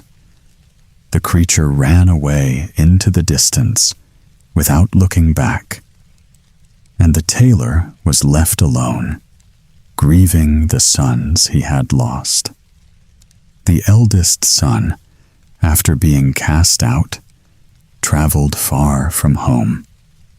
He eventually found work with a carpenter in a distant town. He learned patiently, shaping wood with steady hands and focus. Day by day, his skill grew stronger. One morning, as his training came to an end, his master gifted him a small wooden table. It looked plain and simple, nothing special at first sight. But the master told him it held a rare and magical power, a gift that would never leave him hungry. Whenever he placed it before him and spoke the command, the table would respond. Food would appear instantly, warm and rich and endless. Wine and dishes would fill its surface without delay. It was a treasure beyond ordinary wealth. The young man was filled with quiet joy. With the table on his back, he began his journey home. He walked through forests, across fields, and along long, winding roads. And he never once worried about hunger.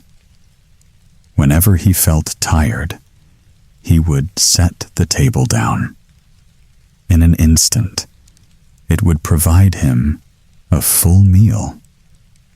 No inn was needed. No coin was required. His journey felt light and peaceful. One evening, he arrived at a crowded inn filled with travelers. The host welcomed him and offered him a place among the guests. But the young man refused politely, smiling with confidence. He said he had his own way of dining. Curious guests watched as he placed the table in the center of the room. With a quiet command, the table filled itself with rich food. The entire inn fell into stunned silence for a moment. Then joy broke out as everyone gathered around to eat. The innkeeper, however, saw something different. He saw wealth, power, and opportunity in that small table. That night, while the guests slept, he made his move. He secretly exchanged the magical table with an ordinary one. The next morning, the young man continued his journey home. He carried the table without knowing it had been stolen, and with each step, the shadow of betrayal followed quietly behind him. When the eldest son finally returned home, the house felt different. He stepped inside with hope in his eyes and the wooden table in his hands. The tailor called for relatives and neighbors to gather at once. Everyone waited, expecting something extraordinary to happen. The table was placed carefully in the center of the room. Silence filled the space as the command was spoken. But nothing changed. No food appeared. No wine followed. Only ordinary wood sat there, still and lifeless. Confusion spread through the room. The young man tried again, then again, but the result never changed. Slowly, the truth became clear to him. The magical table had been replaced long ago. Shame settled heavily on his shoulders. The guests left quietly, disappointed and uncertain, and the tailor stood in silence, unsure whether to speak or sigh. What had once seemed like a miracle now felt like loss. Time passed, and life moved forward in a different direction. The second son, far away, had become an apprentice to a miller. He worked hard, learning the rhythm of the mill and the trade, until one day his master rewarded him with a strange gray donkey. The animal looked ordinary, almost unimpressive, but the master revealed its secret with a quiet smile. Whenever the word was spoken, the donkey would drop gold, a gift that turned effort into endless fortune. The young man tested it, and gold appeared instantly. From that moment on, his life changed completely. He lived comfortably, never worrying about poverty again. But in his heart, the thought of home never left him. At last, he decided to return to his father. He traveled with the donkey by his side, taking his time. On the way, he stopped at the same inn his brother had once visited. The host watched closely as the young man paid generously without hesitation. That night, curiosity turned into greed. The innkeeper followed him silently to the stable. He watched as the donkey produced shining gold pieces on command. And before morning arrived, the animal had been secretly replaced. The second son returned home with confidence in his steps. He believed his fortune would finally restore happiness to the family. The tailor gathered relatives once again, hoping for celebration this time. Everyone filled the room with quiet expectation. The gray donkey was brought forward and placed in the center. The young man spoke the command with certainty. But nothing happened at all. No gold fell. No miracle appeared. Only silence followed the attempt. He tried again, louder this time, but the result remained the same. Confusion quickly turned into embarrassment. The relatives began to whisper among themselves, and the young man realized he had been deceived just like his brother. The tailor felt a deep disappointment settle over him. The gathering ended in awkward silence, one by one the guests leaving. And once again, the house returned to its quiet, modest life. The father picked up his work and said nothing more. Days passed, and the youngest son continued his journey of learning. He had become an apprentice to a turner in a distant workshop. He worked longer and harder than before, determined to prove himself. And slowly, his skills began to sharpen. During this time, letters reached him from his brothers. They told him everything that had gone wrong with the magical gifts. Each word carried regret, confusion, and warning. And the youngest brother listened carefully to every detail. When his apprenticeship finally ended, his master gave him a final reward. A simple sack that seemed light and unimportant at first glance. But hidden inside it was something far more powerful than gold. A cudgel that obeyed only his command. The master taught him the secret phrase to awaken it. With a single order, the cudgel would leap out and strike anyone who threatened him. The young man tested it once, and its power was undeniable. It responded instantly, fierce and unstoppable. For the first time, he felt prepared for anything.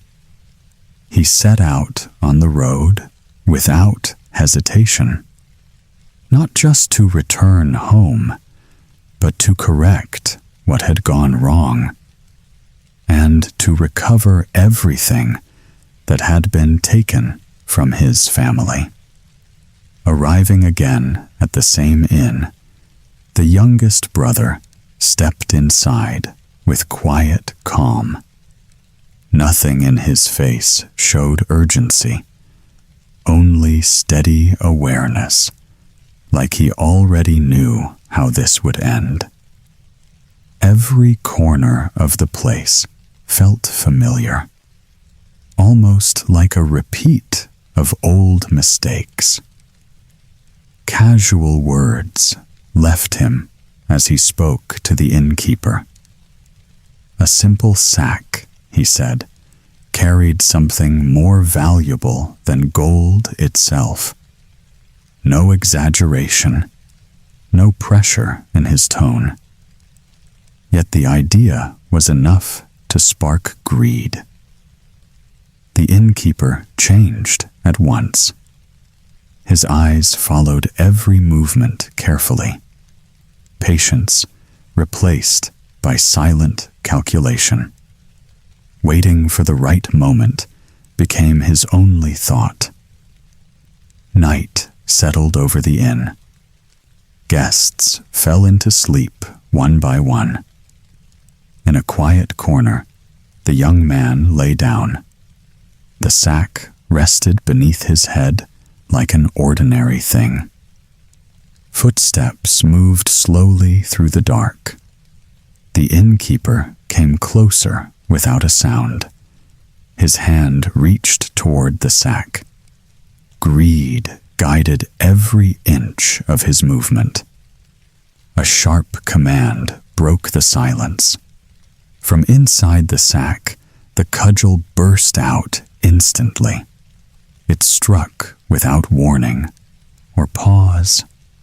The room filled with panic and chaos. The innkeeper cried out for mercy, but the cudgel continued until the command was reversed. Only then did silence return again. Breathing replaced struggle in the dark room. Firm words followed the punishment. "Return everything that was stolen," the young man demanded. The innkeeper obeyed without hesitation. The table and the gold donkey were brought back at once. The cudgel was called back into the sack. Morning light touched the inn as the young man stood ready. 3 treasures were now safely in his possession again. And he left without looking back. Footsteps finally carried the youngest son back to the house he once called home. Time had passed, yet the walls still felt the same. Memories of loss and silence seemed to linger in every corner. But this time, he did not arrive empty-handed. The tailor saw him and rushed forward with relief in his eyes. For a moment, disbelief and joy mixed together on his face. He welcomed his son back as if nothing else mattered in the world. And the long emptiness of the house suddenly felt lighter. Sitting together, the young man spoke calmly about his journey. He explained that he had learned the craft of a turner. His words were simple, without pride or exaggeration. Yet there was a quiet strength behind everything he said. When he mentioned the cudgel in his sack, the father frowned slightly. It sounded too strange, too ordinary to hold any real value. A weapon in a sack did not seem like a treasure at all. And doubt quietly entered the room. Without rushing, the young man explained its true power. One command, he said, was enough to summon justice itself. No thief or liar could stand against it for long. And with it, nothing stolen from them had remained lost. At that moment, the father grew still. The words slowly began to sink in. Then came a revelation that changed everything. The stolen table and donkey had both been recovered. Hope returned to the tailor's face. He immediately called for all relatives and friends to gather. His voice carried excitement he had not felt in years, and messengers were sent across the village at once. Preparations began quickly inside the house. Tables were cleaned, space was arranged, and expectations grew. Something extraordinary was about to happen again, and this time, no one wanted to miss it. Relatives and neighbors filled the house once more. The rooms felt smaller under the weight of expectation. Whispers of curiosity moved through every corner. Something impossible was about to be witnessed again. A large cloth was spread carefully across the floor. Everyone gathered closer, forming a tight circle around it. The second son stepped forward with steady confidence, and all eyes turned toward the gray donkey. With a calm voice, he spoke the command. A sudden stillness followed his words. For a brief moment, nothing seemed to happen. Then the silence broke. Gold began to fall. First slowly, then faster, like a living stream. Bright coins scattered across the cloth with shining light. The room filled with geists of disbelief. Faces turned in shock and wonder. Some stepped back, unable to believe their eyes. Others rushed forward instinctively, trying to catch what they could before it settled. Pockets were filled without hesitation. Aprons were stretched wide to hold more. Hands moved quickly, gathering the golden rain. Excitement replaced every trace of doubt. The tailor stood still in the middle of it all. He watched as wealth poured into his home. His eyes carried disbelief mixed with deep gratitude. Years of struggle seemed to fade in that moment. The second son continued the command calmly. Gold kept falling, steady and endless in rhythm. The floor disappeared beneath the growing fortune, and joy spread through the entire gathering. For the first time in years, the house felt alive again, not with sorrow or regret, but with abundance. Poverty no longer felt close or familiar. It drifted away like something from another life. Eldest son stepped forward with the small wooden table in his hands. It looked simple again, almost ordinary among the crowd of wonders. Yet everyone in the room now watched it with silent expectation. After what they had just seen, doubt no longer had a place. He placed it carefully at the center of the room. The space around it fell quiet in an instant. Even the smallest sound seemed to disappear. And then he spoke the command. At once, the change began. The empty surface shifted as if it had come alive. Warm steam rose gently into the air, and in moments, the table transformed completely.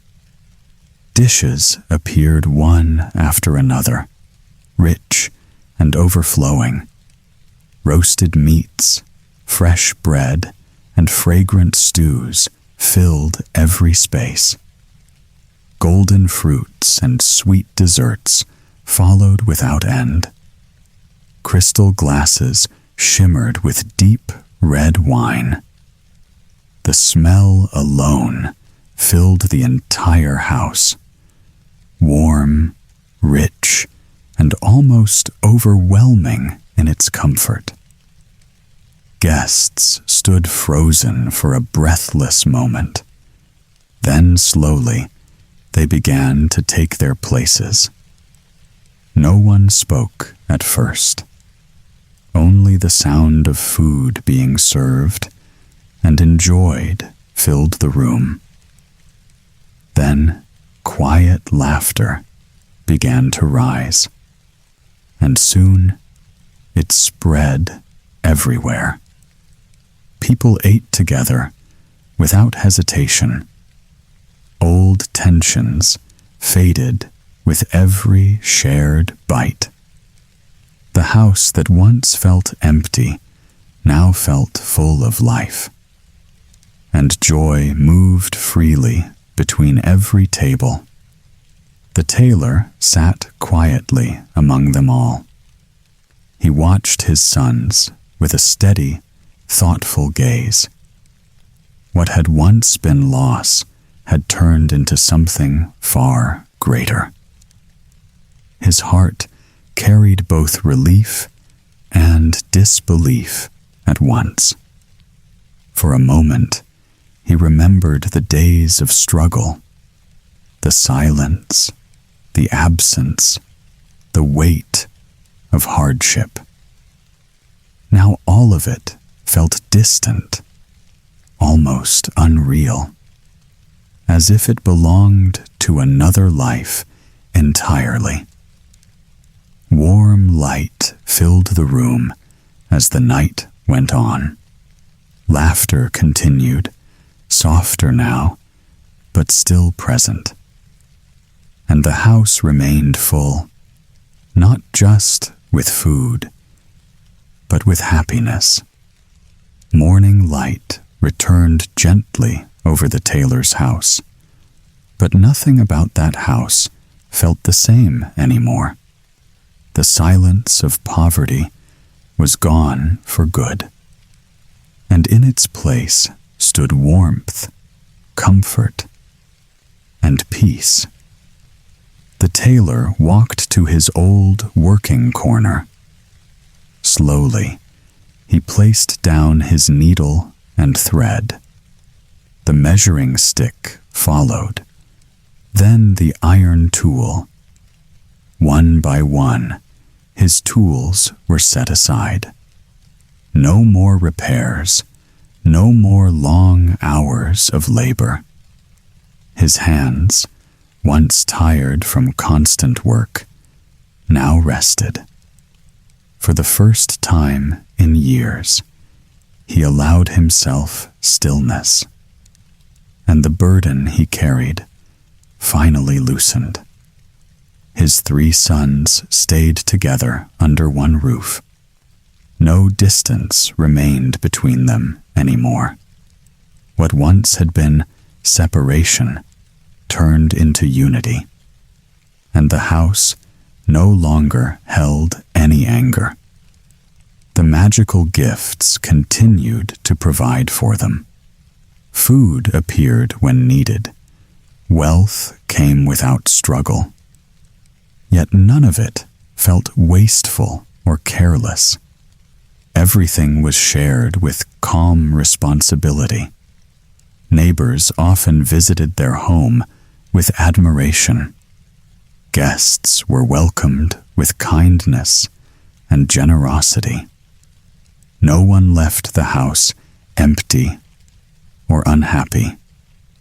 And slowly, the family became known for their open heart. Laughter replaced old arguments and misunderstandings. Evenings passed in quiet conversations and shared meals. The house that once knew sorrow now knew peace, and it held on to that peace gently. The tailor often sat quietly and watched his sons, not with doubt, but with deep understanding. What had been broken had been restored in full, and he no longer feared what the future might bring. Time no longer felt heavy in that home. It moved softly, without urgency or pressure. Each day blended into the next with ease, and life settled into a calm rhythm of joy. Nothing was rushed anymore. Nothing was lost or taken away. Only togetherness remained, steady and lasting, and the house became a place of quiet contentment. Far away from the tailor's peaceful home, the goat wandered alone. Her head had been shaved clean, and she felt nothing but shame. With nowhere left to belong, she slipped into a dark fox's den, and there she stayed, hiding from the world outside. Inside the cave, everything was still and quiet. Only 2 glowing eyes could be seen from the shadows. When the fox returned, he froze at the entrance in fear. Without a second thought, he turned and ran away. Confused and frightened, the fox called for help. A bear soon arrived, strong and curious as always. He stepped closer, trying to understand what was inside. But the strange glowing eyes made even him hesitate. Fear slowly grew in both animals.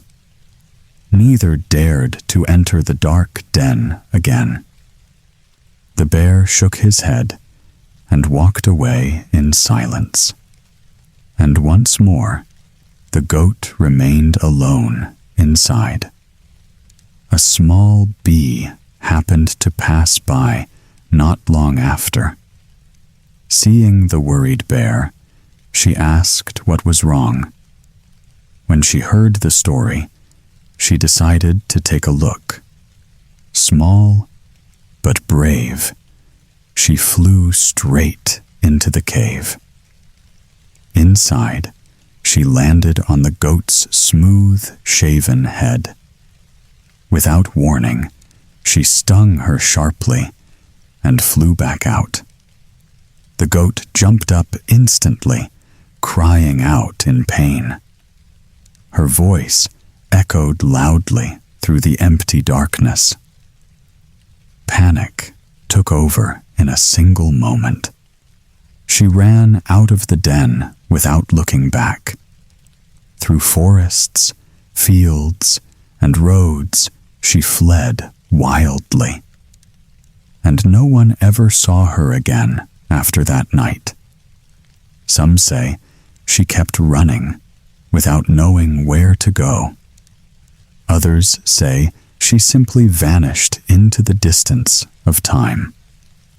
But one thing remained certain in the end.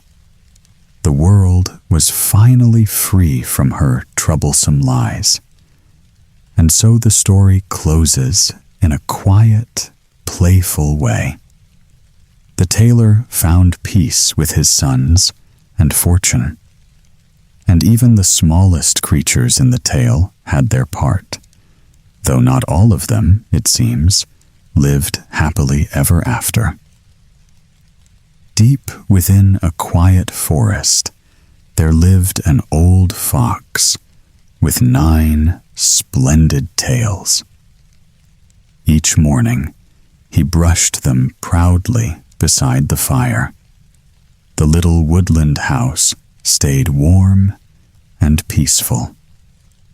Only the wind disturbed the silence outside. Many creatures respected the old fox. Many admired his grand appearance. Yet age had made him restless.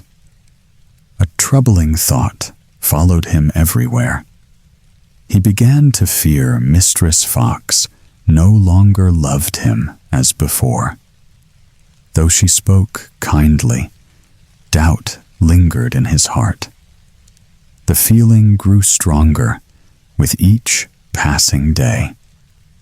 At last, he decided to test her loyalty.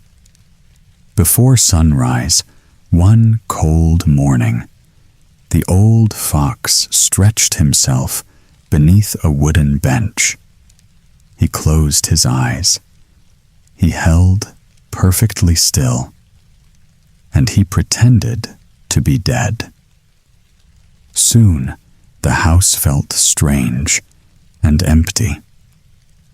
Upstairs, Mistress Fox locked herself inside her chamber.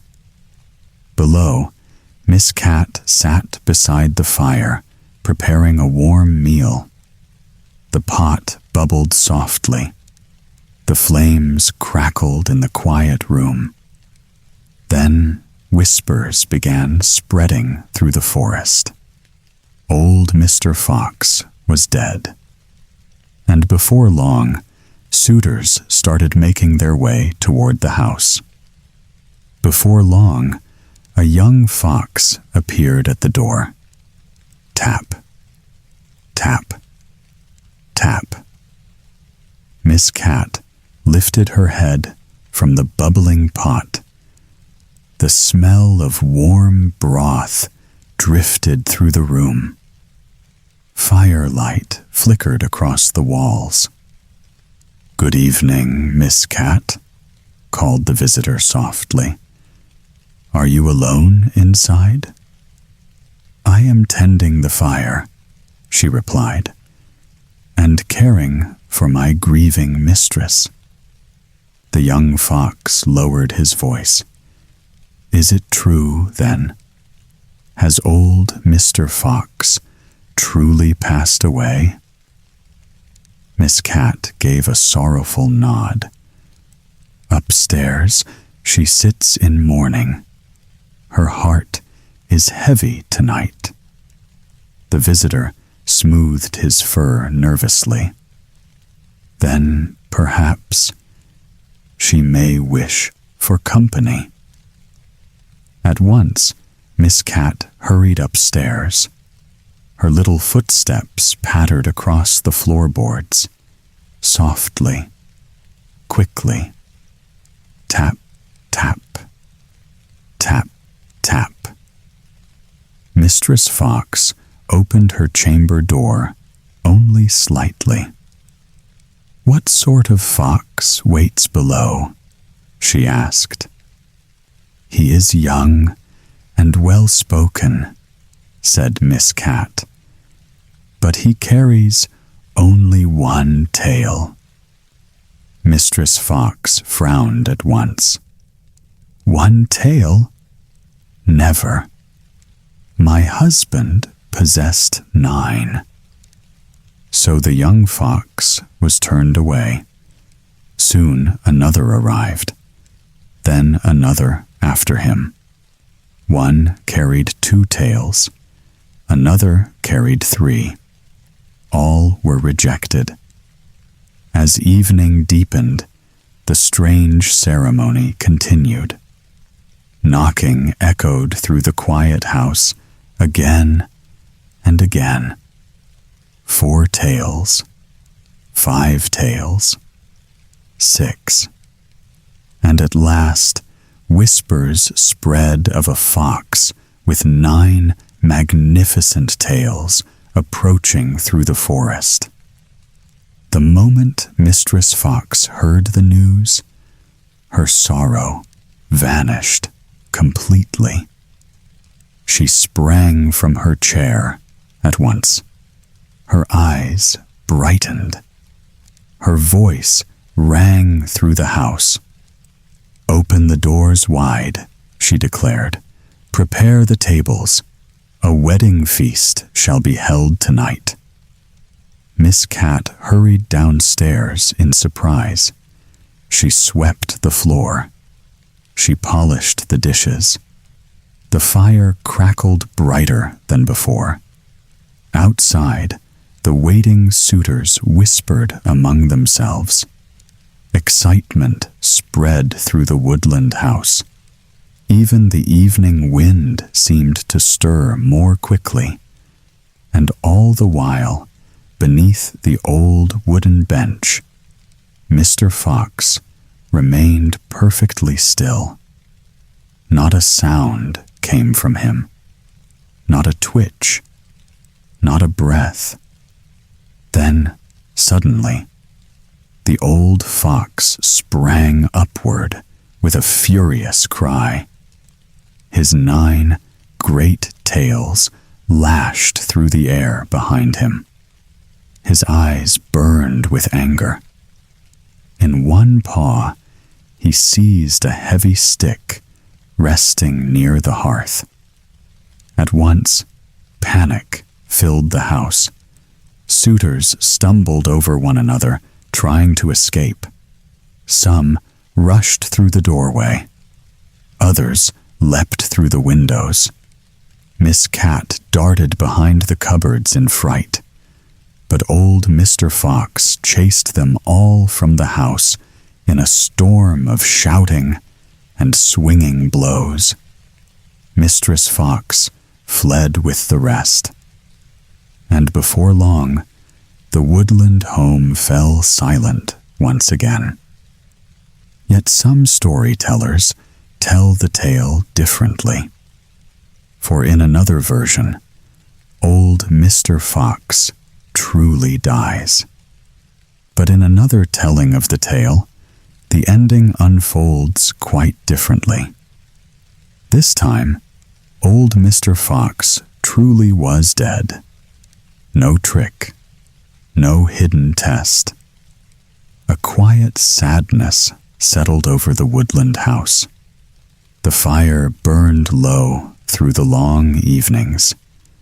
Even the wind outside seemed softer than before. Upstairs, Mistress Fox remained alone in her chamber. Her eyes were swollen from weeping. She spoke very little. Grief weighed heavily upon her heart. Down below, faithful Miss Cat stayed beside the hearth. She stirred warm broth slowly in a small iron pot. Steam curled gently into the room.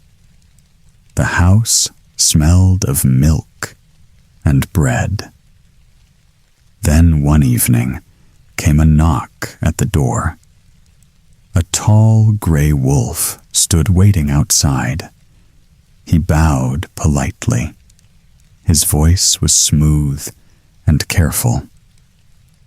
"Does Mistress Fox receive visitors?" he asked quietly.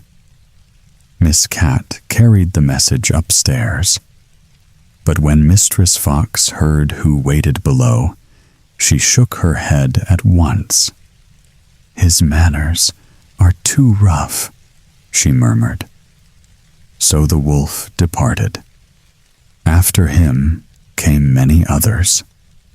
A proud hunting dog, a stag with towering antlers, a quick-footed hare, a heavy bear, even a mighty lion from the distant hills. Yet each lacked something important. One had a blunt snout. Another spoke too loudly. Others simply did not carry themselves like a fox.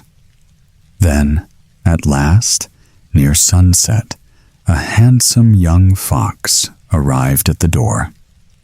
Miss Cat hurried upstairs with shining eyes. "A young fox waits below," she announced softly. "He is graceful and well-spoken, and his coat gleams like autumn leaves." Mistress Fox rose from her chair at once. At last, a faint smile returned to her face. "Then let him enter," she said, "for he pleases me well." The quiet house soon stirred with movement again. Miss Cat swept the hall carefully. The windows were opened wide to the evening air. Fresh candles flickered along the walls. And with gentle respect, old Mr. Fox was carried away to his rest. For a moment, Mistress Fox stood silently beside the doorway. She remembered how her old husband had spent his days chasing through the forest, always hunting, always wandering, rarely noticing her lonely heart. But sadness slowly gave way to something warmer. Soon, the young fox entered the hall. Music drifted through the woodland house once more. The firelight danced across smiling faces. Creatures from every corner of the forest gathered to celebrate. They feasted beside the glowing hearth. They laughed beneath the open windows. And long into the night, the dancing continued. Round and round they turned, soft paws across the wooden floor, songs rising gently beneath the stars. And perhaps, if the old tales speak true, they are still dancing there, even now. In a quiet little street, where winter snow rested softly along the stones, there lived a poor shoemaker. His workshop was small and dim. A fading candle flickered near the window. Long shadows stretched across the walls. The wooden table before him had grown smooth with age and use. The shelves nearby stood almost empty now. Only one small piece of leather remained, enough for a single pair of shoes. Still, the shoemaker did not complain of his hardship. He worked honestly through every difficult day. Though money had nearly vanished from his home, patience and care had not left his hands. That evening, cold wind whispered softly against the shutters. The fire in the hearth had nearly burned away. Only a few red embers glowed quietly in the darkness. The whole house seemed wrapped in silence. Carefully, the shoemaker cut the leather into shape upon the table. His tired fingers moved slowly through the candlelight. Each piece was placed neatly beside the other. Nothing hurried, nothing wasted.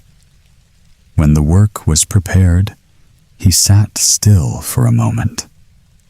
Outside, the winter night drifted deeper and quieter.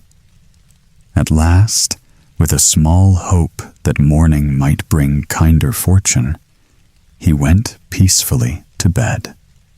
Morning arrived, pale and calm. As the shoemaker stepped toward his workbench, he suddenly stopped in amazement.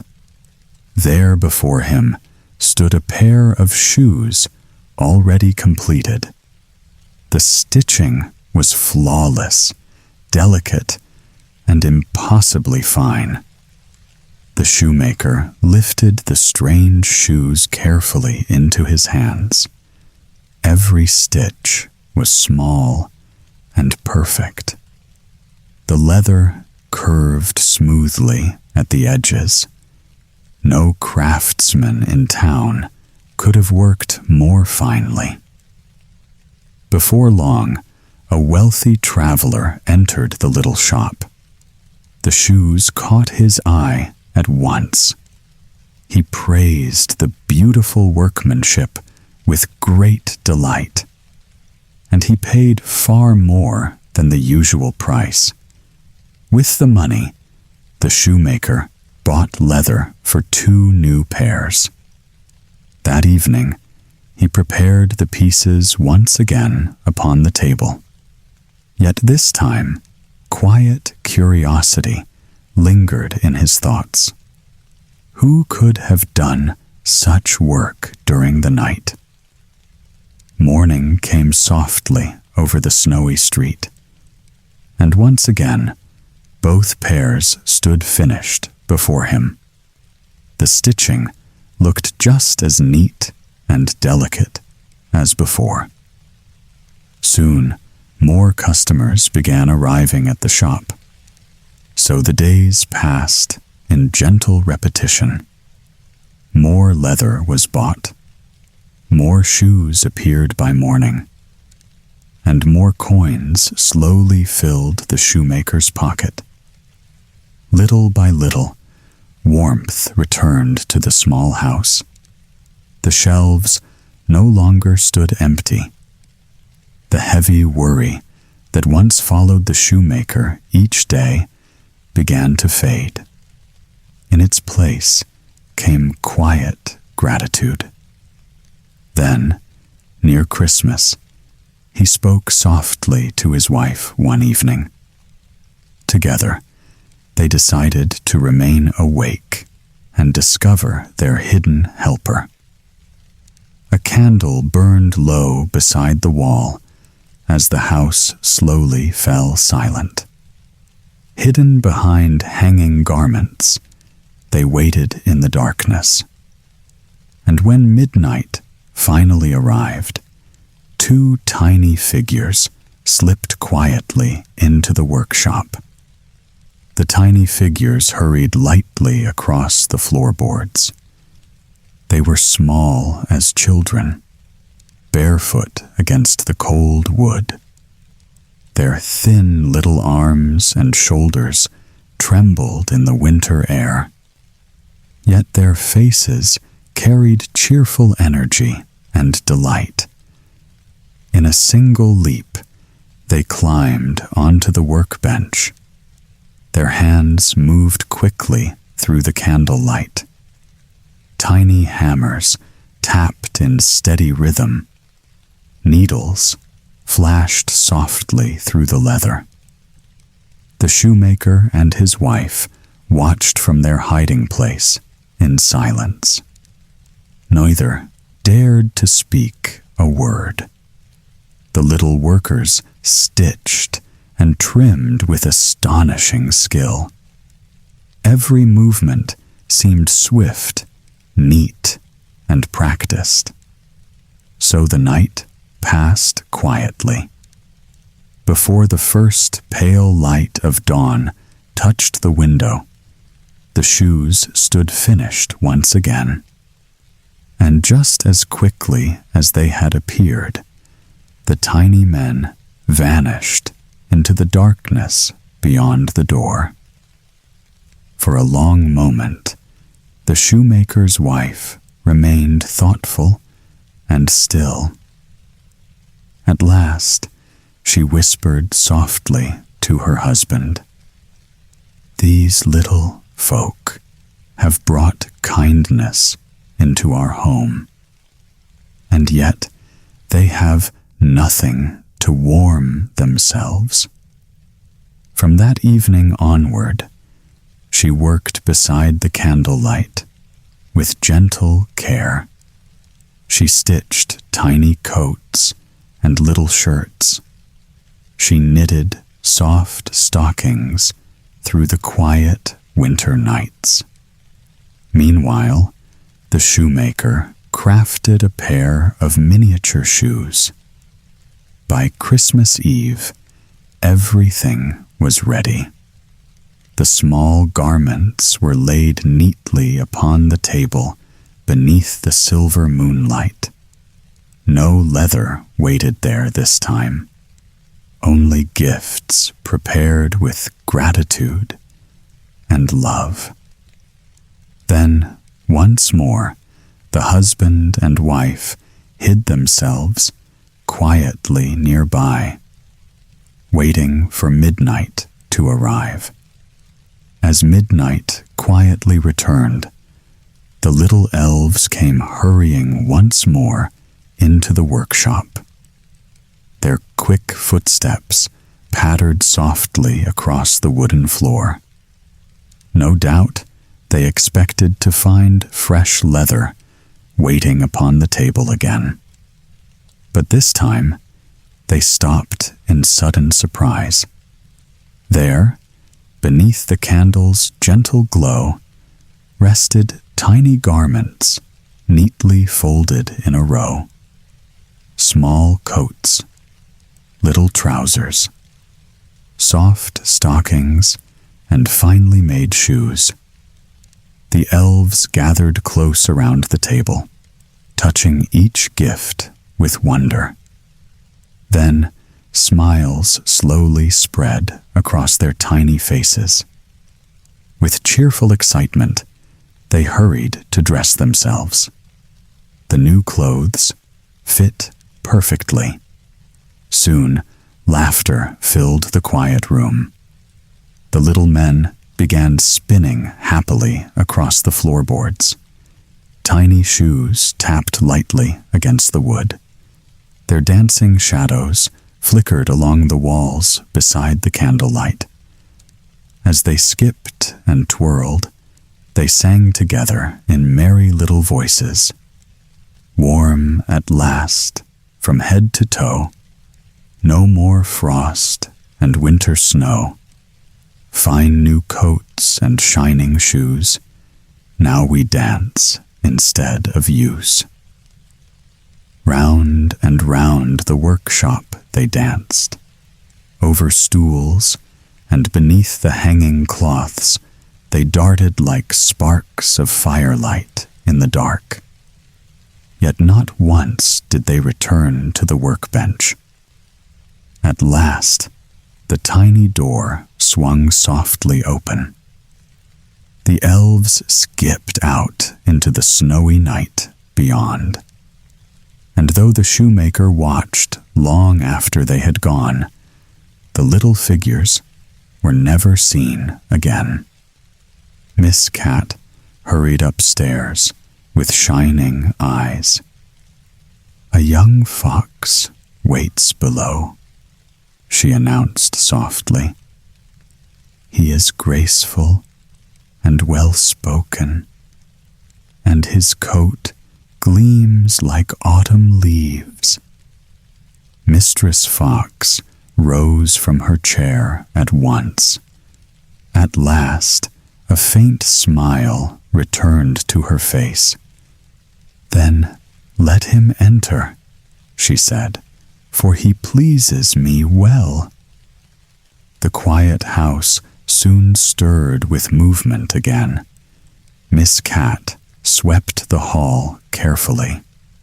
The windows were opened wide to the evening air. Fresh candles flickered along the walls, and with gentle respect, old Mr. Fox was carried away to his rest. For a moment, Mistress Fox stood silently beside the doorway. She remembered how her old husband had spent his days chasing through the forest, always hunting, always wandering, rarely noticing her lonely heart. But sadness slowly gave way to something warmer. Soon, the young fox entered the hall. Music drifted through the woodland house once more. The firelight danced across smiling faces. Creatures from every corner of the forest gathered to celebrate. They feasted beside the glowing hearth. They laughed beneath the open windows. And long into the night, the dancing continued. Round and round they turned, soft paws across the wooden floor, songs rising gently beneath the stars. And perhaps, if the old tales speak true, they are still dancing there even now. Long ago, beside a quiet stream, there stood a small mill near the edge of a dark forest. A miller lived there with his only daughter. She was gentle in speech and graceful in manner. Travelers often remembered her kindness long after leaving the village. As the miller grew older, worry settled more heavily upon him. He wished to see his daughter safely married before his strength faded away. So he often hoped that an honest and prosperous man might someday seek her hand. That thought remained close to his heart. Not long after, a stranger arrived at the mill. He wore fine clothes and spoke with calm confidence.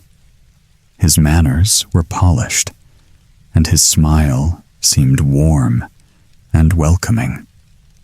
The miller received him gladly. Before many days had passed, the stranger asked to marry the young woman. The father saw little reason to refuse such a respectable suitor. Yet the daughter felt uneasy whenever the man stood near her. A quiet chill crept over her each time he spoke. She tried to ignore the feeling, but it never truly left her. Something hidden seemed to rest behind the stranger's pleasant face. Then, one evening, he invited her to visit his home deep within the forest, and though she agreed politely, her heart quietly feared the journey ahead. When Sunday arrived, the suitor reminded the girl of her promise. He told her that ashes had been scattered along the forest path. They would guide her safely to his home. At least, so he claimed. Before leaving the mill, the girl quietly filled her pockets with peas and lentils. She could not explain her unease. Still, something deep within her urged caution. So she carried the small seeds into the woods. At first, the forest path seemed calm enough. Pale ashes stretched across the ground before her feet. But as she walked, she secretly dropped peas and lentils behind her. A second trail slowly formed in silence. The deeper she wandered, the darker the forest became. Tall branches tangled overhead and swallowed the fading sunlight. The air turned cold and strangely still. Even the bird song disappeared among the trees. At last, she saw a lonely house hidden deep within the shadows. Its windows were shuttered tight. Its roof sagged with age and neglect. The place seemed forgotten by the world itself. The girl stepped cautiously inside. Room after room stood empty and silent. A heavy stillness filled the house. It pressed against her like a warning. Then, suddenly, a voice broke through the silence. Turn back, unhappy bride. No peace or safety waits inside. The words came from a small bird hanging in a cage upon the wall. Fear tightened quietly around the girl's heart. Yet she continued deeper into the house, unable to turn away. At the end of a narrow passage, the girl found a staircase leading down into a cellar. A dim fire flickered below. Beside it sat a very old woman with hollow eyes and trembling hands. She lifted her head as the girl approached. "Poor child," the old woman whispered. "You should never have come here." Her voice shook with pity and fear. "This house belongs to murderers." The girl stood frozen in silence. Then the old woman revealed the terrible truth. The bridegroom was no honorable man at all. He belonged to a gang that lured travelers into the forest and killed them. "If they find you here," the woman warned softly, "you will never leave this place alive." Quickly, she hid the girl behind a great wooden cask. "Do not move," she whispered. "Do not breathe louder than a mouse." Then the old woman listened toward the door above. Moments later, rough voices echoed through the house. The robbers had returned. They stumbled into the cellar, laughing loudly, drunk from wine and wandering roads. And with them came another young woman, dragged forward against her will. The terrified girl pleaded for mercy. But the robbers forced cups of wine against her lips, one pale, one dark, one golden. Soon, her cries faded into silence. From behind the cask, the hidden bride trembled with fear.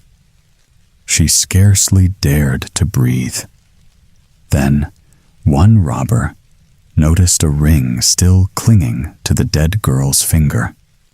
When it would not come free, he struck down hard with an axe. The severed finger flew through the cellar shadows. and landed beside the hidden bride. At once, the robber seized a lantern and began searching nearby. But before he could look behind the cask, the old woman interrupted him sharply. "Leave it till morning," she said. "The finger will not run away."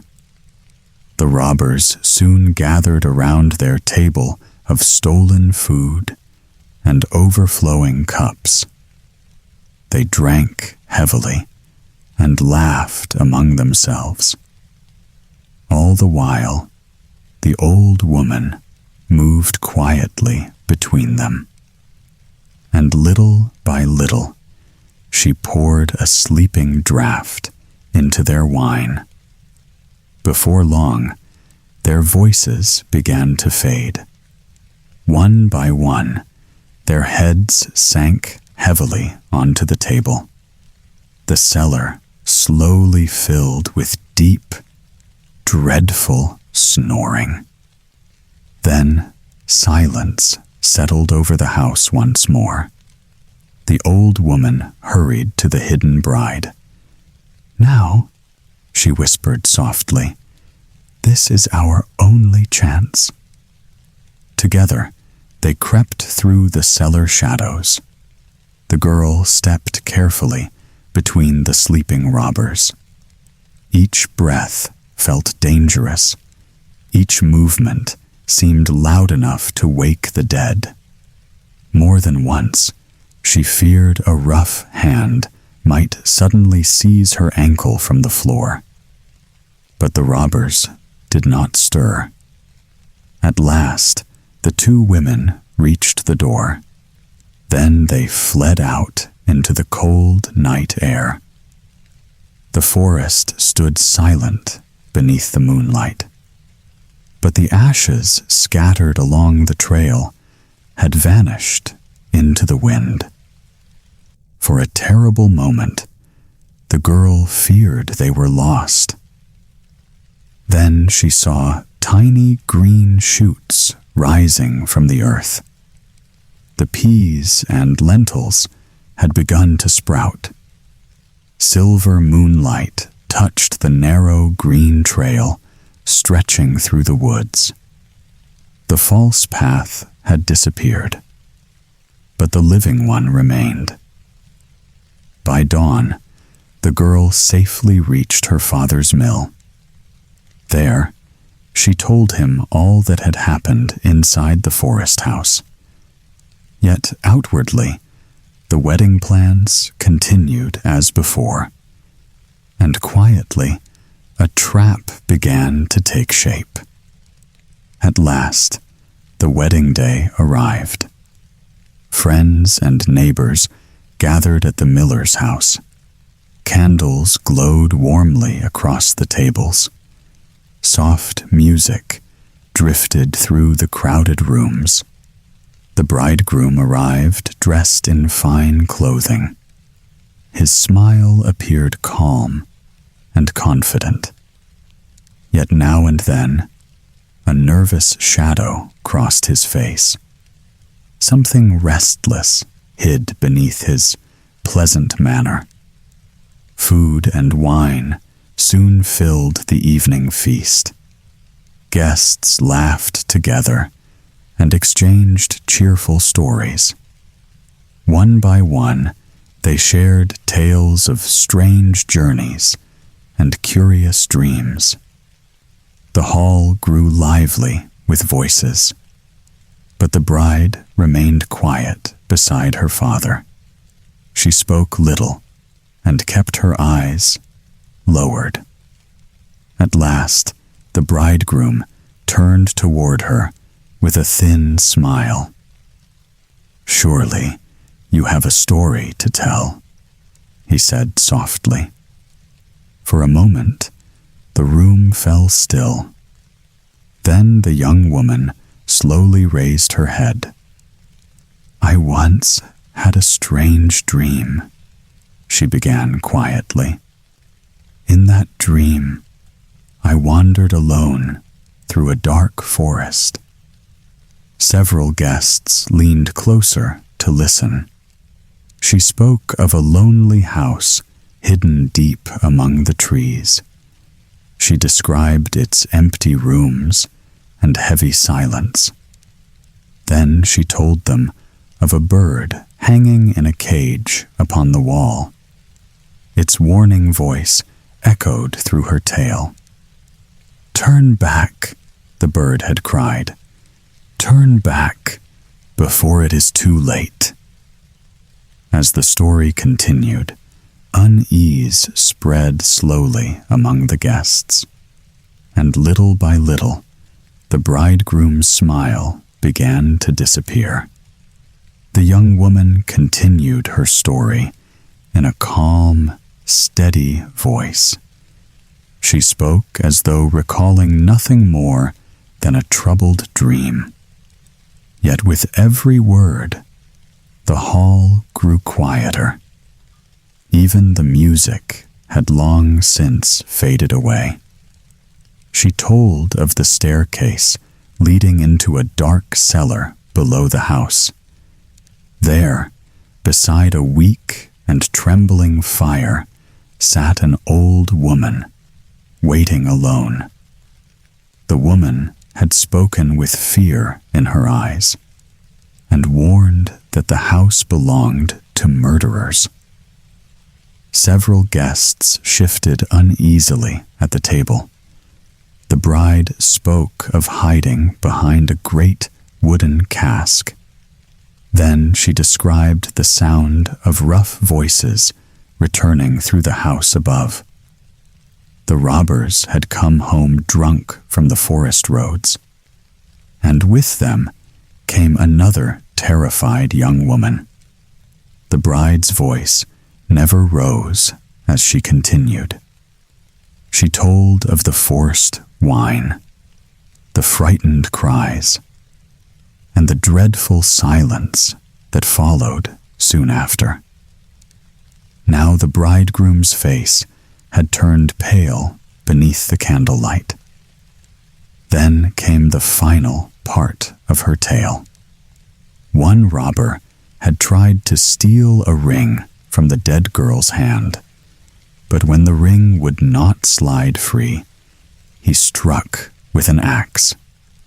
The severed finger flew across the cellar shadows and landed beside the hidden bride. At those words, silence swallowed the room completely. Then, slowly, the young woman reached into her pocket, and before the gathered guests, she placed the finger and golden ring upon the table. The bridegroom stared at it in horror, and in that moment, his pleasant mask finally shattered. For one terrible moment, the bridegroom sat frozen in his chair. All color drained from his face. His eyes fixed upon the severed finger lying on the table. And suddenly, panic overcame him. Without a word, he leapt to his feet. His chair crashed loudly behind him. Then he turned and rushed toward the door, desperate to escape the hall. But the guests had already understood the truth. Several men seized him before he could flee. The bridegroom struggled wildly in their grasp. Yet fear had broken the calm mask he once wore so easily. Now, only terror remained upon his face. The miller quickly sent for the authorities. Before the night had ended, the bridegroom's wicked companions were discovered as well. The hidden house, deep within the forest, was searched, and all the horrors buried there came fully into the light. The crimes of the robber band soon became known throughout the region. None escaped punishment for what they had done. Justice fell upon them swiftly and without mercy. And at last, the dark house in the forest stood empty. As for the miller's daughter, she was finally freed from the danger that had followed her so quietly. Yet she never forgot the cold feeling that first warned her heart. For evil does not always arrive wearing a monstrous face. Sometimes it smiles politely and speaks with gentle words. And so the old tale reminds us still. It is wise to listen when the soul grows uneasy. For hidden darkness often reveals itself in whispers long before it shows its true form. In a quiet stretch of countryside, where the mornings arrived gently and the air carried the scent of grass and dew, there lived a rooster and a hen. Their days were simple, too simple. They wandered the same yard, passed the same fence, watched the same sky again and again, and slowly a feeling began to grow. "I wonder," the rooster said one morning as the first light touched the fields, "what lies beyond all this?" The hen tilted her head. She had felt it too. That small, restless pull. A quiet curiosity that would not fade. "Yes," she replied softly. "Let us go and see." The rooster wasted no time. With careful effort, he built a little carriage, neat and bright, with 4 red wheels that gleamed in the sun. Then he gathered 4 small mice, quick and lively, and set them to pull it. The hen climbed in beside him. The wheels began to turn. The mice squeaked as they moved forward. And just like that, their journey into the wide, waiting world began. They had not gone far along the road when they saw a cat Beatty quietly by the side. She licked her paw slowly, watching them pass. Her eyes followed the little carriage with interest. "Where are you going?" she asked softly. "In such a fine little ride?" "To the house of Herr Korbes," said the rooster. The cat's tail flicked once as she listened. "Then take me with you," she said. The rooster paused, then gave a careful nod. "You may ride behind us," he warned, "but mind my red wheels. Keep them clean." The cat sprang lightly onto the back. The mice pulled forward once more. The wheels turned, steady and bright, as the journey quietly continued on. A little further ahead, a great millstone lay beside the path.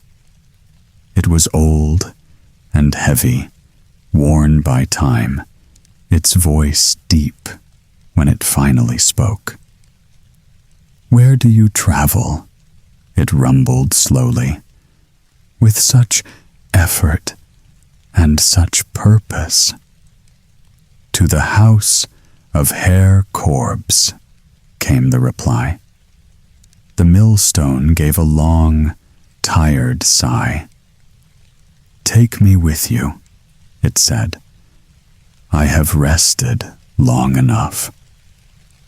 Though the carriage groaned under the weight, the rooster allowed it to climb aboard. The mice strained now as they pulled. Their steps slowed. Their work grew harder. Still, the wheels kept turning forward, carrying the growing company along. Soon after, a small white egg appeared, rolling gently out from the grass. "May I come too?" it asked in a careful voice, soft and easily shaken. "You may," said the rooster, "but be mindful. Do not break." The egg settled in with quiet care, and the carriage moved on once more. Now the group had grown larger, and the burden had grown heavier. Yet still, they traveled forward together, the little carriage carrying more than before. Not long after, they heard a splashing sound coming from a nearby pond. A duck came waddling out, feathers still wet, shaking drops of water as she hurried toward them. "Wait for me," she called, flapping her wings. "Let me come along as well." The rooster agreed without much delay, and the duck climbed in, still damp and lively. A little further on, something thin and bright caught the light beside the road. It was a pin, sharp and shining, quivering with a restless kind of energy. "Do not leave me behind," it cried. "I too wish to travel." The rooster gave a short nod, and the pin slipped into the carriage with ease. Then came a needle, fine and gleaming, moving with a quiet sense of pride. "Without me, nothing holds together," it said. "Surely, I belong on such a journey." It joined them without hesitation, and now they all rode together, the rooster and hen in front, the cat behind, the millstone heavy, the egg tucked safe. The duck shifted and flapped, the pin glinted, the needle stood tall. The little carriage rolled on, crowded, creaking, yet still moving forward. At last, they reached the house of Herr Korbes, but the door stood quiet. No one was there, and the stillness that greeted them felt different from the road they had traveled. The mice pulled the carriage into the barn, glad at last to rest their small, tired legs. The wheels fell still, and the journey paused as the strange group quietly stepped inside. The rooster and the hen flew up together, settling on a wooden perch above. From there, they watched everything below, silent and alert. The cat moved softly toward the hearth, curling low beside the cold ashes. Her eyes narrowed in the dim light, waiting without a sound. Outside, near the well, the duck took her place, shifting her damp feathers as she settled in. She stayed close to the water, still and ready. the small white egg rolled gently into a towel, hiding itself deep within the folds. Not far away, the pin slipped into a chair, nestling into the cushion where no one would see. The needle climbed onto the bed, resting lightly upon the pillow. Above the door, heavy and unmoving, the millstone hung in silence. And so, every one of them waited. The house stood quiet. The air did not stir. Even the smallest sound seemed to fade. They did not speak. They did not move. They only waited for the moment to come. At last, the door creaked open, and Herr Korbes stepped inside. He looked tired, rasdrage, and heavy in mood, his face set in a hard, unfriendly way.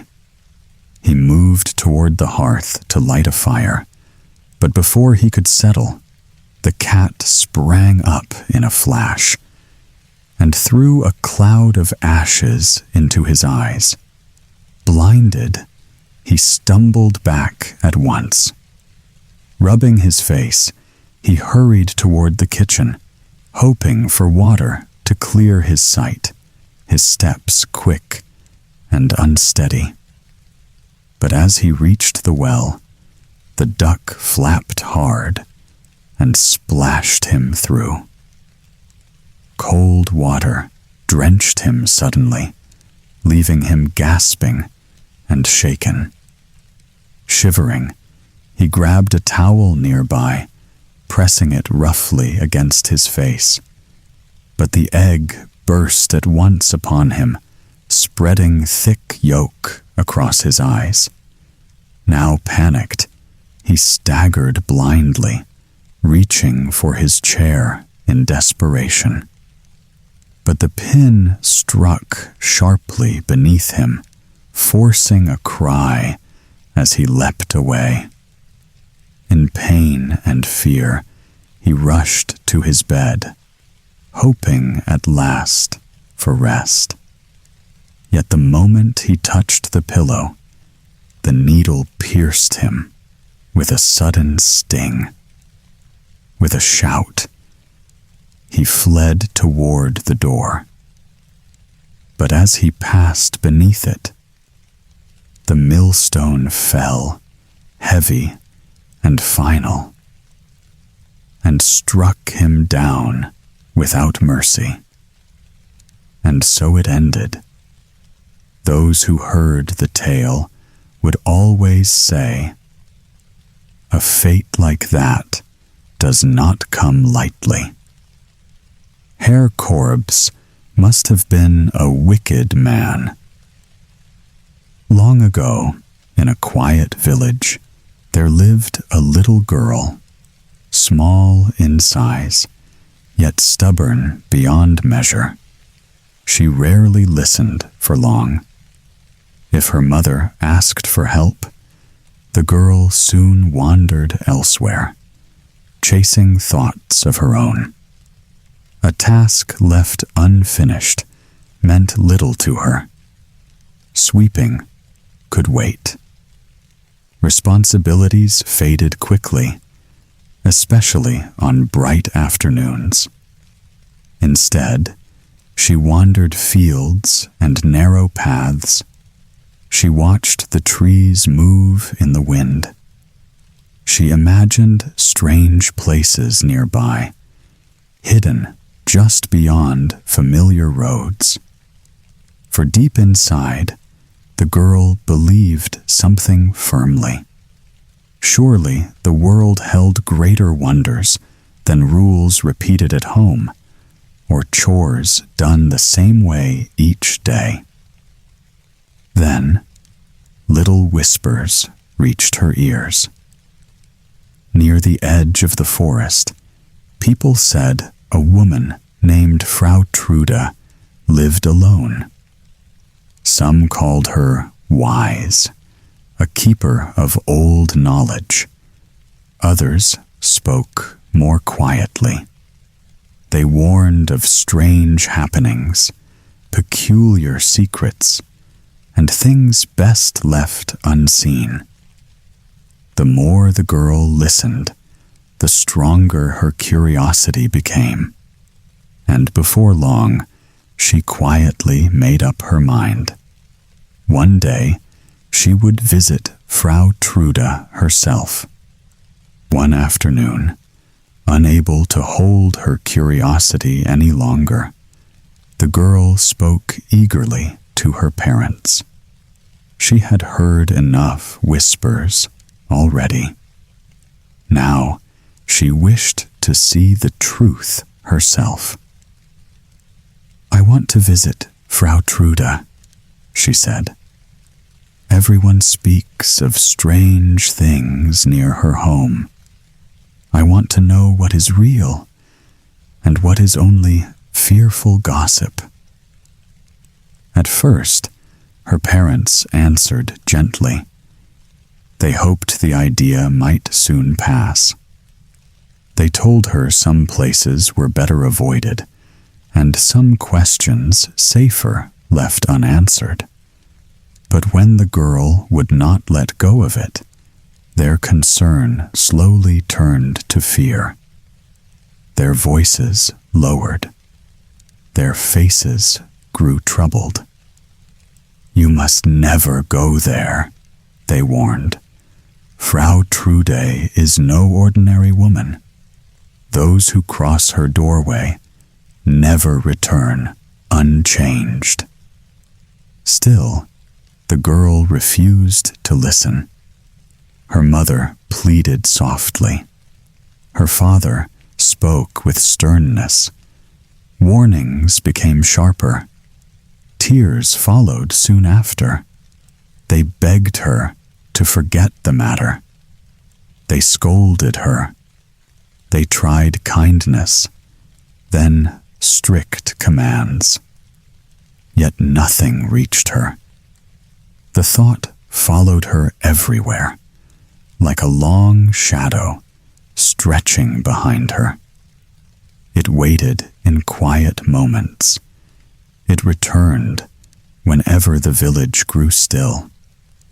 Day after day, the question refused to leave her mind. And at last, one dim morning, while no watchful eyes followed, the girl slipped quietly from home and made her way toward the forest. Ahead stood the path to Frau Trude's house, and once begun, there would be no easy turning back. The path through the woods grew quieter with every step the girl took. The village sounds faded behind her, until only the hush of trees remained. The daylight had begun to soften. Long shadows stretched between the branches. Even the wind seemed quieter there, as though the forest were holding its breath. Before long, she reached the house. Its windows glowed faintly in the dimness, casting an uneasy warmth into the evening air. A thin trace of smoke drifted upward, yet no cheerful sound came from inside. Everything stood strangely still. The girl hesitated at the doorway. Still, curiosity pressed harder than fear. Slowly, she stepped across the threshold and entered the house at last. There stood Frau Trude, tall and unmoving, with sharp eyes that seemed to notice everything.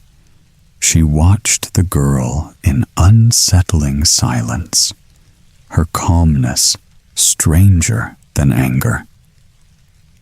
"My child?" Frau Trude asked at last. Why do you tremble so?" The girl swallowed hard. "On the way here," she whispered, "I saw a dark man near your steps." Frau Trude gave only a quiet nod. "That was merely a worker," she said calmly. "No cause for fear." The girl breathed easier, but only for a moment. "Then I saw someone dressed all in green, standing deep among the trees." "A huntsman," said Frau Trude softly. "One who passes this way often." Still uneasy, the girl continued. "And after that, I saw a figure dressed in red." Frau Trude answered again, untroubled. "Only a butcher returning from work." The girl hesitated then. Her voice dropped lower. "But through your window," she looked toward the fire-lit room, "I thought I saw something impossible." For a brief moment, Frau Trude said nothing. Then, slowly, a strange smile crossed her face. Not surprise, something far more knowing. "So," she said softly, "you saw more than the others." The fire beside her flickered higher. Shadows stretched across the walls, shifting in uneasy shapes, never seeming to rest for long. The warmth of the room no longer felt welcoming. Something strange lingered there, something difficult to name, yet impossible to ignore. The girl stepped back instinctively. At last, fear settled fully in her heart. "You have seen the truth," Frau Trude said quietly. "The sight was meant for you. Curiosity has brought you exactly where you wished to be." Her voice remained calm, too calm. "I have waited a very long while," she continued. "Few come willingly. Yet you crossed my doorway yourself, drawn here by your own wondering." The girl tried to move, but suddenly her body no longer obeyed. Everything changed at once. Her hands stiffened. Her feet grew heavy. Her small frame hardened, as though life itself were slipping away. In only a moment, the frightened child was gone. Where she had stood, there remained only a rough piece of firewood. Without hurry, Frau Trude bent down and lifted it gently. Then, carrying it toward the glowing hearth, she paused beside the waiting flames. Slowly, and without the slightest hesitation, Frau Trude placed the piece of wood into the waiting fire. At once, the flames stirred. A sharp crackling filled the room. Golden light climbed higher, pushing back the shadows that had gathered in every corner. The hearth glowed brighter than before. Warmth spread across the darkened house. The fire whispered and shifted, casting restless patterns upon the walls, while faint smoke curled upward through the room. Yet Frau Trude showed no excitement. No wicked laughter came. No terrible celebration followed. Instead, she moved with strange calmness, as though nothing unusual had happened at all. she pulled her stool closer to the hearth. Then she stretched out her hands, warming them beside the growing glow, watching the flames in quiet stillness, as though settling into an ordinary evening. After a time, she gave a small nod. "That burns brightly," she murmured softly, her voice carrying neither joy nor anger, only a cold kind of satisfaction. And so ended the tale of the stubborn girl, who longed too greatly for forbidden answers and followed curiosity farther than wisdom would have allowed. For there are paths that seem inviting at first, quiet roads filled with mystery and wonder. Yet some doors, once crossed, offer no gentle road home again. And in the silence of the little house, the fire continued to glow, steady and warm, while the forest outside remained perfectly still.